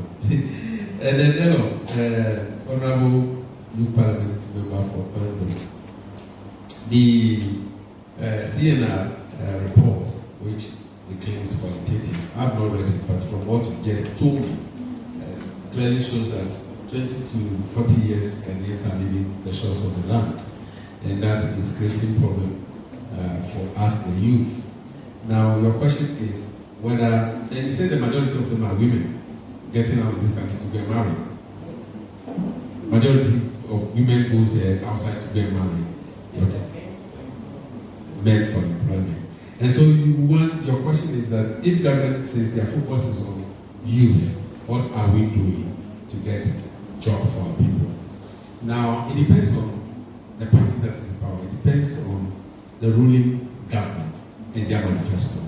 If the focus of a particular government is to have youth employment, not the other employment that they are not paying NAPO, which is not sustainable.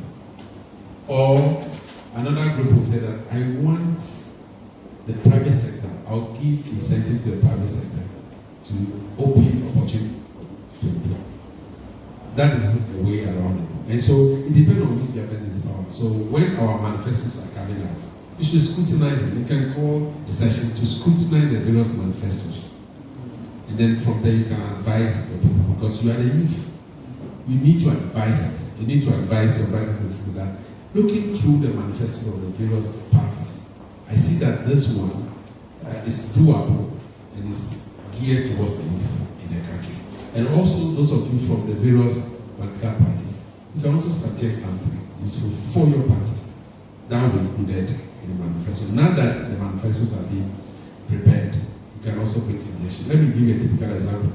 There's last Wednesday, I was privileged to be called by the flag bearer of our party to sit in a meeting with a moral, they call them moral conscience stakeholders of the country.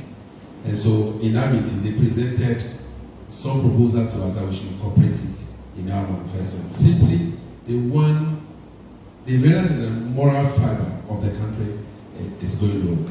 And so they want certain things to be included in the various manifestos. And they think the NDC can do that. The first one, talking about LGBTQ, why would we allow it? Is it part of our culture? No. And so they are thinking that we should have, it and say, this is what we want to do. You cannot develop a country where the moral fiber of the country is low. You can only develop a country where. So that's a group, a lobbying group that's come to see it. There are so many things in it that if we incorporate it, our conscience, moral conscience, can change. We call ourselves Christians and Muslims, but we still the most. We go to churches, praise God, and when we bring the stolen money, we are giving the front row. That is against the moral conscience. So why don't you teach our youth, young people, as we used to have moral education? So I'm appealing to the Youth Impact Parliament to come up with some proposal that will be incorporated in the various parties, manifesto. No, so you can have a session on that. I want to develop a youth manifesto, looking at the youth manifesto from International Youth Manifesto. You can look at it and also craft something that will be peculiar to us in this country. And you push it to the various political parties. Then, Harriet, how is the Ecowas government constituted? Simply, for now, it's a delegation. We call it delegation. Delegation means that the various parliament, national parliament, will come together and select among themselves. Currently, Ghana has 8 permanent seats. Nigeria has 35, depending on the population. Nigeria is about 200 million people. so they have 35 members. We have 8, the second largest, 8. And then 3 countries have 7. Cote d'Ivoire has 7. Okay, and other countries have minimum 5. The law says you should have minimum 5, and then build based upon the population of each country. So we have 8. Now in Ghana, it's shared amongst political parties, and so they ask you to go elect 4, because now it's 137, 137. So NDC has been given 137, NPP 2. NPP has been given 4, NDC 4 because of the numbers. And so we go and then elect among ourselves, and we bring it for the House to approve. So it's an election among ourselves, and then the House approves it before the meeting. I will still be going for my second term there anyway. I'm praying that they will change the constitution, and then we'll go for proper election, and then I will start, because I want to see changes in Ecowas Parliament. Then anti-LGBTQ, it's not called anti-LGBTQ, it's called proper human sexual right and Ghanaian family values. Since this is a parliament, I need to give it a proper title. It's called proper human sexual rights and Ghanaian family values. You are the voter, yes, I know. And I can assure you that we'll reach what we call a consideration, and that's the last stage, after which it will pass. We wanted to pass it in December, but because of the budget, we couldn't pass it. And so, I can assure you that next meeting, it will be passed. Talking of the numbers, that's why. The numbers? Yeah.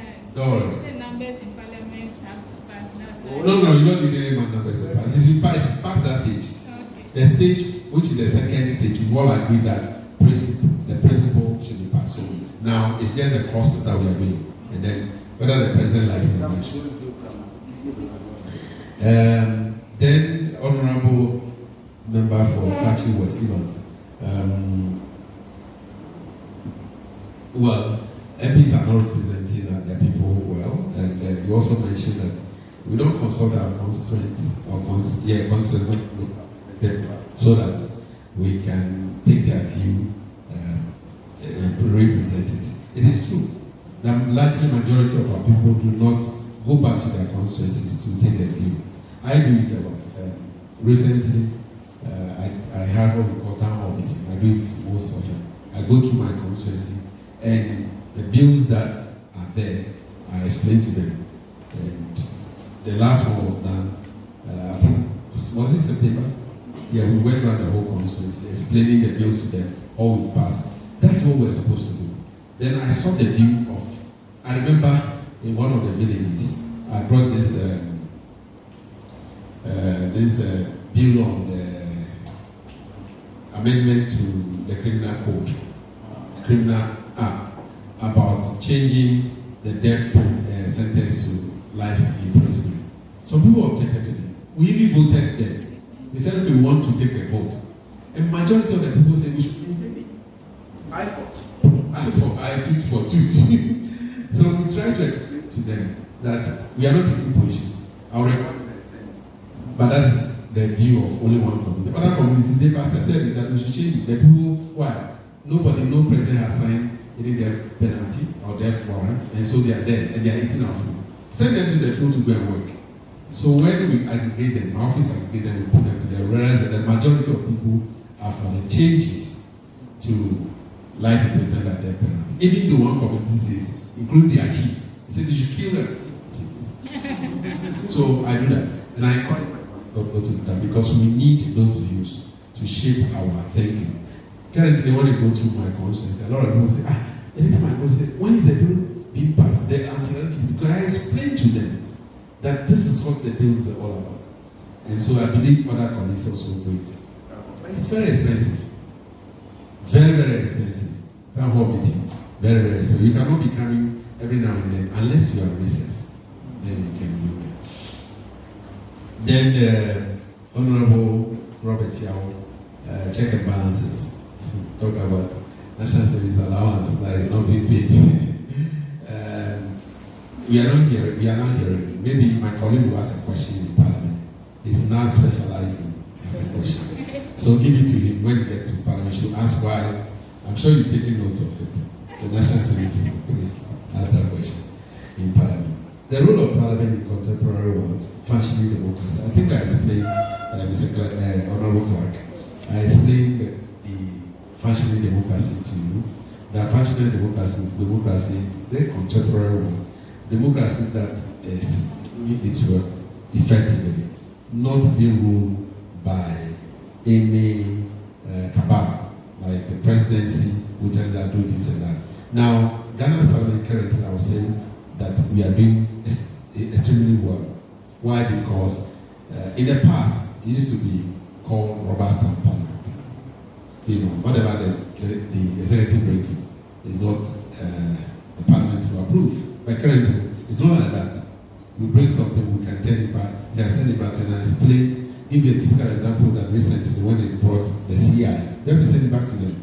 It cannot be passed in this current parliament in the form that it was brought, because we think that we should take on board the mind and the spirit of Ghanaians into the service of the nation. I remember one time I was in Ecowas Parliament and we were called to come back. I had to use my own money to buy a ticket and, flew back to Ghana to take a vote. Even recent one, we did it. We have to use our own money to buy plane ticket and come and vote. Even though we were in session in Ecowas Parliament, also for our budget hearing in Ecowas, we have to rush back. All because we were looking for the numbers. And so there are check and balances in Parliament. Every functioning Parliament should have check and balances. It should not be limited to, to the caprices of the executive. The other aspect of functioning Parliament should be a Parliament that is open. Democracy is for accountability, openness, and transparency.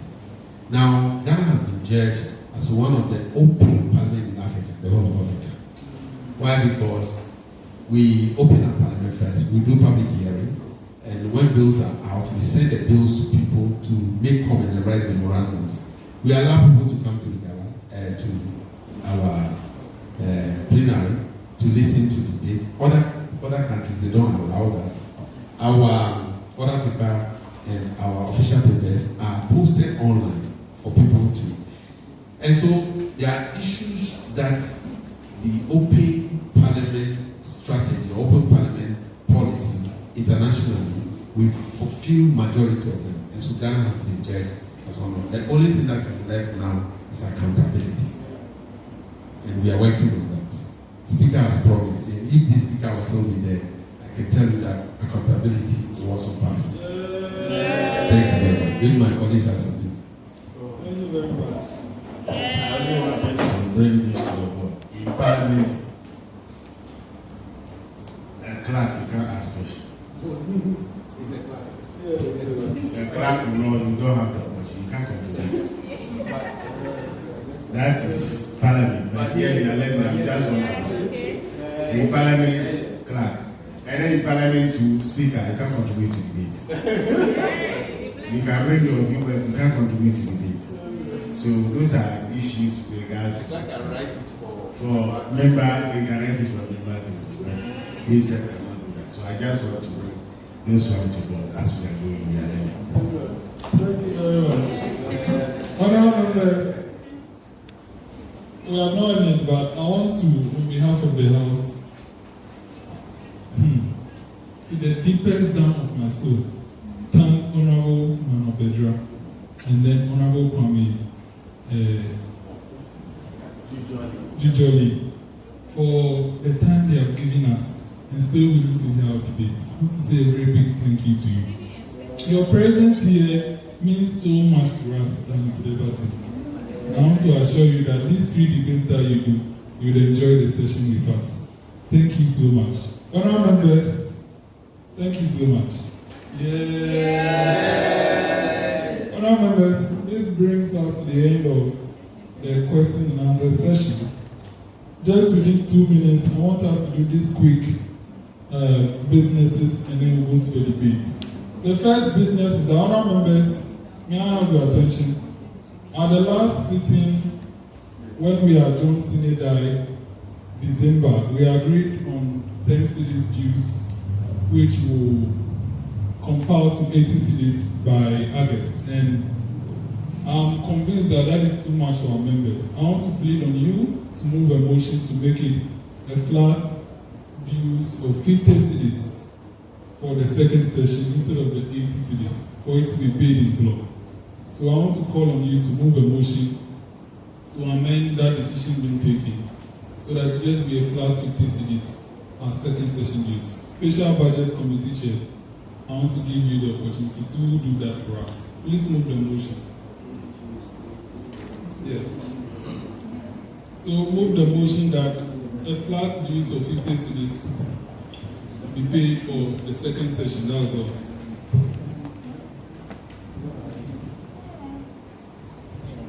Honorable Speaker. Yes. No comments.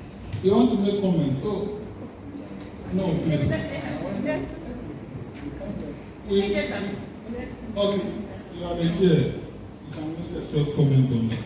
And then the motion. Okay, but what the levy, some of our members have not paid the levy of 50 cedi and they used to. So if there are those who pay, let's just pay 100 cedis plus or more. Okay, yes. So yes, it is in consonance with my suggestion. Okay. What I'm talking about is the 80 cedis dues. So when you add it to the levy, that's like 130. So let's make the dues 80 cedis. Then those who couldn't pay the levy, let's pay 100. You get it? So it is basically in consonance with what you said.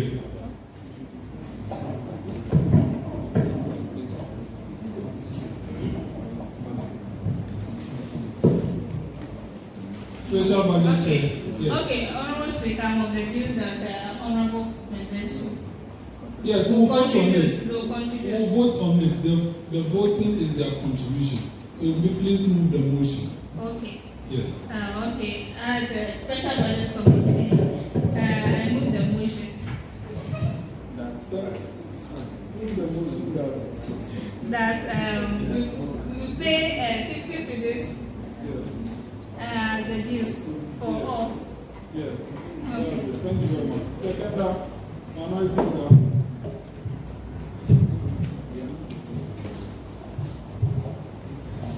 Thank you very much, Right Honorable Speaker. I'm Hubert Agbaxode. I rise to second the motion for the flat rate should be applied for the second session of this third parliament. Thank you. Thank you very much. Honourable members, motion moved and seconded as now for the consideration of the House. The motion will not be debated, so I'll move forth to put the question on the motion. And the motion is that a flat fee of 50 cedis be paid as dues for the second session. All in favor of the motion say aye. Aye. Not in favor of the motion say nay. Nay. Honourable members, I think the ayes have it. Honourable members, the ayes have it, the motion carries. Therefore, this House has accordingly adopted 50 cedis as dues for the second session. Honourable members, we move to item 11 on the order paper, which is revocation of appointments of very dormant MPs who do not take any interest in the affairs of this House. I'll just mention the constituencies and then declare their appointments accordingly nullified. Adenta, Shai Osidobu, Emmanuel Bedzrah, Akwapin South, Commander, Asikuma, Upper Bedzrah West, Chiramponi, and Zibila. These are 9 constituencies. The MPs are completely dormant. They take no interest in their affairs and have not performed their duties, have not even taken their oath. So accordingly, the appointments are revoked. Honourable members, moving on, item 12. I'll compile the list and I'll refer them to the Privileges Committee accordingly. The list is not yet completed, so that will be done and you receive the letter of the members referred to you who have breached Order 34, which is who have failed or have missed 3 sittings without permission from the Speaker. So that's it. Honourable members, we have arrived at commencement of debate, item 13. Deputy Majority Leader, kindly introduce the motion and move the motion and then minority leader will second before the motion will now be put forth to the House for debate. Thank you, Right Honourable Speaker, and I guess for the opportunity. My name is Untitled Chapter, Youth MP for Amevor constituency. So, Speaker, may I take this opportunity to thank our guests for such a vivid education they've given us on issues of education and issues of parliamentary regiment.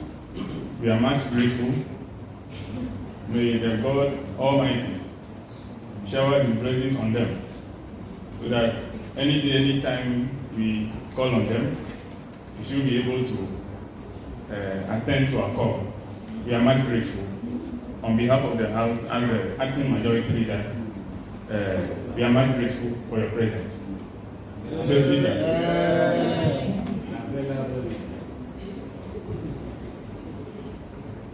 Mr. Speaker, over the years, students across the length and breadth of the country at their basic school level take terminal exams at the end of their at the end of their terms at various levels, in order for them to be accepting and assessed to check whether they qualify to be promoted to a different class or a different level. But here like the case, today the situation is very different. That basic school students will not be taking exams again at their various levels before they will be promoted. So this call for an urgent attention that we youths today are supposed to take urgent action in order for an amendment to be brought to that.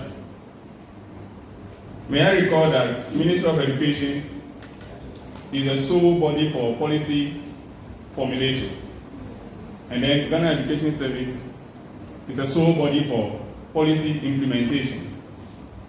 But as we speak, the situation remains the same, and they take cognizance of it and they are implementing it. But what's happened to our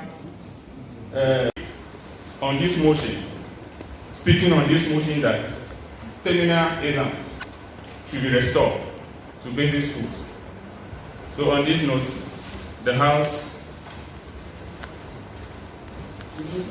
we move the motion for debate before the House. Thank you. Thank you very much. Honourable Minority Leader. Thank you very much, Right Honourable Speaker and the August House. I'm Hubert, the Minority Leader for the August House.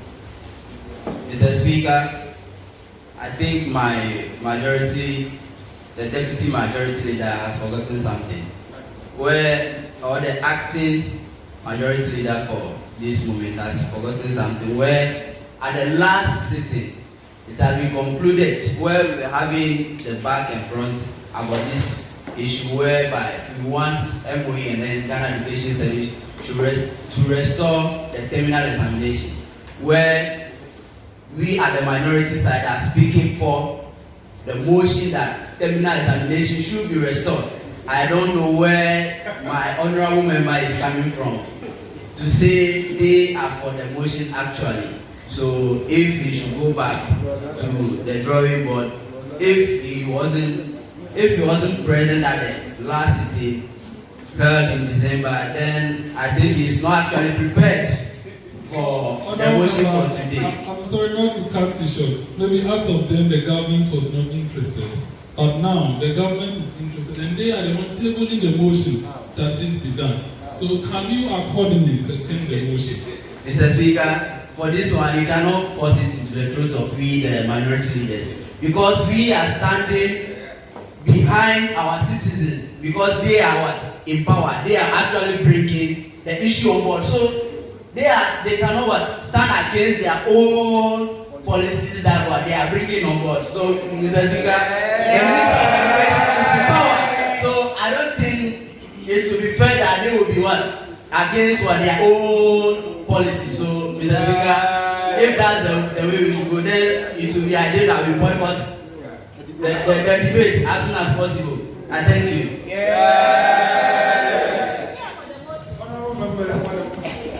Honorable members, the minority leader has drawn our attention to the fact that this particular motion should come from their side because they are bidding for a government policy to be removed or be reversed. And I think in that sense, I would agree. So the deputy majority leader, accordingly, you have to rather second. So what you have moved is thereby nullified. So I rule that the motion you have moved is nullified. Minority leader, kindly move the motion. Thank you very much. Right Honorable Speaker for the honest once again. Mr. Speaker, the motion for today reads, Ministry of Education, YIP should restore the terminal examination of basic schools in Ghana.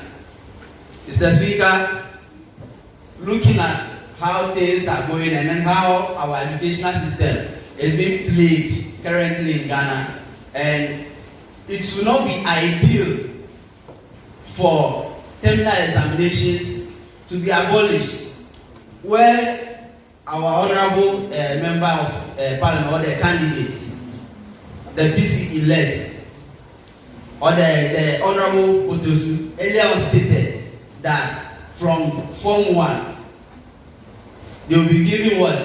A special examination, Form 2, likewise, whereby parents will sit down with you and then what? Know your vested interest in particular area. Mr. Speaker, we at the minority side is moving a motion that we are moving a motion for what? The restoration of the terminal examination at the various basic schools in Ghana. I thank you. Thank you very much. Seconder for the motion.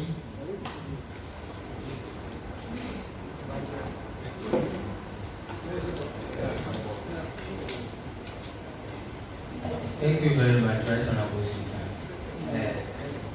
Robert Young is my name. Thank my Honorable Minority Leader for giving me the opportunity to second the motion. Yes. So yes, as the motion stands, that the House resolved that MOE or Ministry of Education and Ghana Education Service restore the terminal examinations of basic schools in Ghana. Yes, Right Honorable Speaker, with the minority side. Please, the majority side. We are against the motion. In the sense that, when Ministry of Education and Ghana Education Service take a decision, they also don't just stand to take the decision.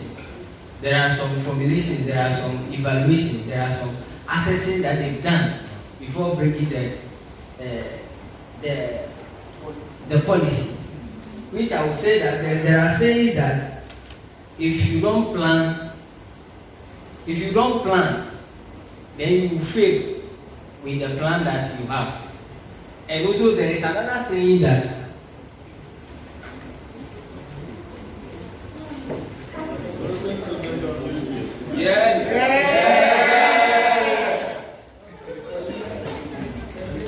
okay, so there is a saying that he who fails to plan plans to fail. And there is another one that he who is on the road, on the way, never know if the way or the road is crooked. I want to say that the Ministry of Education and then the Ghana Education Service are not tabula rasa to just stand up and come up with a policy that they have not into. The ideology that the Ghana Education Service is trying to bring to board, maybe we may not understand it faster. It is because of the education that, or the way they are coming out with it, that's what looks foolish to us. But if we can go back to the drawing board and really understand what GES or the Ministry of Education is bringing would have actually accepted it.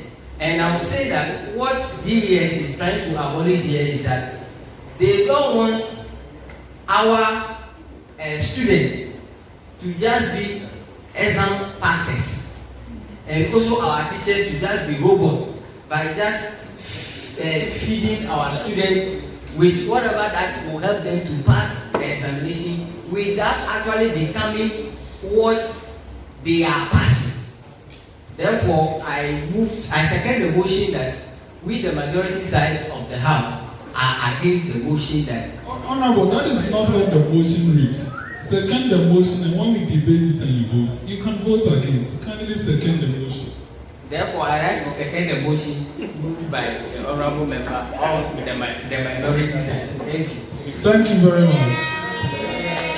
Honorable members, motion moved and seconded is now for the debate of the House. Honorable members, any contribution on the motion? You have to catch my eye. Rise if you want to contribute on the motion. Honorable Elom, Youth MP for Kwame. Thank you, Honorable Speaker. My name is Elom Kosei, the Youth MP for Kwame constituency. Now, I want to draw the majority side to this. If you are saying that termly exams is no more important, that it only assesses chew and poor of the students, I want to prove to you that termly exams play a very crucial role in the basic education. And the most important one of that is feedback for improvement. Without termly exams, there won't feedback. Now, these feedbacks that the teacher receives from conducting these exams help him or her, it helps the educator to make pre-informed decisions on the areas where the students are struggling or where they are excelling. And now, these feedbacks also help the educators to strategize different teaching and learning methods to ensure that the students understand better. And also, it prepares them for the bigger task ahead. You can be preparing students for BEC without letting them write termly exams to prepare them mentally for the exams. Now, if they are saying that termly exams should be cancelled, then I push this forward to them. Cancel all friendly matches for Ghana. The Ghana Black Stars shouldn't play any friendly match. They shouldn't make any practice or whatever. And they should go and play in the African Cup and World Cup. If they win, come back and make this policy stand. Thank you.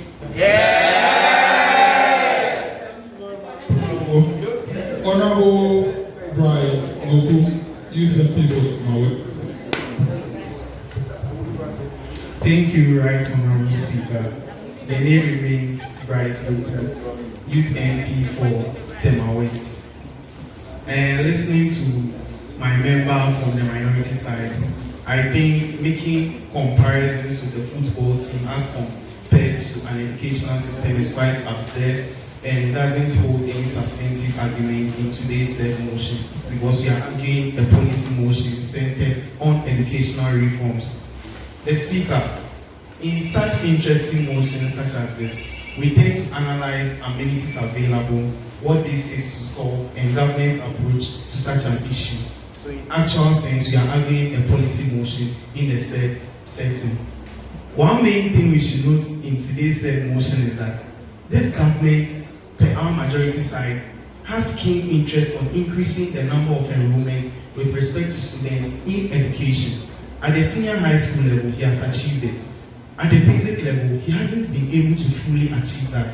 Why is that the case? Students don't see the necessity to actively involve in classes hours. They tend to delay in farming and fishing practices because they know at the end of the term they will still be present to write their terminal exams. Hence, a lot of analysis hasn't been paid on cumulative assessments, but rather terminal exams, which tends to downplay the intelligence of our educational system. The Speaker, note one thing. The assessments that we are preaching on majority bench is not an assessment that doesn't give feedback to the teachers. Anything that the student is tested on, when the results come out, it definitely gives feedback to the teachers. And it clearly argues and cancels out that whole argument of assessments or feedback not given to the teachers raised by the minority side highly charged. Permit me to use certain harsh words because this is a debate that is quite sentimental on my side. Now, the reason why we from majority side are in favor of this policy is that the moment government begins to venture into this policy, lots of priority is placed on assessments. Lots of priority is now placed on individual understanding of classes or lecture halls teachings. Because with respect to cumulative assessment as compared to terminal exams, lots goes into the certain practices that or the certain benefits students tend to gain during classes hours.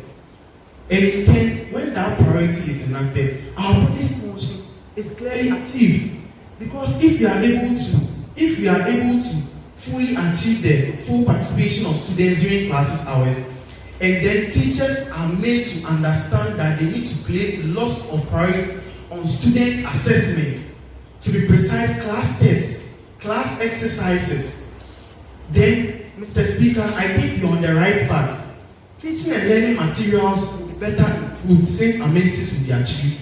Government will be more centered on encouraging the number of performance in students' enrollment, and then the parents will also see the need not to take students to fishing practices or farming practices, but rather to bring them to school, because terminal exams doesn't clearly define the progress of a student in the teaching or the educational sector. Thank you. Thank you very much. Over here from the minority side, it seems you only have one rebuttal. Oh, only your leader. Okay, leader, you would surely give a concluding remark before the question will be put. So I believe that you give an opportunity for your members to speak. Let's hear from Honorable David Akatsi. He has not spoken the entire day. So I'll give him the opportunity. Thank you, Mr. Speaker. The honourable member referred to this policy as trash, in his words. And in all honesty, Mr. Speaker, I believe that both he and I are products of the same system that he just referred to as trash. We all took terminal exams, and yet it has turned us into very responsible citizens. And here we are representing the good people of our constituencies. Mr. Speaker, I went to Keta Senior High School, and at the time, during the second term, we do not take the end of term exams. We take tests. And I can tell you, Mr. Speaker, that for a fact that there were lots of my mates during the day who did not take those tests because it was just tests. Those were not going to come back to affect them in any serious way. So a lot of people will go home at the end of the term and not take those tests. But during the third term exams, everybody made sure that they stayed to take those terminal end of term exams, because that would actually decide whether you're going to be promoted or repeated. Mr. Speaker, we on the minority believe that the same system we went through, it is not a stupid system. Of course, there are changes that must be made to the system, but abolishing or cancelling terminal exams, end of term exams.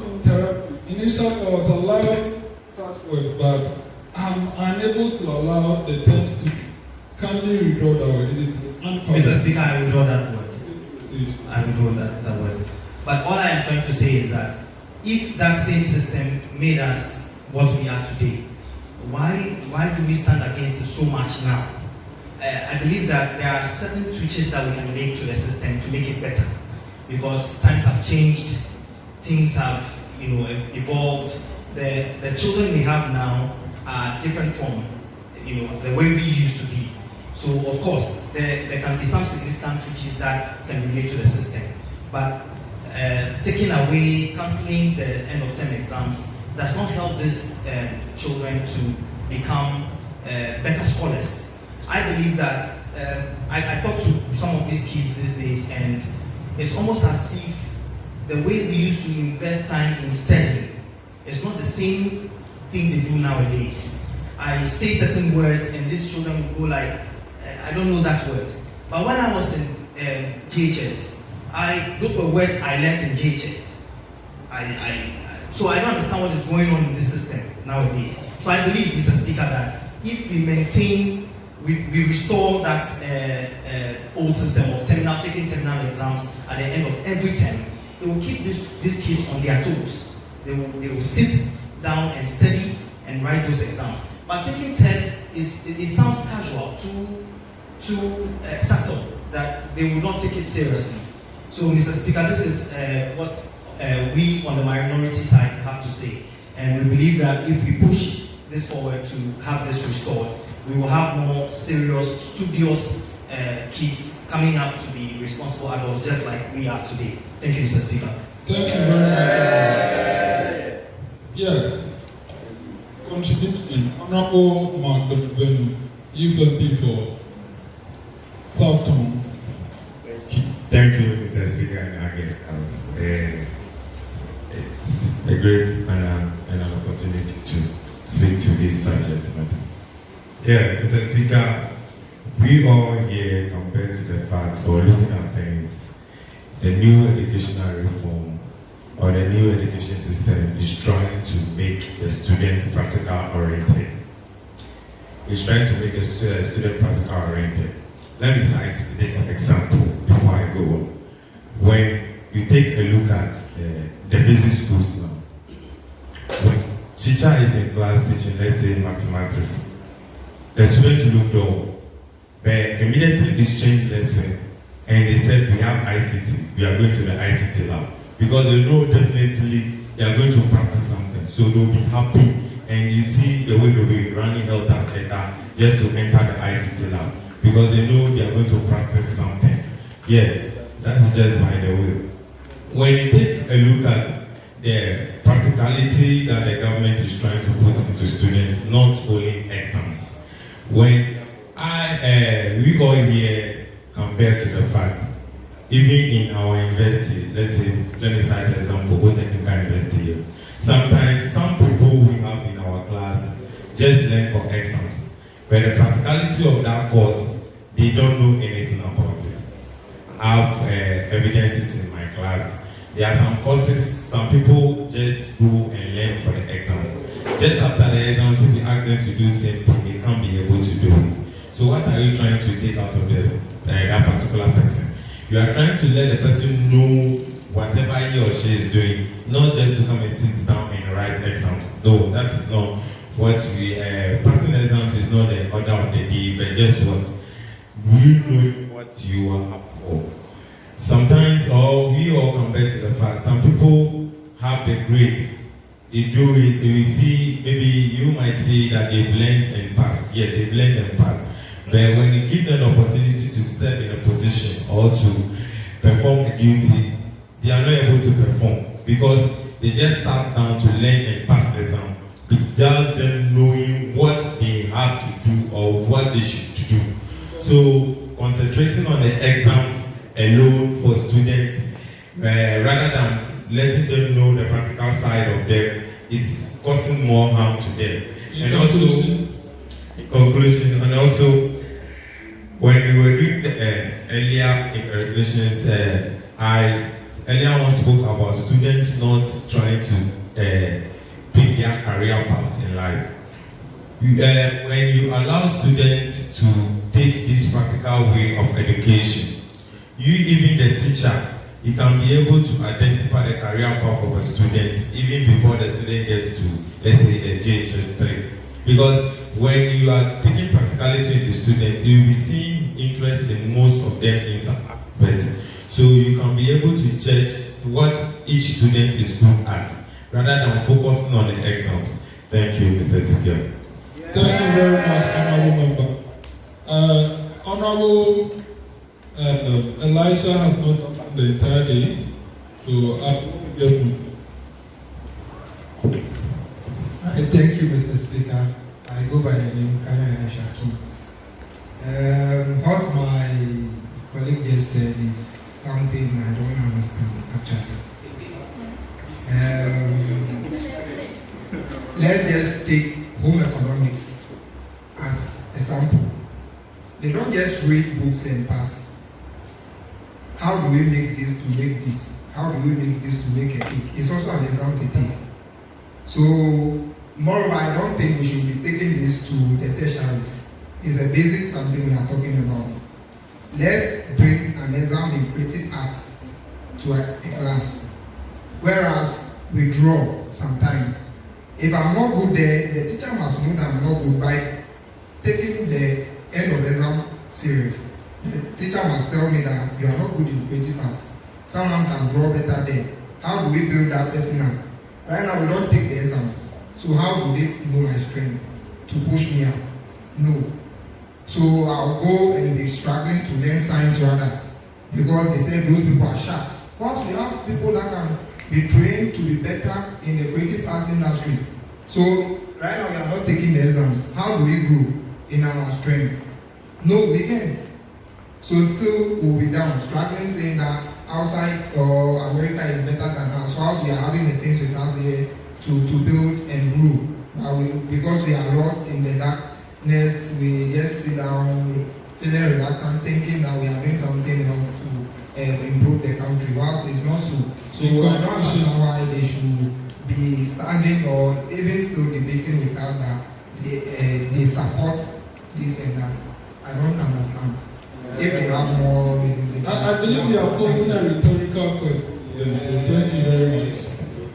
Yes, Honorable Harriet Abude. Yes, thank you, Honorable Speaker.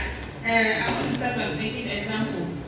There's a lady in my when I was in school, level 200, one of my colleagues behind me, exam time, she was saying, Harriet. I don't know anything of that. Result, she'll get A, I'll get B. But what did she study? You see her sweeping the lecturer's house. That's all I really want to say. She has not used the remaining of her time too. She has to do that before. Okay, let me give it to my colleague to butter the bread. Okay, thank you. Thank you very much. So you are using her time. Yes. So yes. Standing on her point, I want to rebut some of the points raised by minorities. So first one, Honorable Elon talks about feedback and educators. Yes, the educators are not only teachers in the classroom. Educators are the people in the Ministry of Education. They are the people in the Ghana Education Service. And they are giving us the feedback that the theoretical aspect of education in the past years is enough. That Ghana, we are no more interested in the theory. We want to be practically oriented. And they are saying that the foundation, when the foundation is not strong, the lengthening or whatever will break. And we all can attest to the fact here that we are having problems in our tertiary, in our senior highs and tertiary, all because the foundation is not strong. We don't even know what we are going to do the next day because all we do is just to study and pass exams. And that's all. So I want to say that the policy that they want to bring on board is not a bad policy. And they are not enforcing that policy on us. But it's a good policy, which we only need to understand certain things about what they are bringing on board. And if we can be able to articulate these things. I am an engineer, and I know what I'm facing after passing 3 years in Whole Technical University, where even when they are saying, go and bring nuts, I don't know nuts. But I can troubleshoot tractors, I can troubleshoot harvesting machine on a book. But when it comes to the practical, I cannot. All because the foundation is wrong. So I want to conclude and fall on the clarion call that we, the majority side, are of the view that GES and Ministry of Education are not just tabula rasas, are not just white elephants to just stand up one day and bring out policies that will not have impact on us. Therefore, let's go back to the drawing board and access the knowledge that is within that policy that they are bringing. Thank you, Mr. Speaker. Thank you very much. Yes, Honorable Billy Bagoso. Thank you, Mr. Speaker. name is Philip Agbaxode, MP for Akatsi. Sometimes I don't understand what the majority is trying to say. But maybe we will need them. When they are talking about feedback, I'm a professional marketer. What actually we do with feedback as a business is very, very important. You can actually produce all that you have produced, but if your customers have something wrong with it, they must tell you. So if they don't tell you, how will you amend those problems? So therefore, you've been to school. Now you need to, it's like a judgment day. You need to write an exam. So that exam that you are writing, and when the report is out, that's what actually you will take to your parents or even your class teacher. Then they will say to you, oh my son, the last time you were let's say you were second, you can really do it better. So you need a feedback to really encourage your own to move on. In conclusion, let me use myself for example. And when I was in primary school, I was doing very well. But when I moved from the village to Accra to continue, I realized that I was dropping. Then my mother called me. What happened? What happened? The reason why I asked that question is because I got a report card. Assuming there's no report card, he or she will not know that there's something wrong. So we are saying that the terminal examination is very important. That is what has raised the great people that we have seen today, and you and I, we are aiming to be like them. So therefore, we are standing by that we are defending that and we want to maintain the terminal exam. Thank you very much. Thank you very much. Honourable members, we are drawing closer to the conclusion of the debate, so I will only take one additional contribution from each side before the leaders will conclude and I'll put the question. So coming to the majority side, Honourable Bright, the last contributor, before your leaders' remarks. Thank you, Right Honourable Speaker. I go by the name Bright Buku, MP for Tema West. And I think today's motion we have two main problems. That's on the feedback from the teachers. And then with what you also said, you can also understand that he has a problem with the assessment levels. Now let me give a brief exposition on the nature of technical exams. This is a brief exposition of their students. They can argue all they want, but this is proving the status quo. It exists in status quo. And one main thing you should note in our world that we are preaching is the activeness and priority that is placed on class assessments and class tests. Now this is what you get from us. They take parents who know what the students are actually doing during class. But I think the parliamentary candidate for Whole Central did a better job explaining the policy to us, of which I feel minority side were not paying attention. He made us understand that at the end of these assessments, parents sit down with these students and the teachers. They carefully analyze the results of these students, take appropriate decisions on what the students need with respect to these assessments, and then make the basic and best decisions for the students. With pending exams and report cards, your teachers are not there with your parents for that. You take these report cards home. But with this new policy that we are preaching, it's a whole stakeholder involvement. We have the parents involved, teachers involved, governments involved, and even the juniors involved. What else is the best priority for a student? I think with this policy, we shouldn't just accept it. We should adopt it, love it, and care for it for its own. Thank you. And implement it. Thank you very much. Minority Caucus, only one of you can speak. I thought we agreed that Elo will speak. Or I should just, okay, don't worry, just tell him his points. Tell him your points, and he'll speak for you. So communicate your points to him. I am Eno Kodzi, the MP for Pando constituency. Now, back to my honorable member. First of all, he referred to me linking the football practice to terminal exam as invariable. According to him, the variables did not match.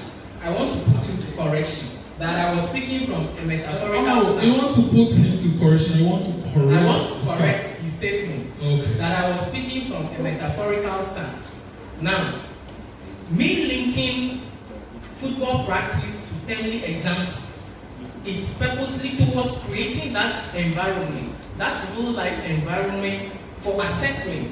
You can't tell me that asking verbal questions and verbal interaction with students will give you the feedback you need.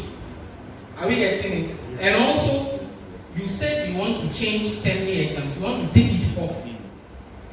What is the problem with the termly exam? What particular problem can you specify that this, because of this, you want to take it out? And now, how does the termly exam affected you to where you are today? How does it affect you?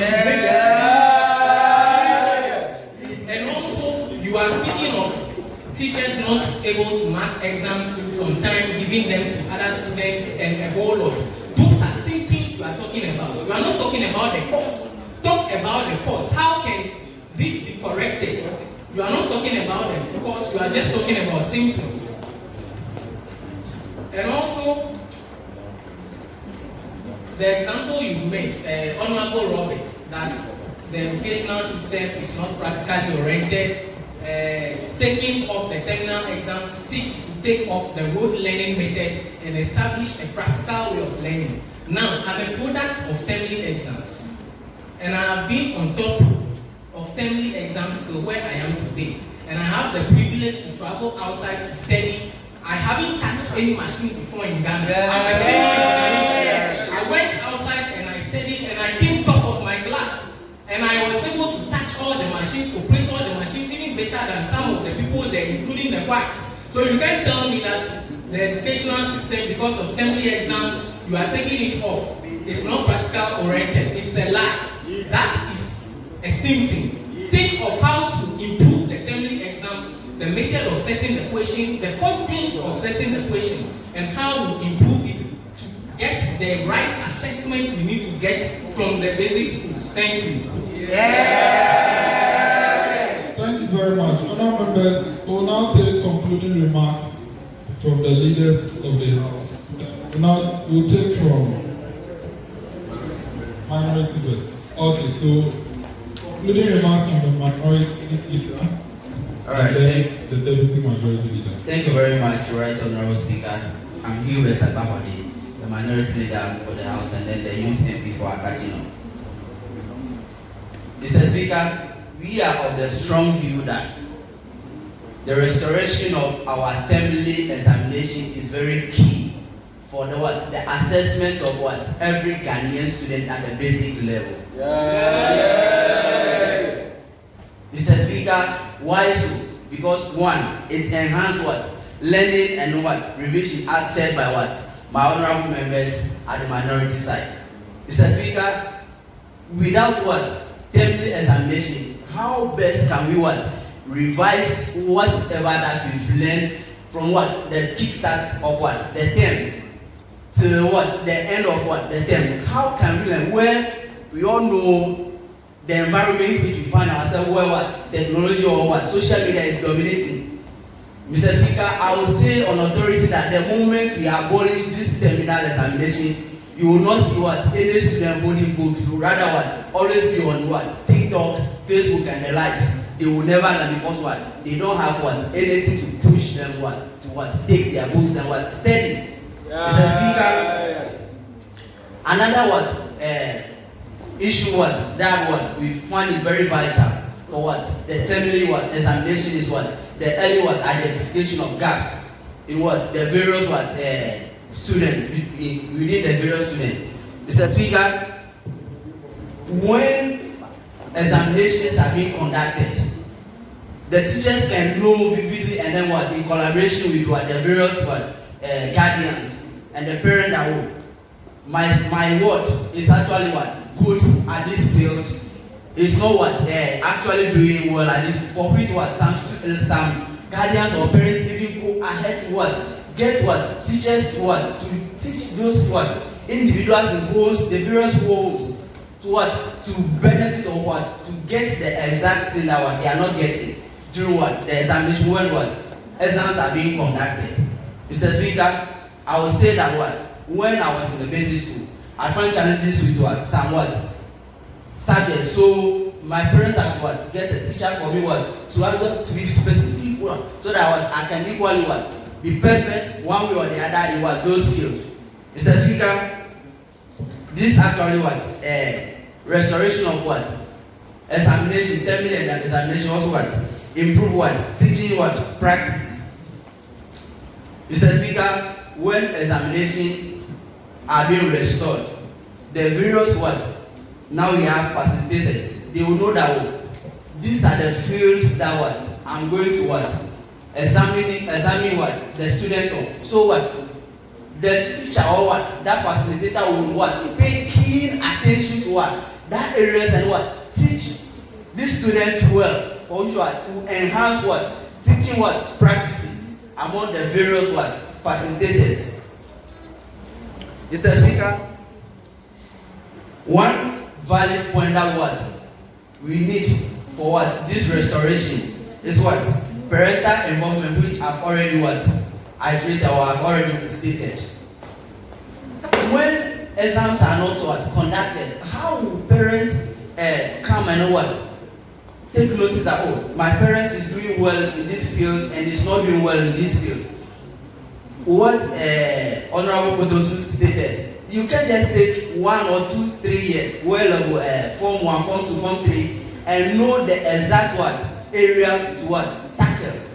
Where what? When you are in Form 1, previously, you know that you take first term exam, second term exam, and third term exam in one class.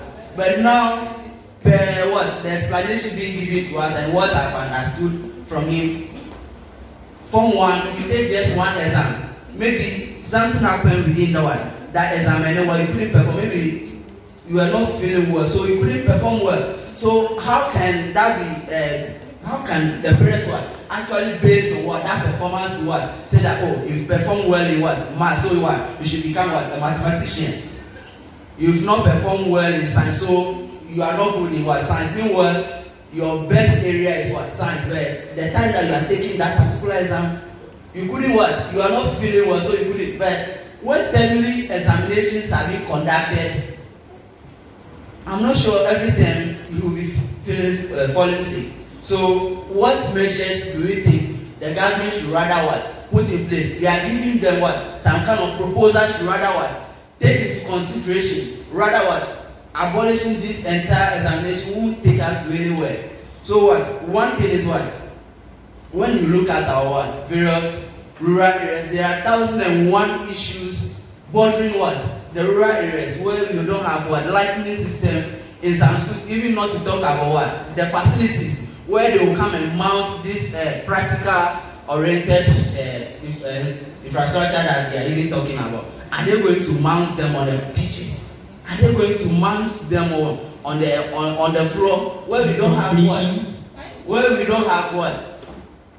Facilities for what? Students to study. There should be what? A different approach to what? The abolishment of what? This terminally examination. Improve what? Resource allocation. Mr. Speaker, I will say on authority that what? Somewhat basic schools don't have what? The resources. My honorable member earlier stated that teachers don't mark the scripts. That shouldn't be a yardstick for what? Abolishment of what? Terminally exam. But rather what? You should take what? What's the costing? What is actually costing that? When what? Students are more than what? The teachers or the facilitators. That what makes the teachers very reluctant what? To mark the scripts. We should rather be thinking about what? Employing more teachers where we have what? More teachers but they are not even what? Pushing them to the various classrooms to go and teach. They should rather employ whereby they will divide what? The classes. So that we will have what? A small size classes for what? Learning and what? Teaching to what? To progress smooth and what? Fast. So I don't think what my honorable member at the other side battling with us, I don't get the head and tail of it. In conclusion, Mr. Speaker, what other approach you should take is what? To what? Reduce what? The stress being taken. One honorable member earlier on stated that at times the number of hours that we spend in classroom always intends make our minds dormant at times. So if there should be a way that the stress where honorable members said in the US or other countries they have only 4 subjects where they will take exam for all those subjects. Those are the areas that we should be looking at. The subjects, even this current curriculum, I've learned that one subject has been abolished, for which the authors of those books have to sell it as soon as possible. If not, they'll make loss. And people that are also selling those books have to pushing faster to sell those books. Thank you very much.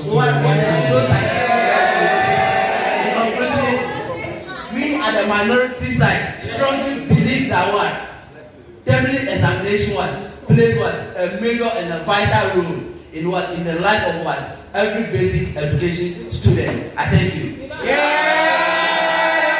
Thank you very much, the minority leader. Deputy Majority Leader, concluding remarks.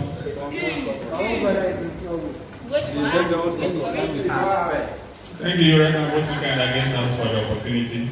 A second, why are you standing with him? I have not recognized you. Mr. Speaker, you tell me my support and then Honorable, kindly resume your seat. Kindly resume your seat except the person making the remarks. Thank you very much, Right Honorable Speaker and against us for the opportunity. Mr. Speaker, based on this motion, this side of the House, and based on the debates stated by honorable members of this side of the House, in fact, we've done well. We are conquering today. You're already sweating, you can feel it. Mr. Speaker, I don't know what the minority leader just concluded. He just ranted, and at the end of the day, we don't pick any nutrients out of it.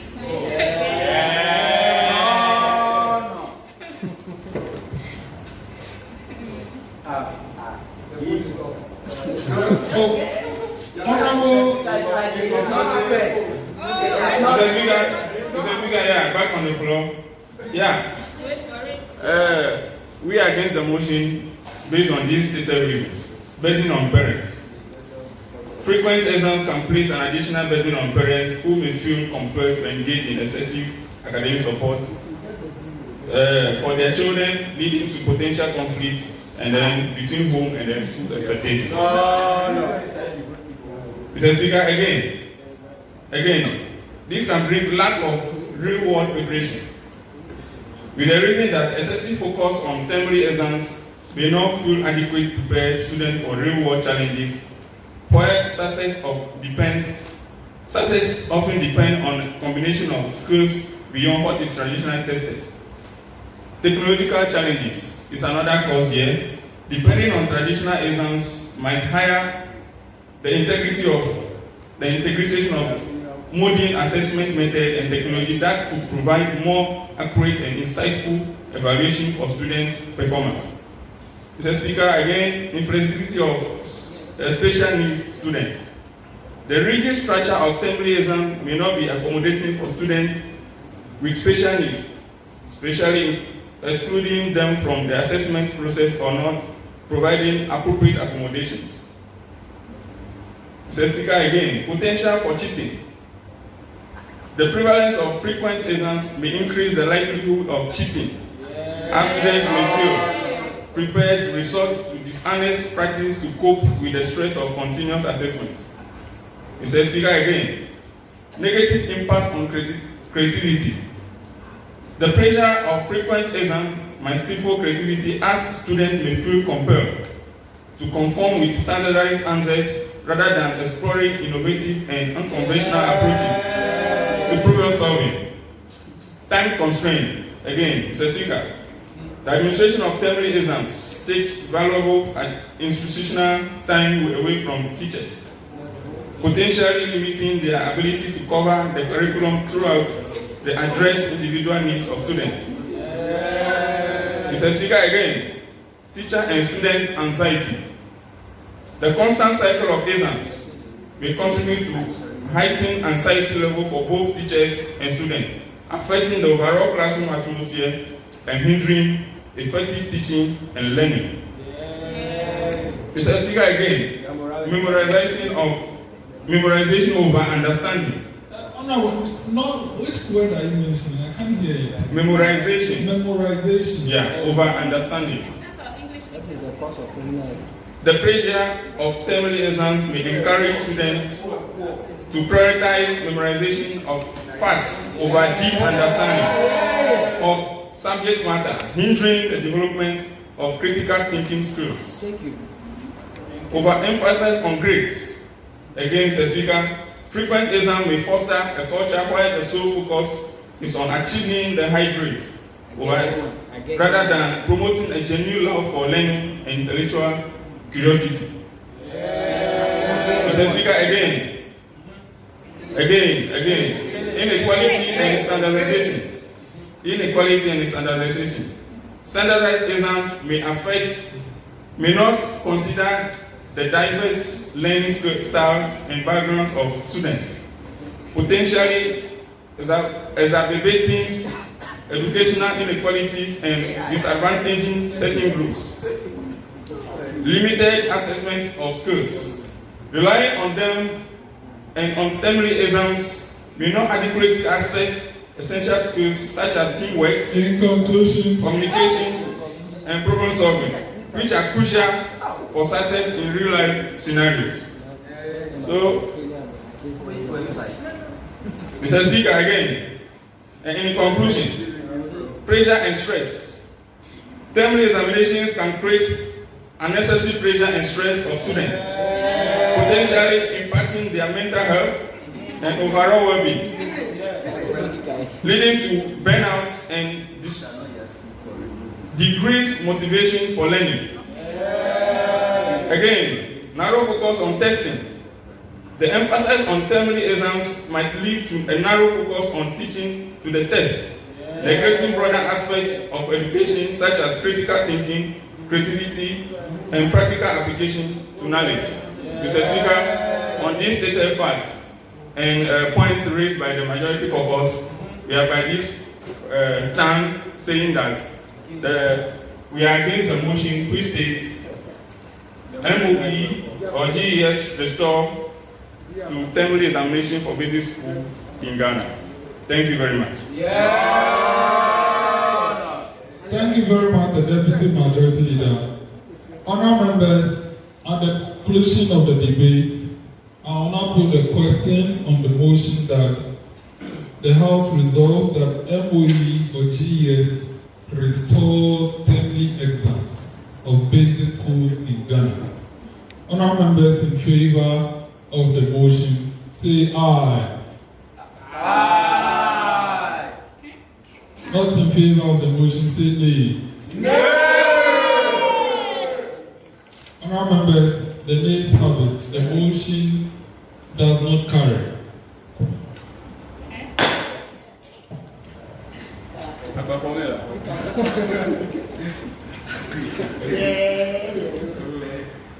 Honourable members, as the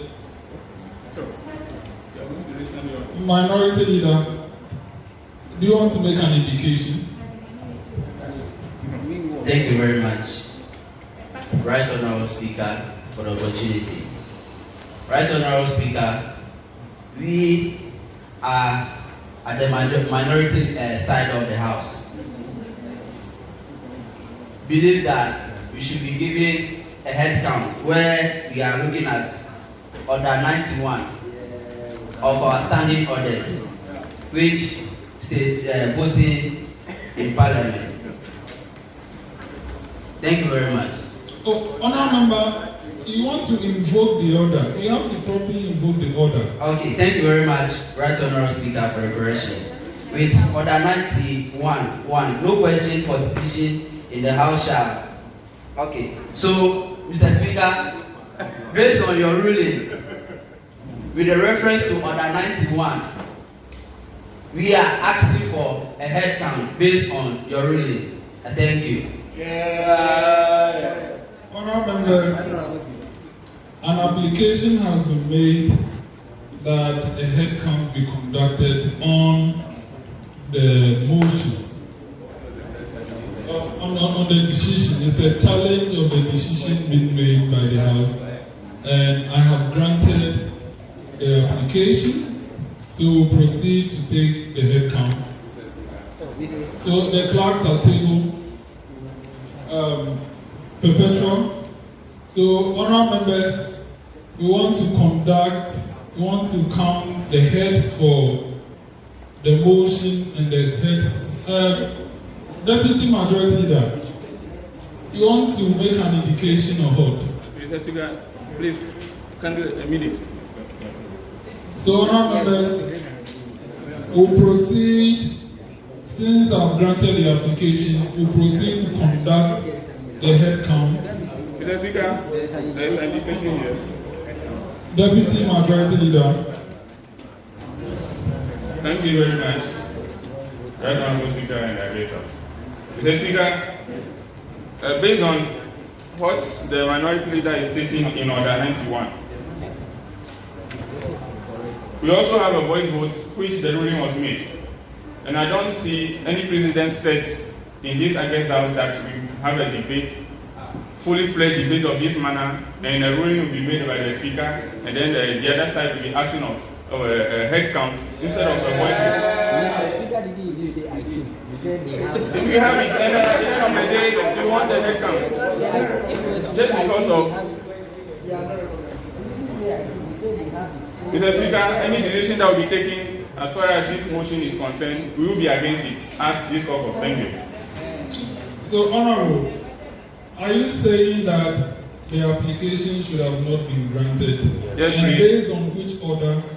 Yes, please. Mr. Speaker, as we speak, he just made a voice application. There is no even written any application. So I don't get the reason why we are being progressing here. So, thank you very much. Let me hear from the minority leader.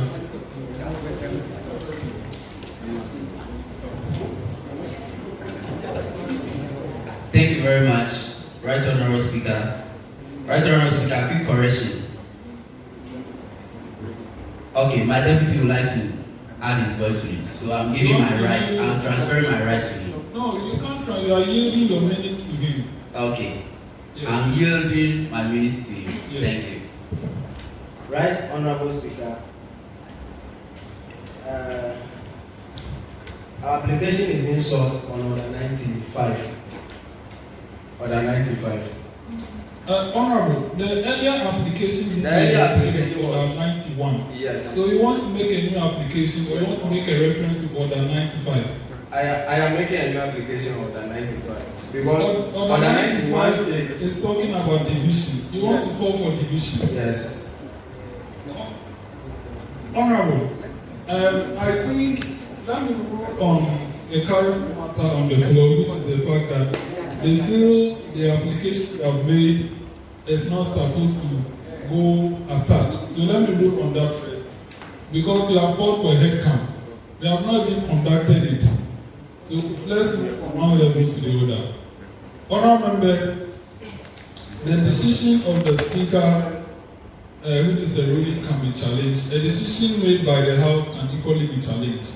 An application was made invoking Order 91, calling for a vote, calling for a head count on the question being put, because they think the nays does not have it. And I've granted that application. So if you want to rather call for another voice vote, then you have to call for that basically on that same motion. Okay, but I've granted the application because they have challenged the decision of the House, and I'm going to go ahead. I'm going to proceed for a head count to be made. Yes. Honourable. Thank you very much. Mr. Speaker, the standing order that they are bringing on board, which you are accepting now, when we also look at the clause 2 of that standing order, and even the 1, he say otherwise. And the 2 is saying the Speaker shall have neither And we have a year or nay vote or voice vote in Parliament.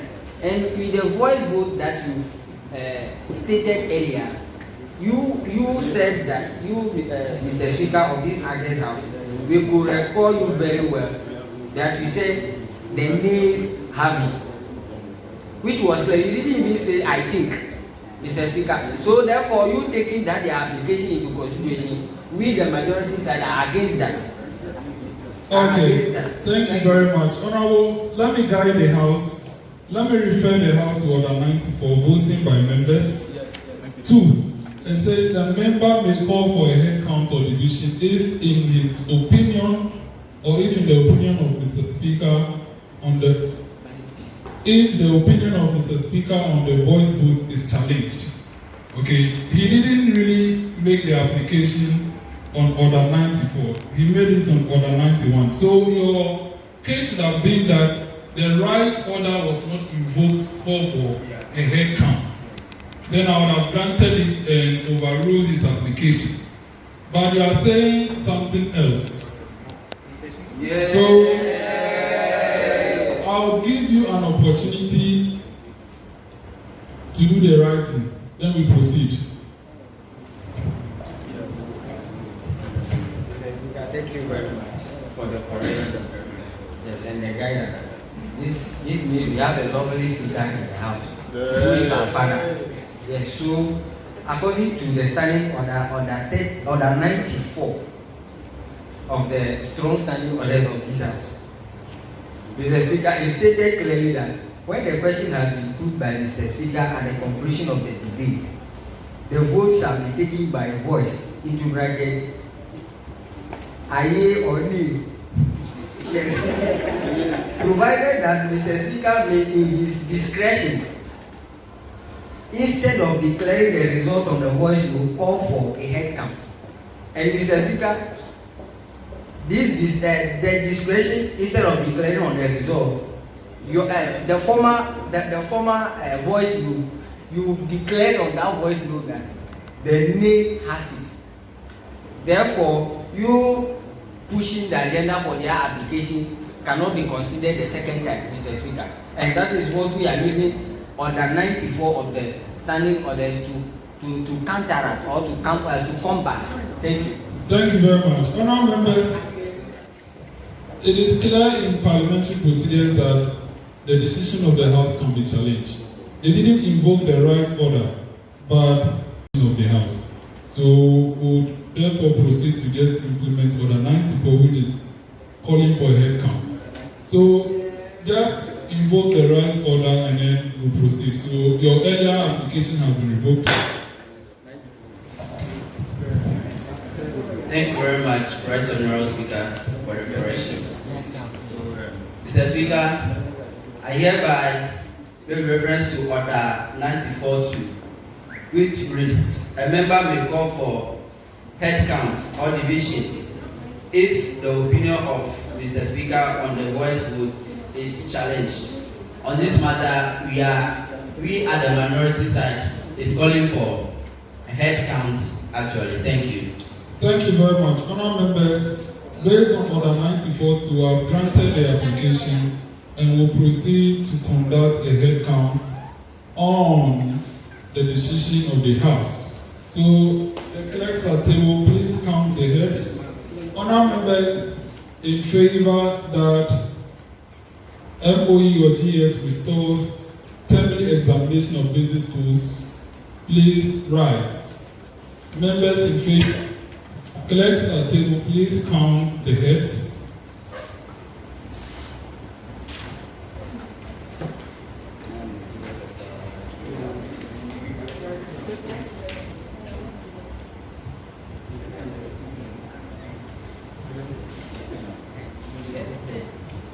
Thank you very much.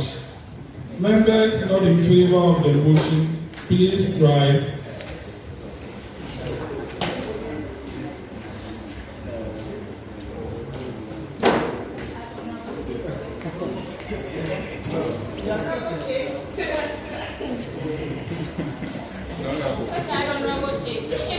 Please, you post stand at once.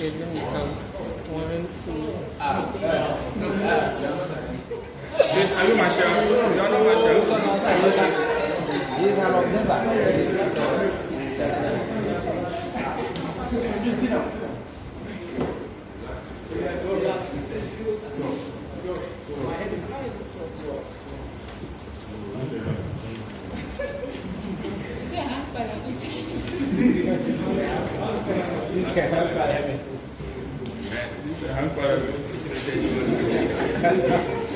Honourable members, thank you very much. You may resume your seat. Honourable members, the question was put again and the heads were counted. And the ayes were 10, the nays were 10. And according to our laws, the motion is lost. Therefore, the motion does not carry. Honourable members, we are in an exciting time, and I want to humbly call on. We have two distinguished members of Ghana's Parliament here, and they are still here with us. Most of the times, when members come, they leave, but they are still here with us. And it's important that we hear their final remarks before we adjourn. So let me first give the opportunity to the MP for Keta, Honourable Jijoli Kwame, to give his closing remarks, and then I'll go to Honourable. Thank you very much. Right, Honourable Speaker, thank you very much for the opportunity to give this conclusion. It has been insightful and interesting. I mean, the paper of Parliament is very interesting. Yes. The only observation I will make is that in terms of catching the eye of the Speaker, you give opportunity once. You can't give opportunity to members twice. And then when the maze is time. Yes. So unless it's slanted down, who's can be relaxed. I guess nothing. So as it's standing like this, you can't give opportunity. And anytime, and then all in each of the sidelights, and then you are calling them. You call those who are members first, because finally every motion or the opportunity is given to leadership to give. Because at a point you call leadership first, and then you go into the members, and come back to leadership to the conclusion. So that one cannot. So people will give them the opportunity. Now, in terms of debate in Parliament, when we are debating, we can't be reading. Because if you are reading, there are standing orders against that. We put that for you that right Honourable Speaker, my colleague is reading, and then it's not debating. And then they can stop you. So I can see the majority of the hours.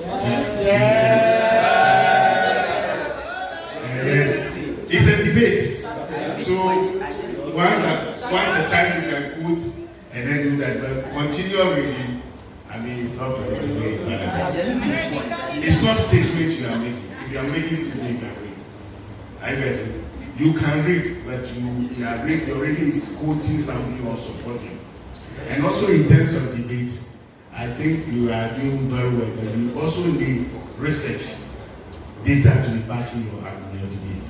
Because in Parliament, the name of the game is evidence. So when you are debating, you must be justifying your debate with what? Peer-reviewed journals. You have to quote certain data. So that is why MPs have research assistant and research people to do research and bring you information. When you're on top of your argument, you are talking like academia. I mean, quoting various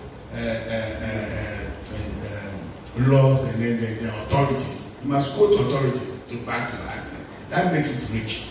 But if you are debating, just debating, we are not backing with the authority. If the opponent to see as we shallow, are you getting the point? So you are quoting. And also, those are the things I think we should also be engaging in terms of the debates. And then I think that's what I have for you. Thank you very much.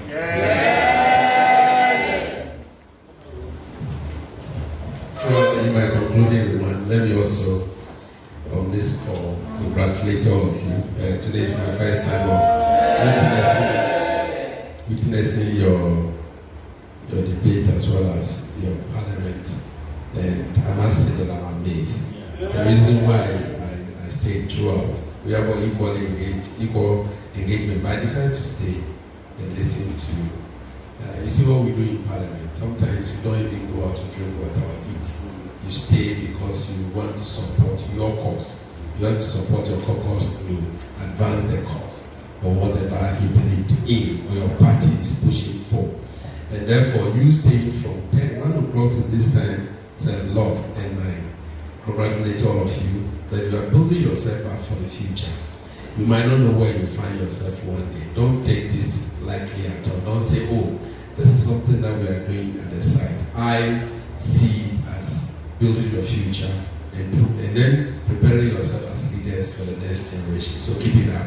It's a good work you're doing. Now, to the substantive. The motion itself, I will not talk about the debate, but I will talk about issues around the debate. My colleague has just mentioned two, and so I'll leave it like that. I've not studied standing orders, so I don't know whether your standing orders allow for reading or just refreshing your memory or reading copiously. If it's reading copiously, it allows you to do what we call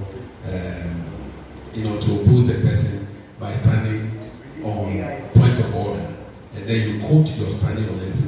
It's a speaker on point of order. Order so says that you cannot read copiously, but you can refresh your memory with your note. The second one also, he spoke about the fact that you need to back your argument, your debate with facts and figures. And so let people do research from if your most at the time some research a little bit. You are preparing yourself for the future. Do small research and back it with research and so on and so forth. Now to the clerks. Normally you don't allow the speaker to struggle. I realized that he was struggling. The work of the clerk is to support the speaker. And so if the speaker is quickly looking for either an order or he wants to make a ruling, it's the work of the clerk to quickly rush to the speaker and say, in earlier ruling or the standing order or this and that says you should rule on this. Then the speaker will not be struggling, not going through the standing orders. Often, when you look at our class, they rush to the speaker and advise. Yours is on advisory, role, so you are supposed to be doing that. And so, please, the class, if really you want this to progress, then study the standing orders. Be the masters of the standing orders, so that you can be advising the speaker as such. Now, the motion itself, I noticed that there are a few corrections I need to do. Now, the minority side, were the one who brought the motion, okay? So as you propose the motion, as you make the motion, it is the majority side that will second the motion. So when you write there, it says, Speaker, I write to second the motion, ably tabled by the minority leader. And you quote the motion. Then that's just seconding it. Then you can make brief comment. You say, Speaker, I do not agree with the motion. I'll make my preliminary comments and come back. So you are informing the speaker that during the main debate you come back, okay? So once he is tabling the motion, you are seconding the motion. So yours will be, I second the motion, ably tabled by the minority leader, on so and so. But I will make my brief comment and make your brief comment, letting the whole world know that your side does not support the motion. Okay? Then when it comes to your debate, and when you are called by the speaker, those of you who support the motion say, Mr. Speaker, I write to support the motion, ably moved by my leader or ably moved by so and so. And in supporting the motion, then you bring your argument, okay, or your debate. Those of you who do not support the motion, you say that I rise to contribute. Have you seen the difference? While you are supporting the motion, the second one, I rise to contribute to the motion. So it means you don't support the motion. You are contributing. And so you bring your argument. I don't know whether I've explained myself. First, you rise, or whoever is tabling the motion, you rise, and then you table the motion. Whoever is seconding will say, I write to second the motion, and if there are any preliminary comments, make it. And request the speaker that you come back with your main, debate. And those of you who are supporting the motion, then you said, I write to support the motion ably made or tabled by whoever. And those of you who do not support the motion, you said, I write to contribute to the motion ably, then you start your argument. These are a few things that are, but the only things that I didn't say any of these at the minority side. And so sorry. I've seen a lot of ladies here, 3. And when it comes to my side rather, there are no ladies, I don't know, minority will have other. You don't have ladies. We have ladies where they are. We have the women. And so on that note, I want to congratulate all of you. Your next session, let's get the information early. If I will not be able to come, I will send somebody from the Caucus to also be around. I want the Caucus to adopt this Parliament. And so we'll be sending people to be teleguiding you and also helping you to develop it. It's a good thing. I've traveled across the world and I've seen youth parliament progressing. People from the youth parliament progresses. Recently there was this lady from the US who studied at Ashesi University, and she's now a Congress lady in the US. She's young and she came, with the opposition, that's Donald Trump's party. And she came and said, well, she was part of Ashesi Youth Parliament. Ashesi has a parliament. And today she's a Congress person in the US, young girl. So you don't know where you find yourself. And don't take this as it's a joke. No, you are not joking at all. You are doing a lot. And once again, congratulations. Thank you very much.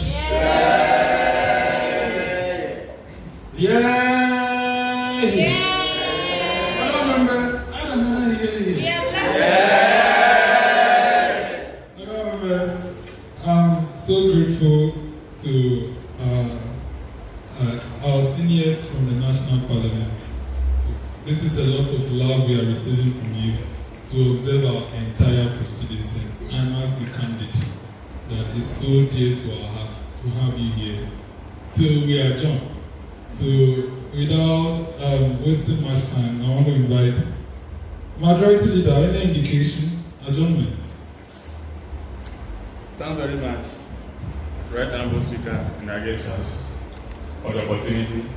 Mr. Speaker, we this side of the House are very grateful for today's session, especially our guests of honor we have in our midst, for honoring us, nurturing us, educating us on issues of education and that of rudiment of Parliament. We are much grateful. We have a lot, and we went to Parliament the last time, and then we knew what Parliament actually entails, the broad scope of work that parliamentarians does. As we've been hearing in our constituency levels, people used to say some derogatory statements, make some derogatory statements about MP. They go there, they don't do anything, they just be sitting. But we understood, the youth, the upcoming ones understood what it takes to be an MP. And if you don't title your belt very well, you resign. Let me use this way. So we are much grateful for honoring us.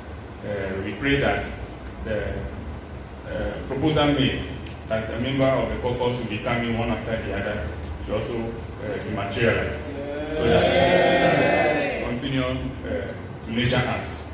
To the minority side, we are also grateful for the rebuttals, then your point raised as far as the debate is concerned. Yeah, that's good, but at the end of the day, we all find a resting place. Which at the end of the day, we have a hung parliament in terms of the division. We are much grateful. We are much grateful. We thank you very much for today's sitting. So on this note, Mr. Speaker, I humbly move for adjournment of the sitting to the next sitting. Thank you.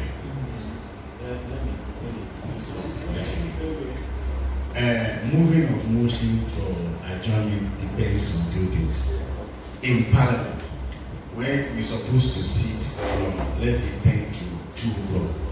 So when it is 2 o'clock and then business is on the floor, the speaker will ask for extension.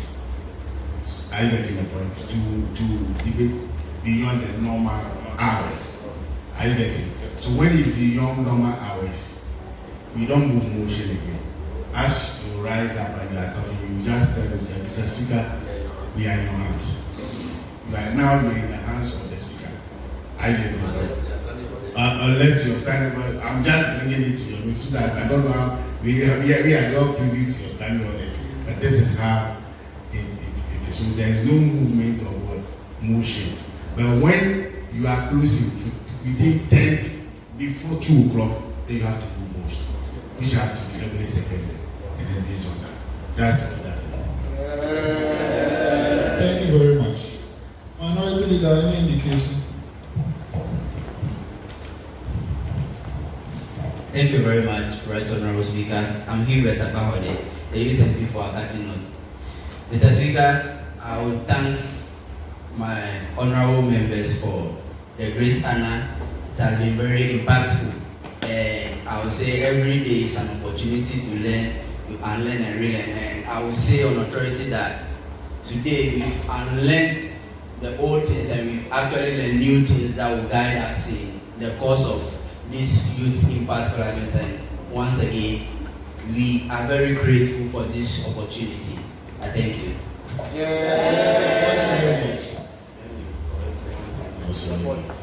And then as you rise up, you can also, if it's like it's before 2 o'clock, then you will see to support the motion raised by the authority. But it's beyond, then after speaking, you tell the speaker we are in your hands. Are you getting that?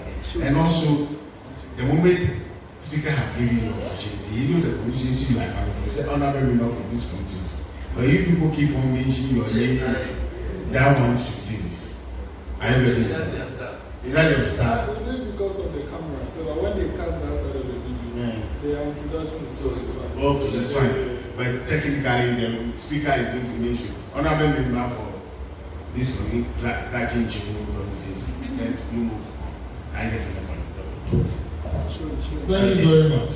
Okay, Mr. Speaker, we are in your hands. Thank you very much.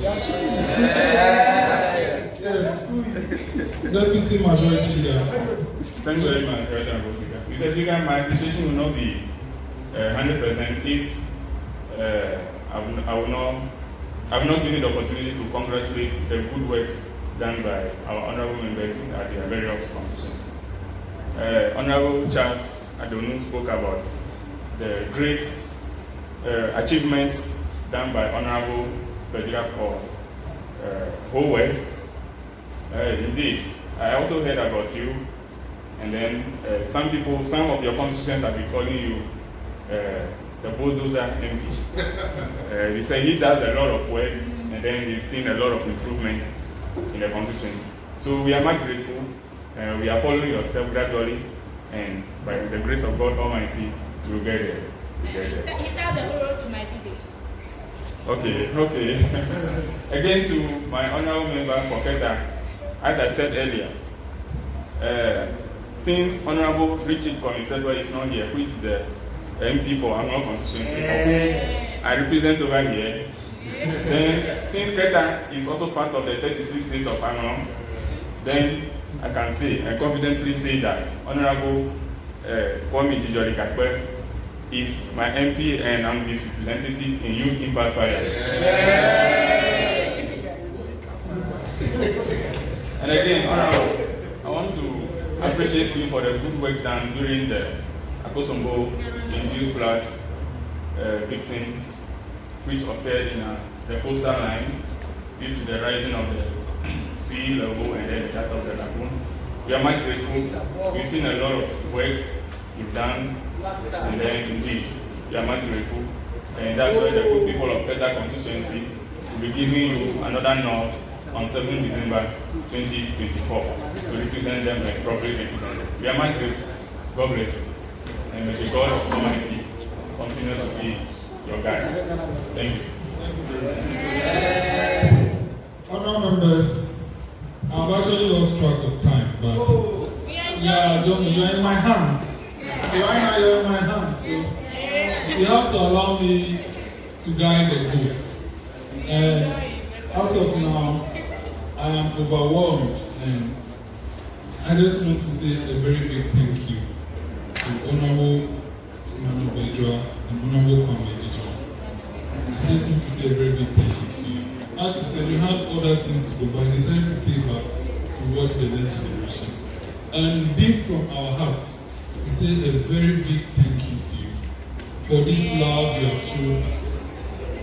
We want to say a very big thank you to you. I want to assure you that we will not disappoint you. This house is going higher and will keep on going. Last year, we won the award of Youth Association of the Year. And then we are the only youth parliament on the Hansard of Parliament of Ghana.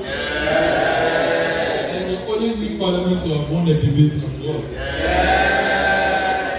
And just a hint, you very much soon hear about our bicameral legislature. Wow. We are hoping to soon add an upper chamber and make this on a lower chamber. So this is just a spoiler alert. And we are always ready under your guidance and we are learning. I want to thank you for the honest views you have shared. And the ones that are not supposed to be aired, I want to promise you that they will be taken out. Thank you very much. On this note, honourable members, this house now do stand adjourned to the 7th Parliamentary sitting. I thank you.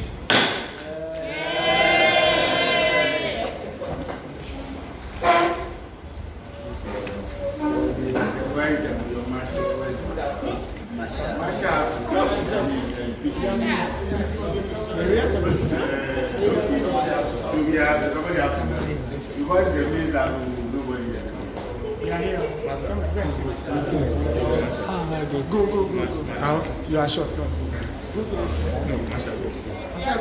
Carry that. That's too much.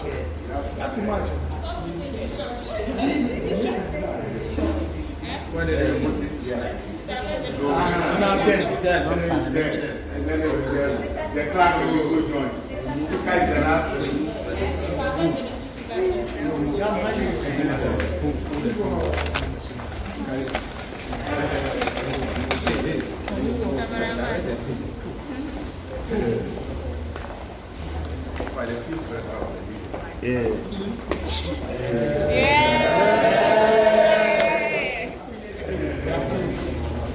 Majority caucus, well done. You first. You get your shoulder. Deep in your heart, you want to debate for this motion. I know.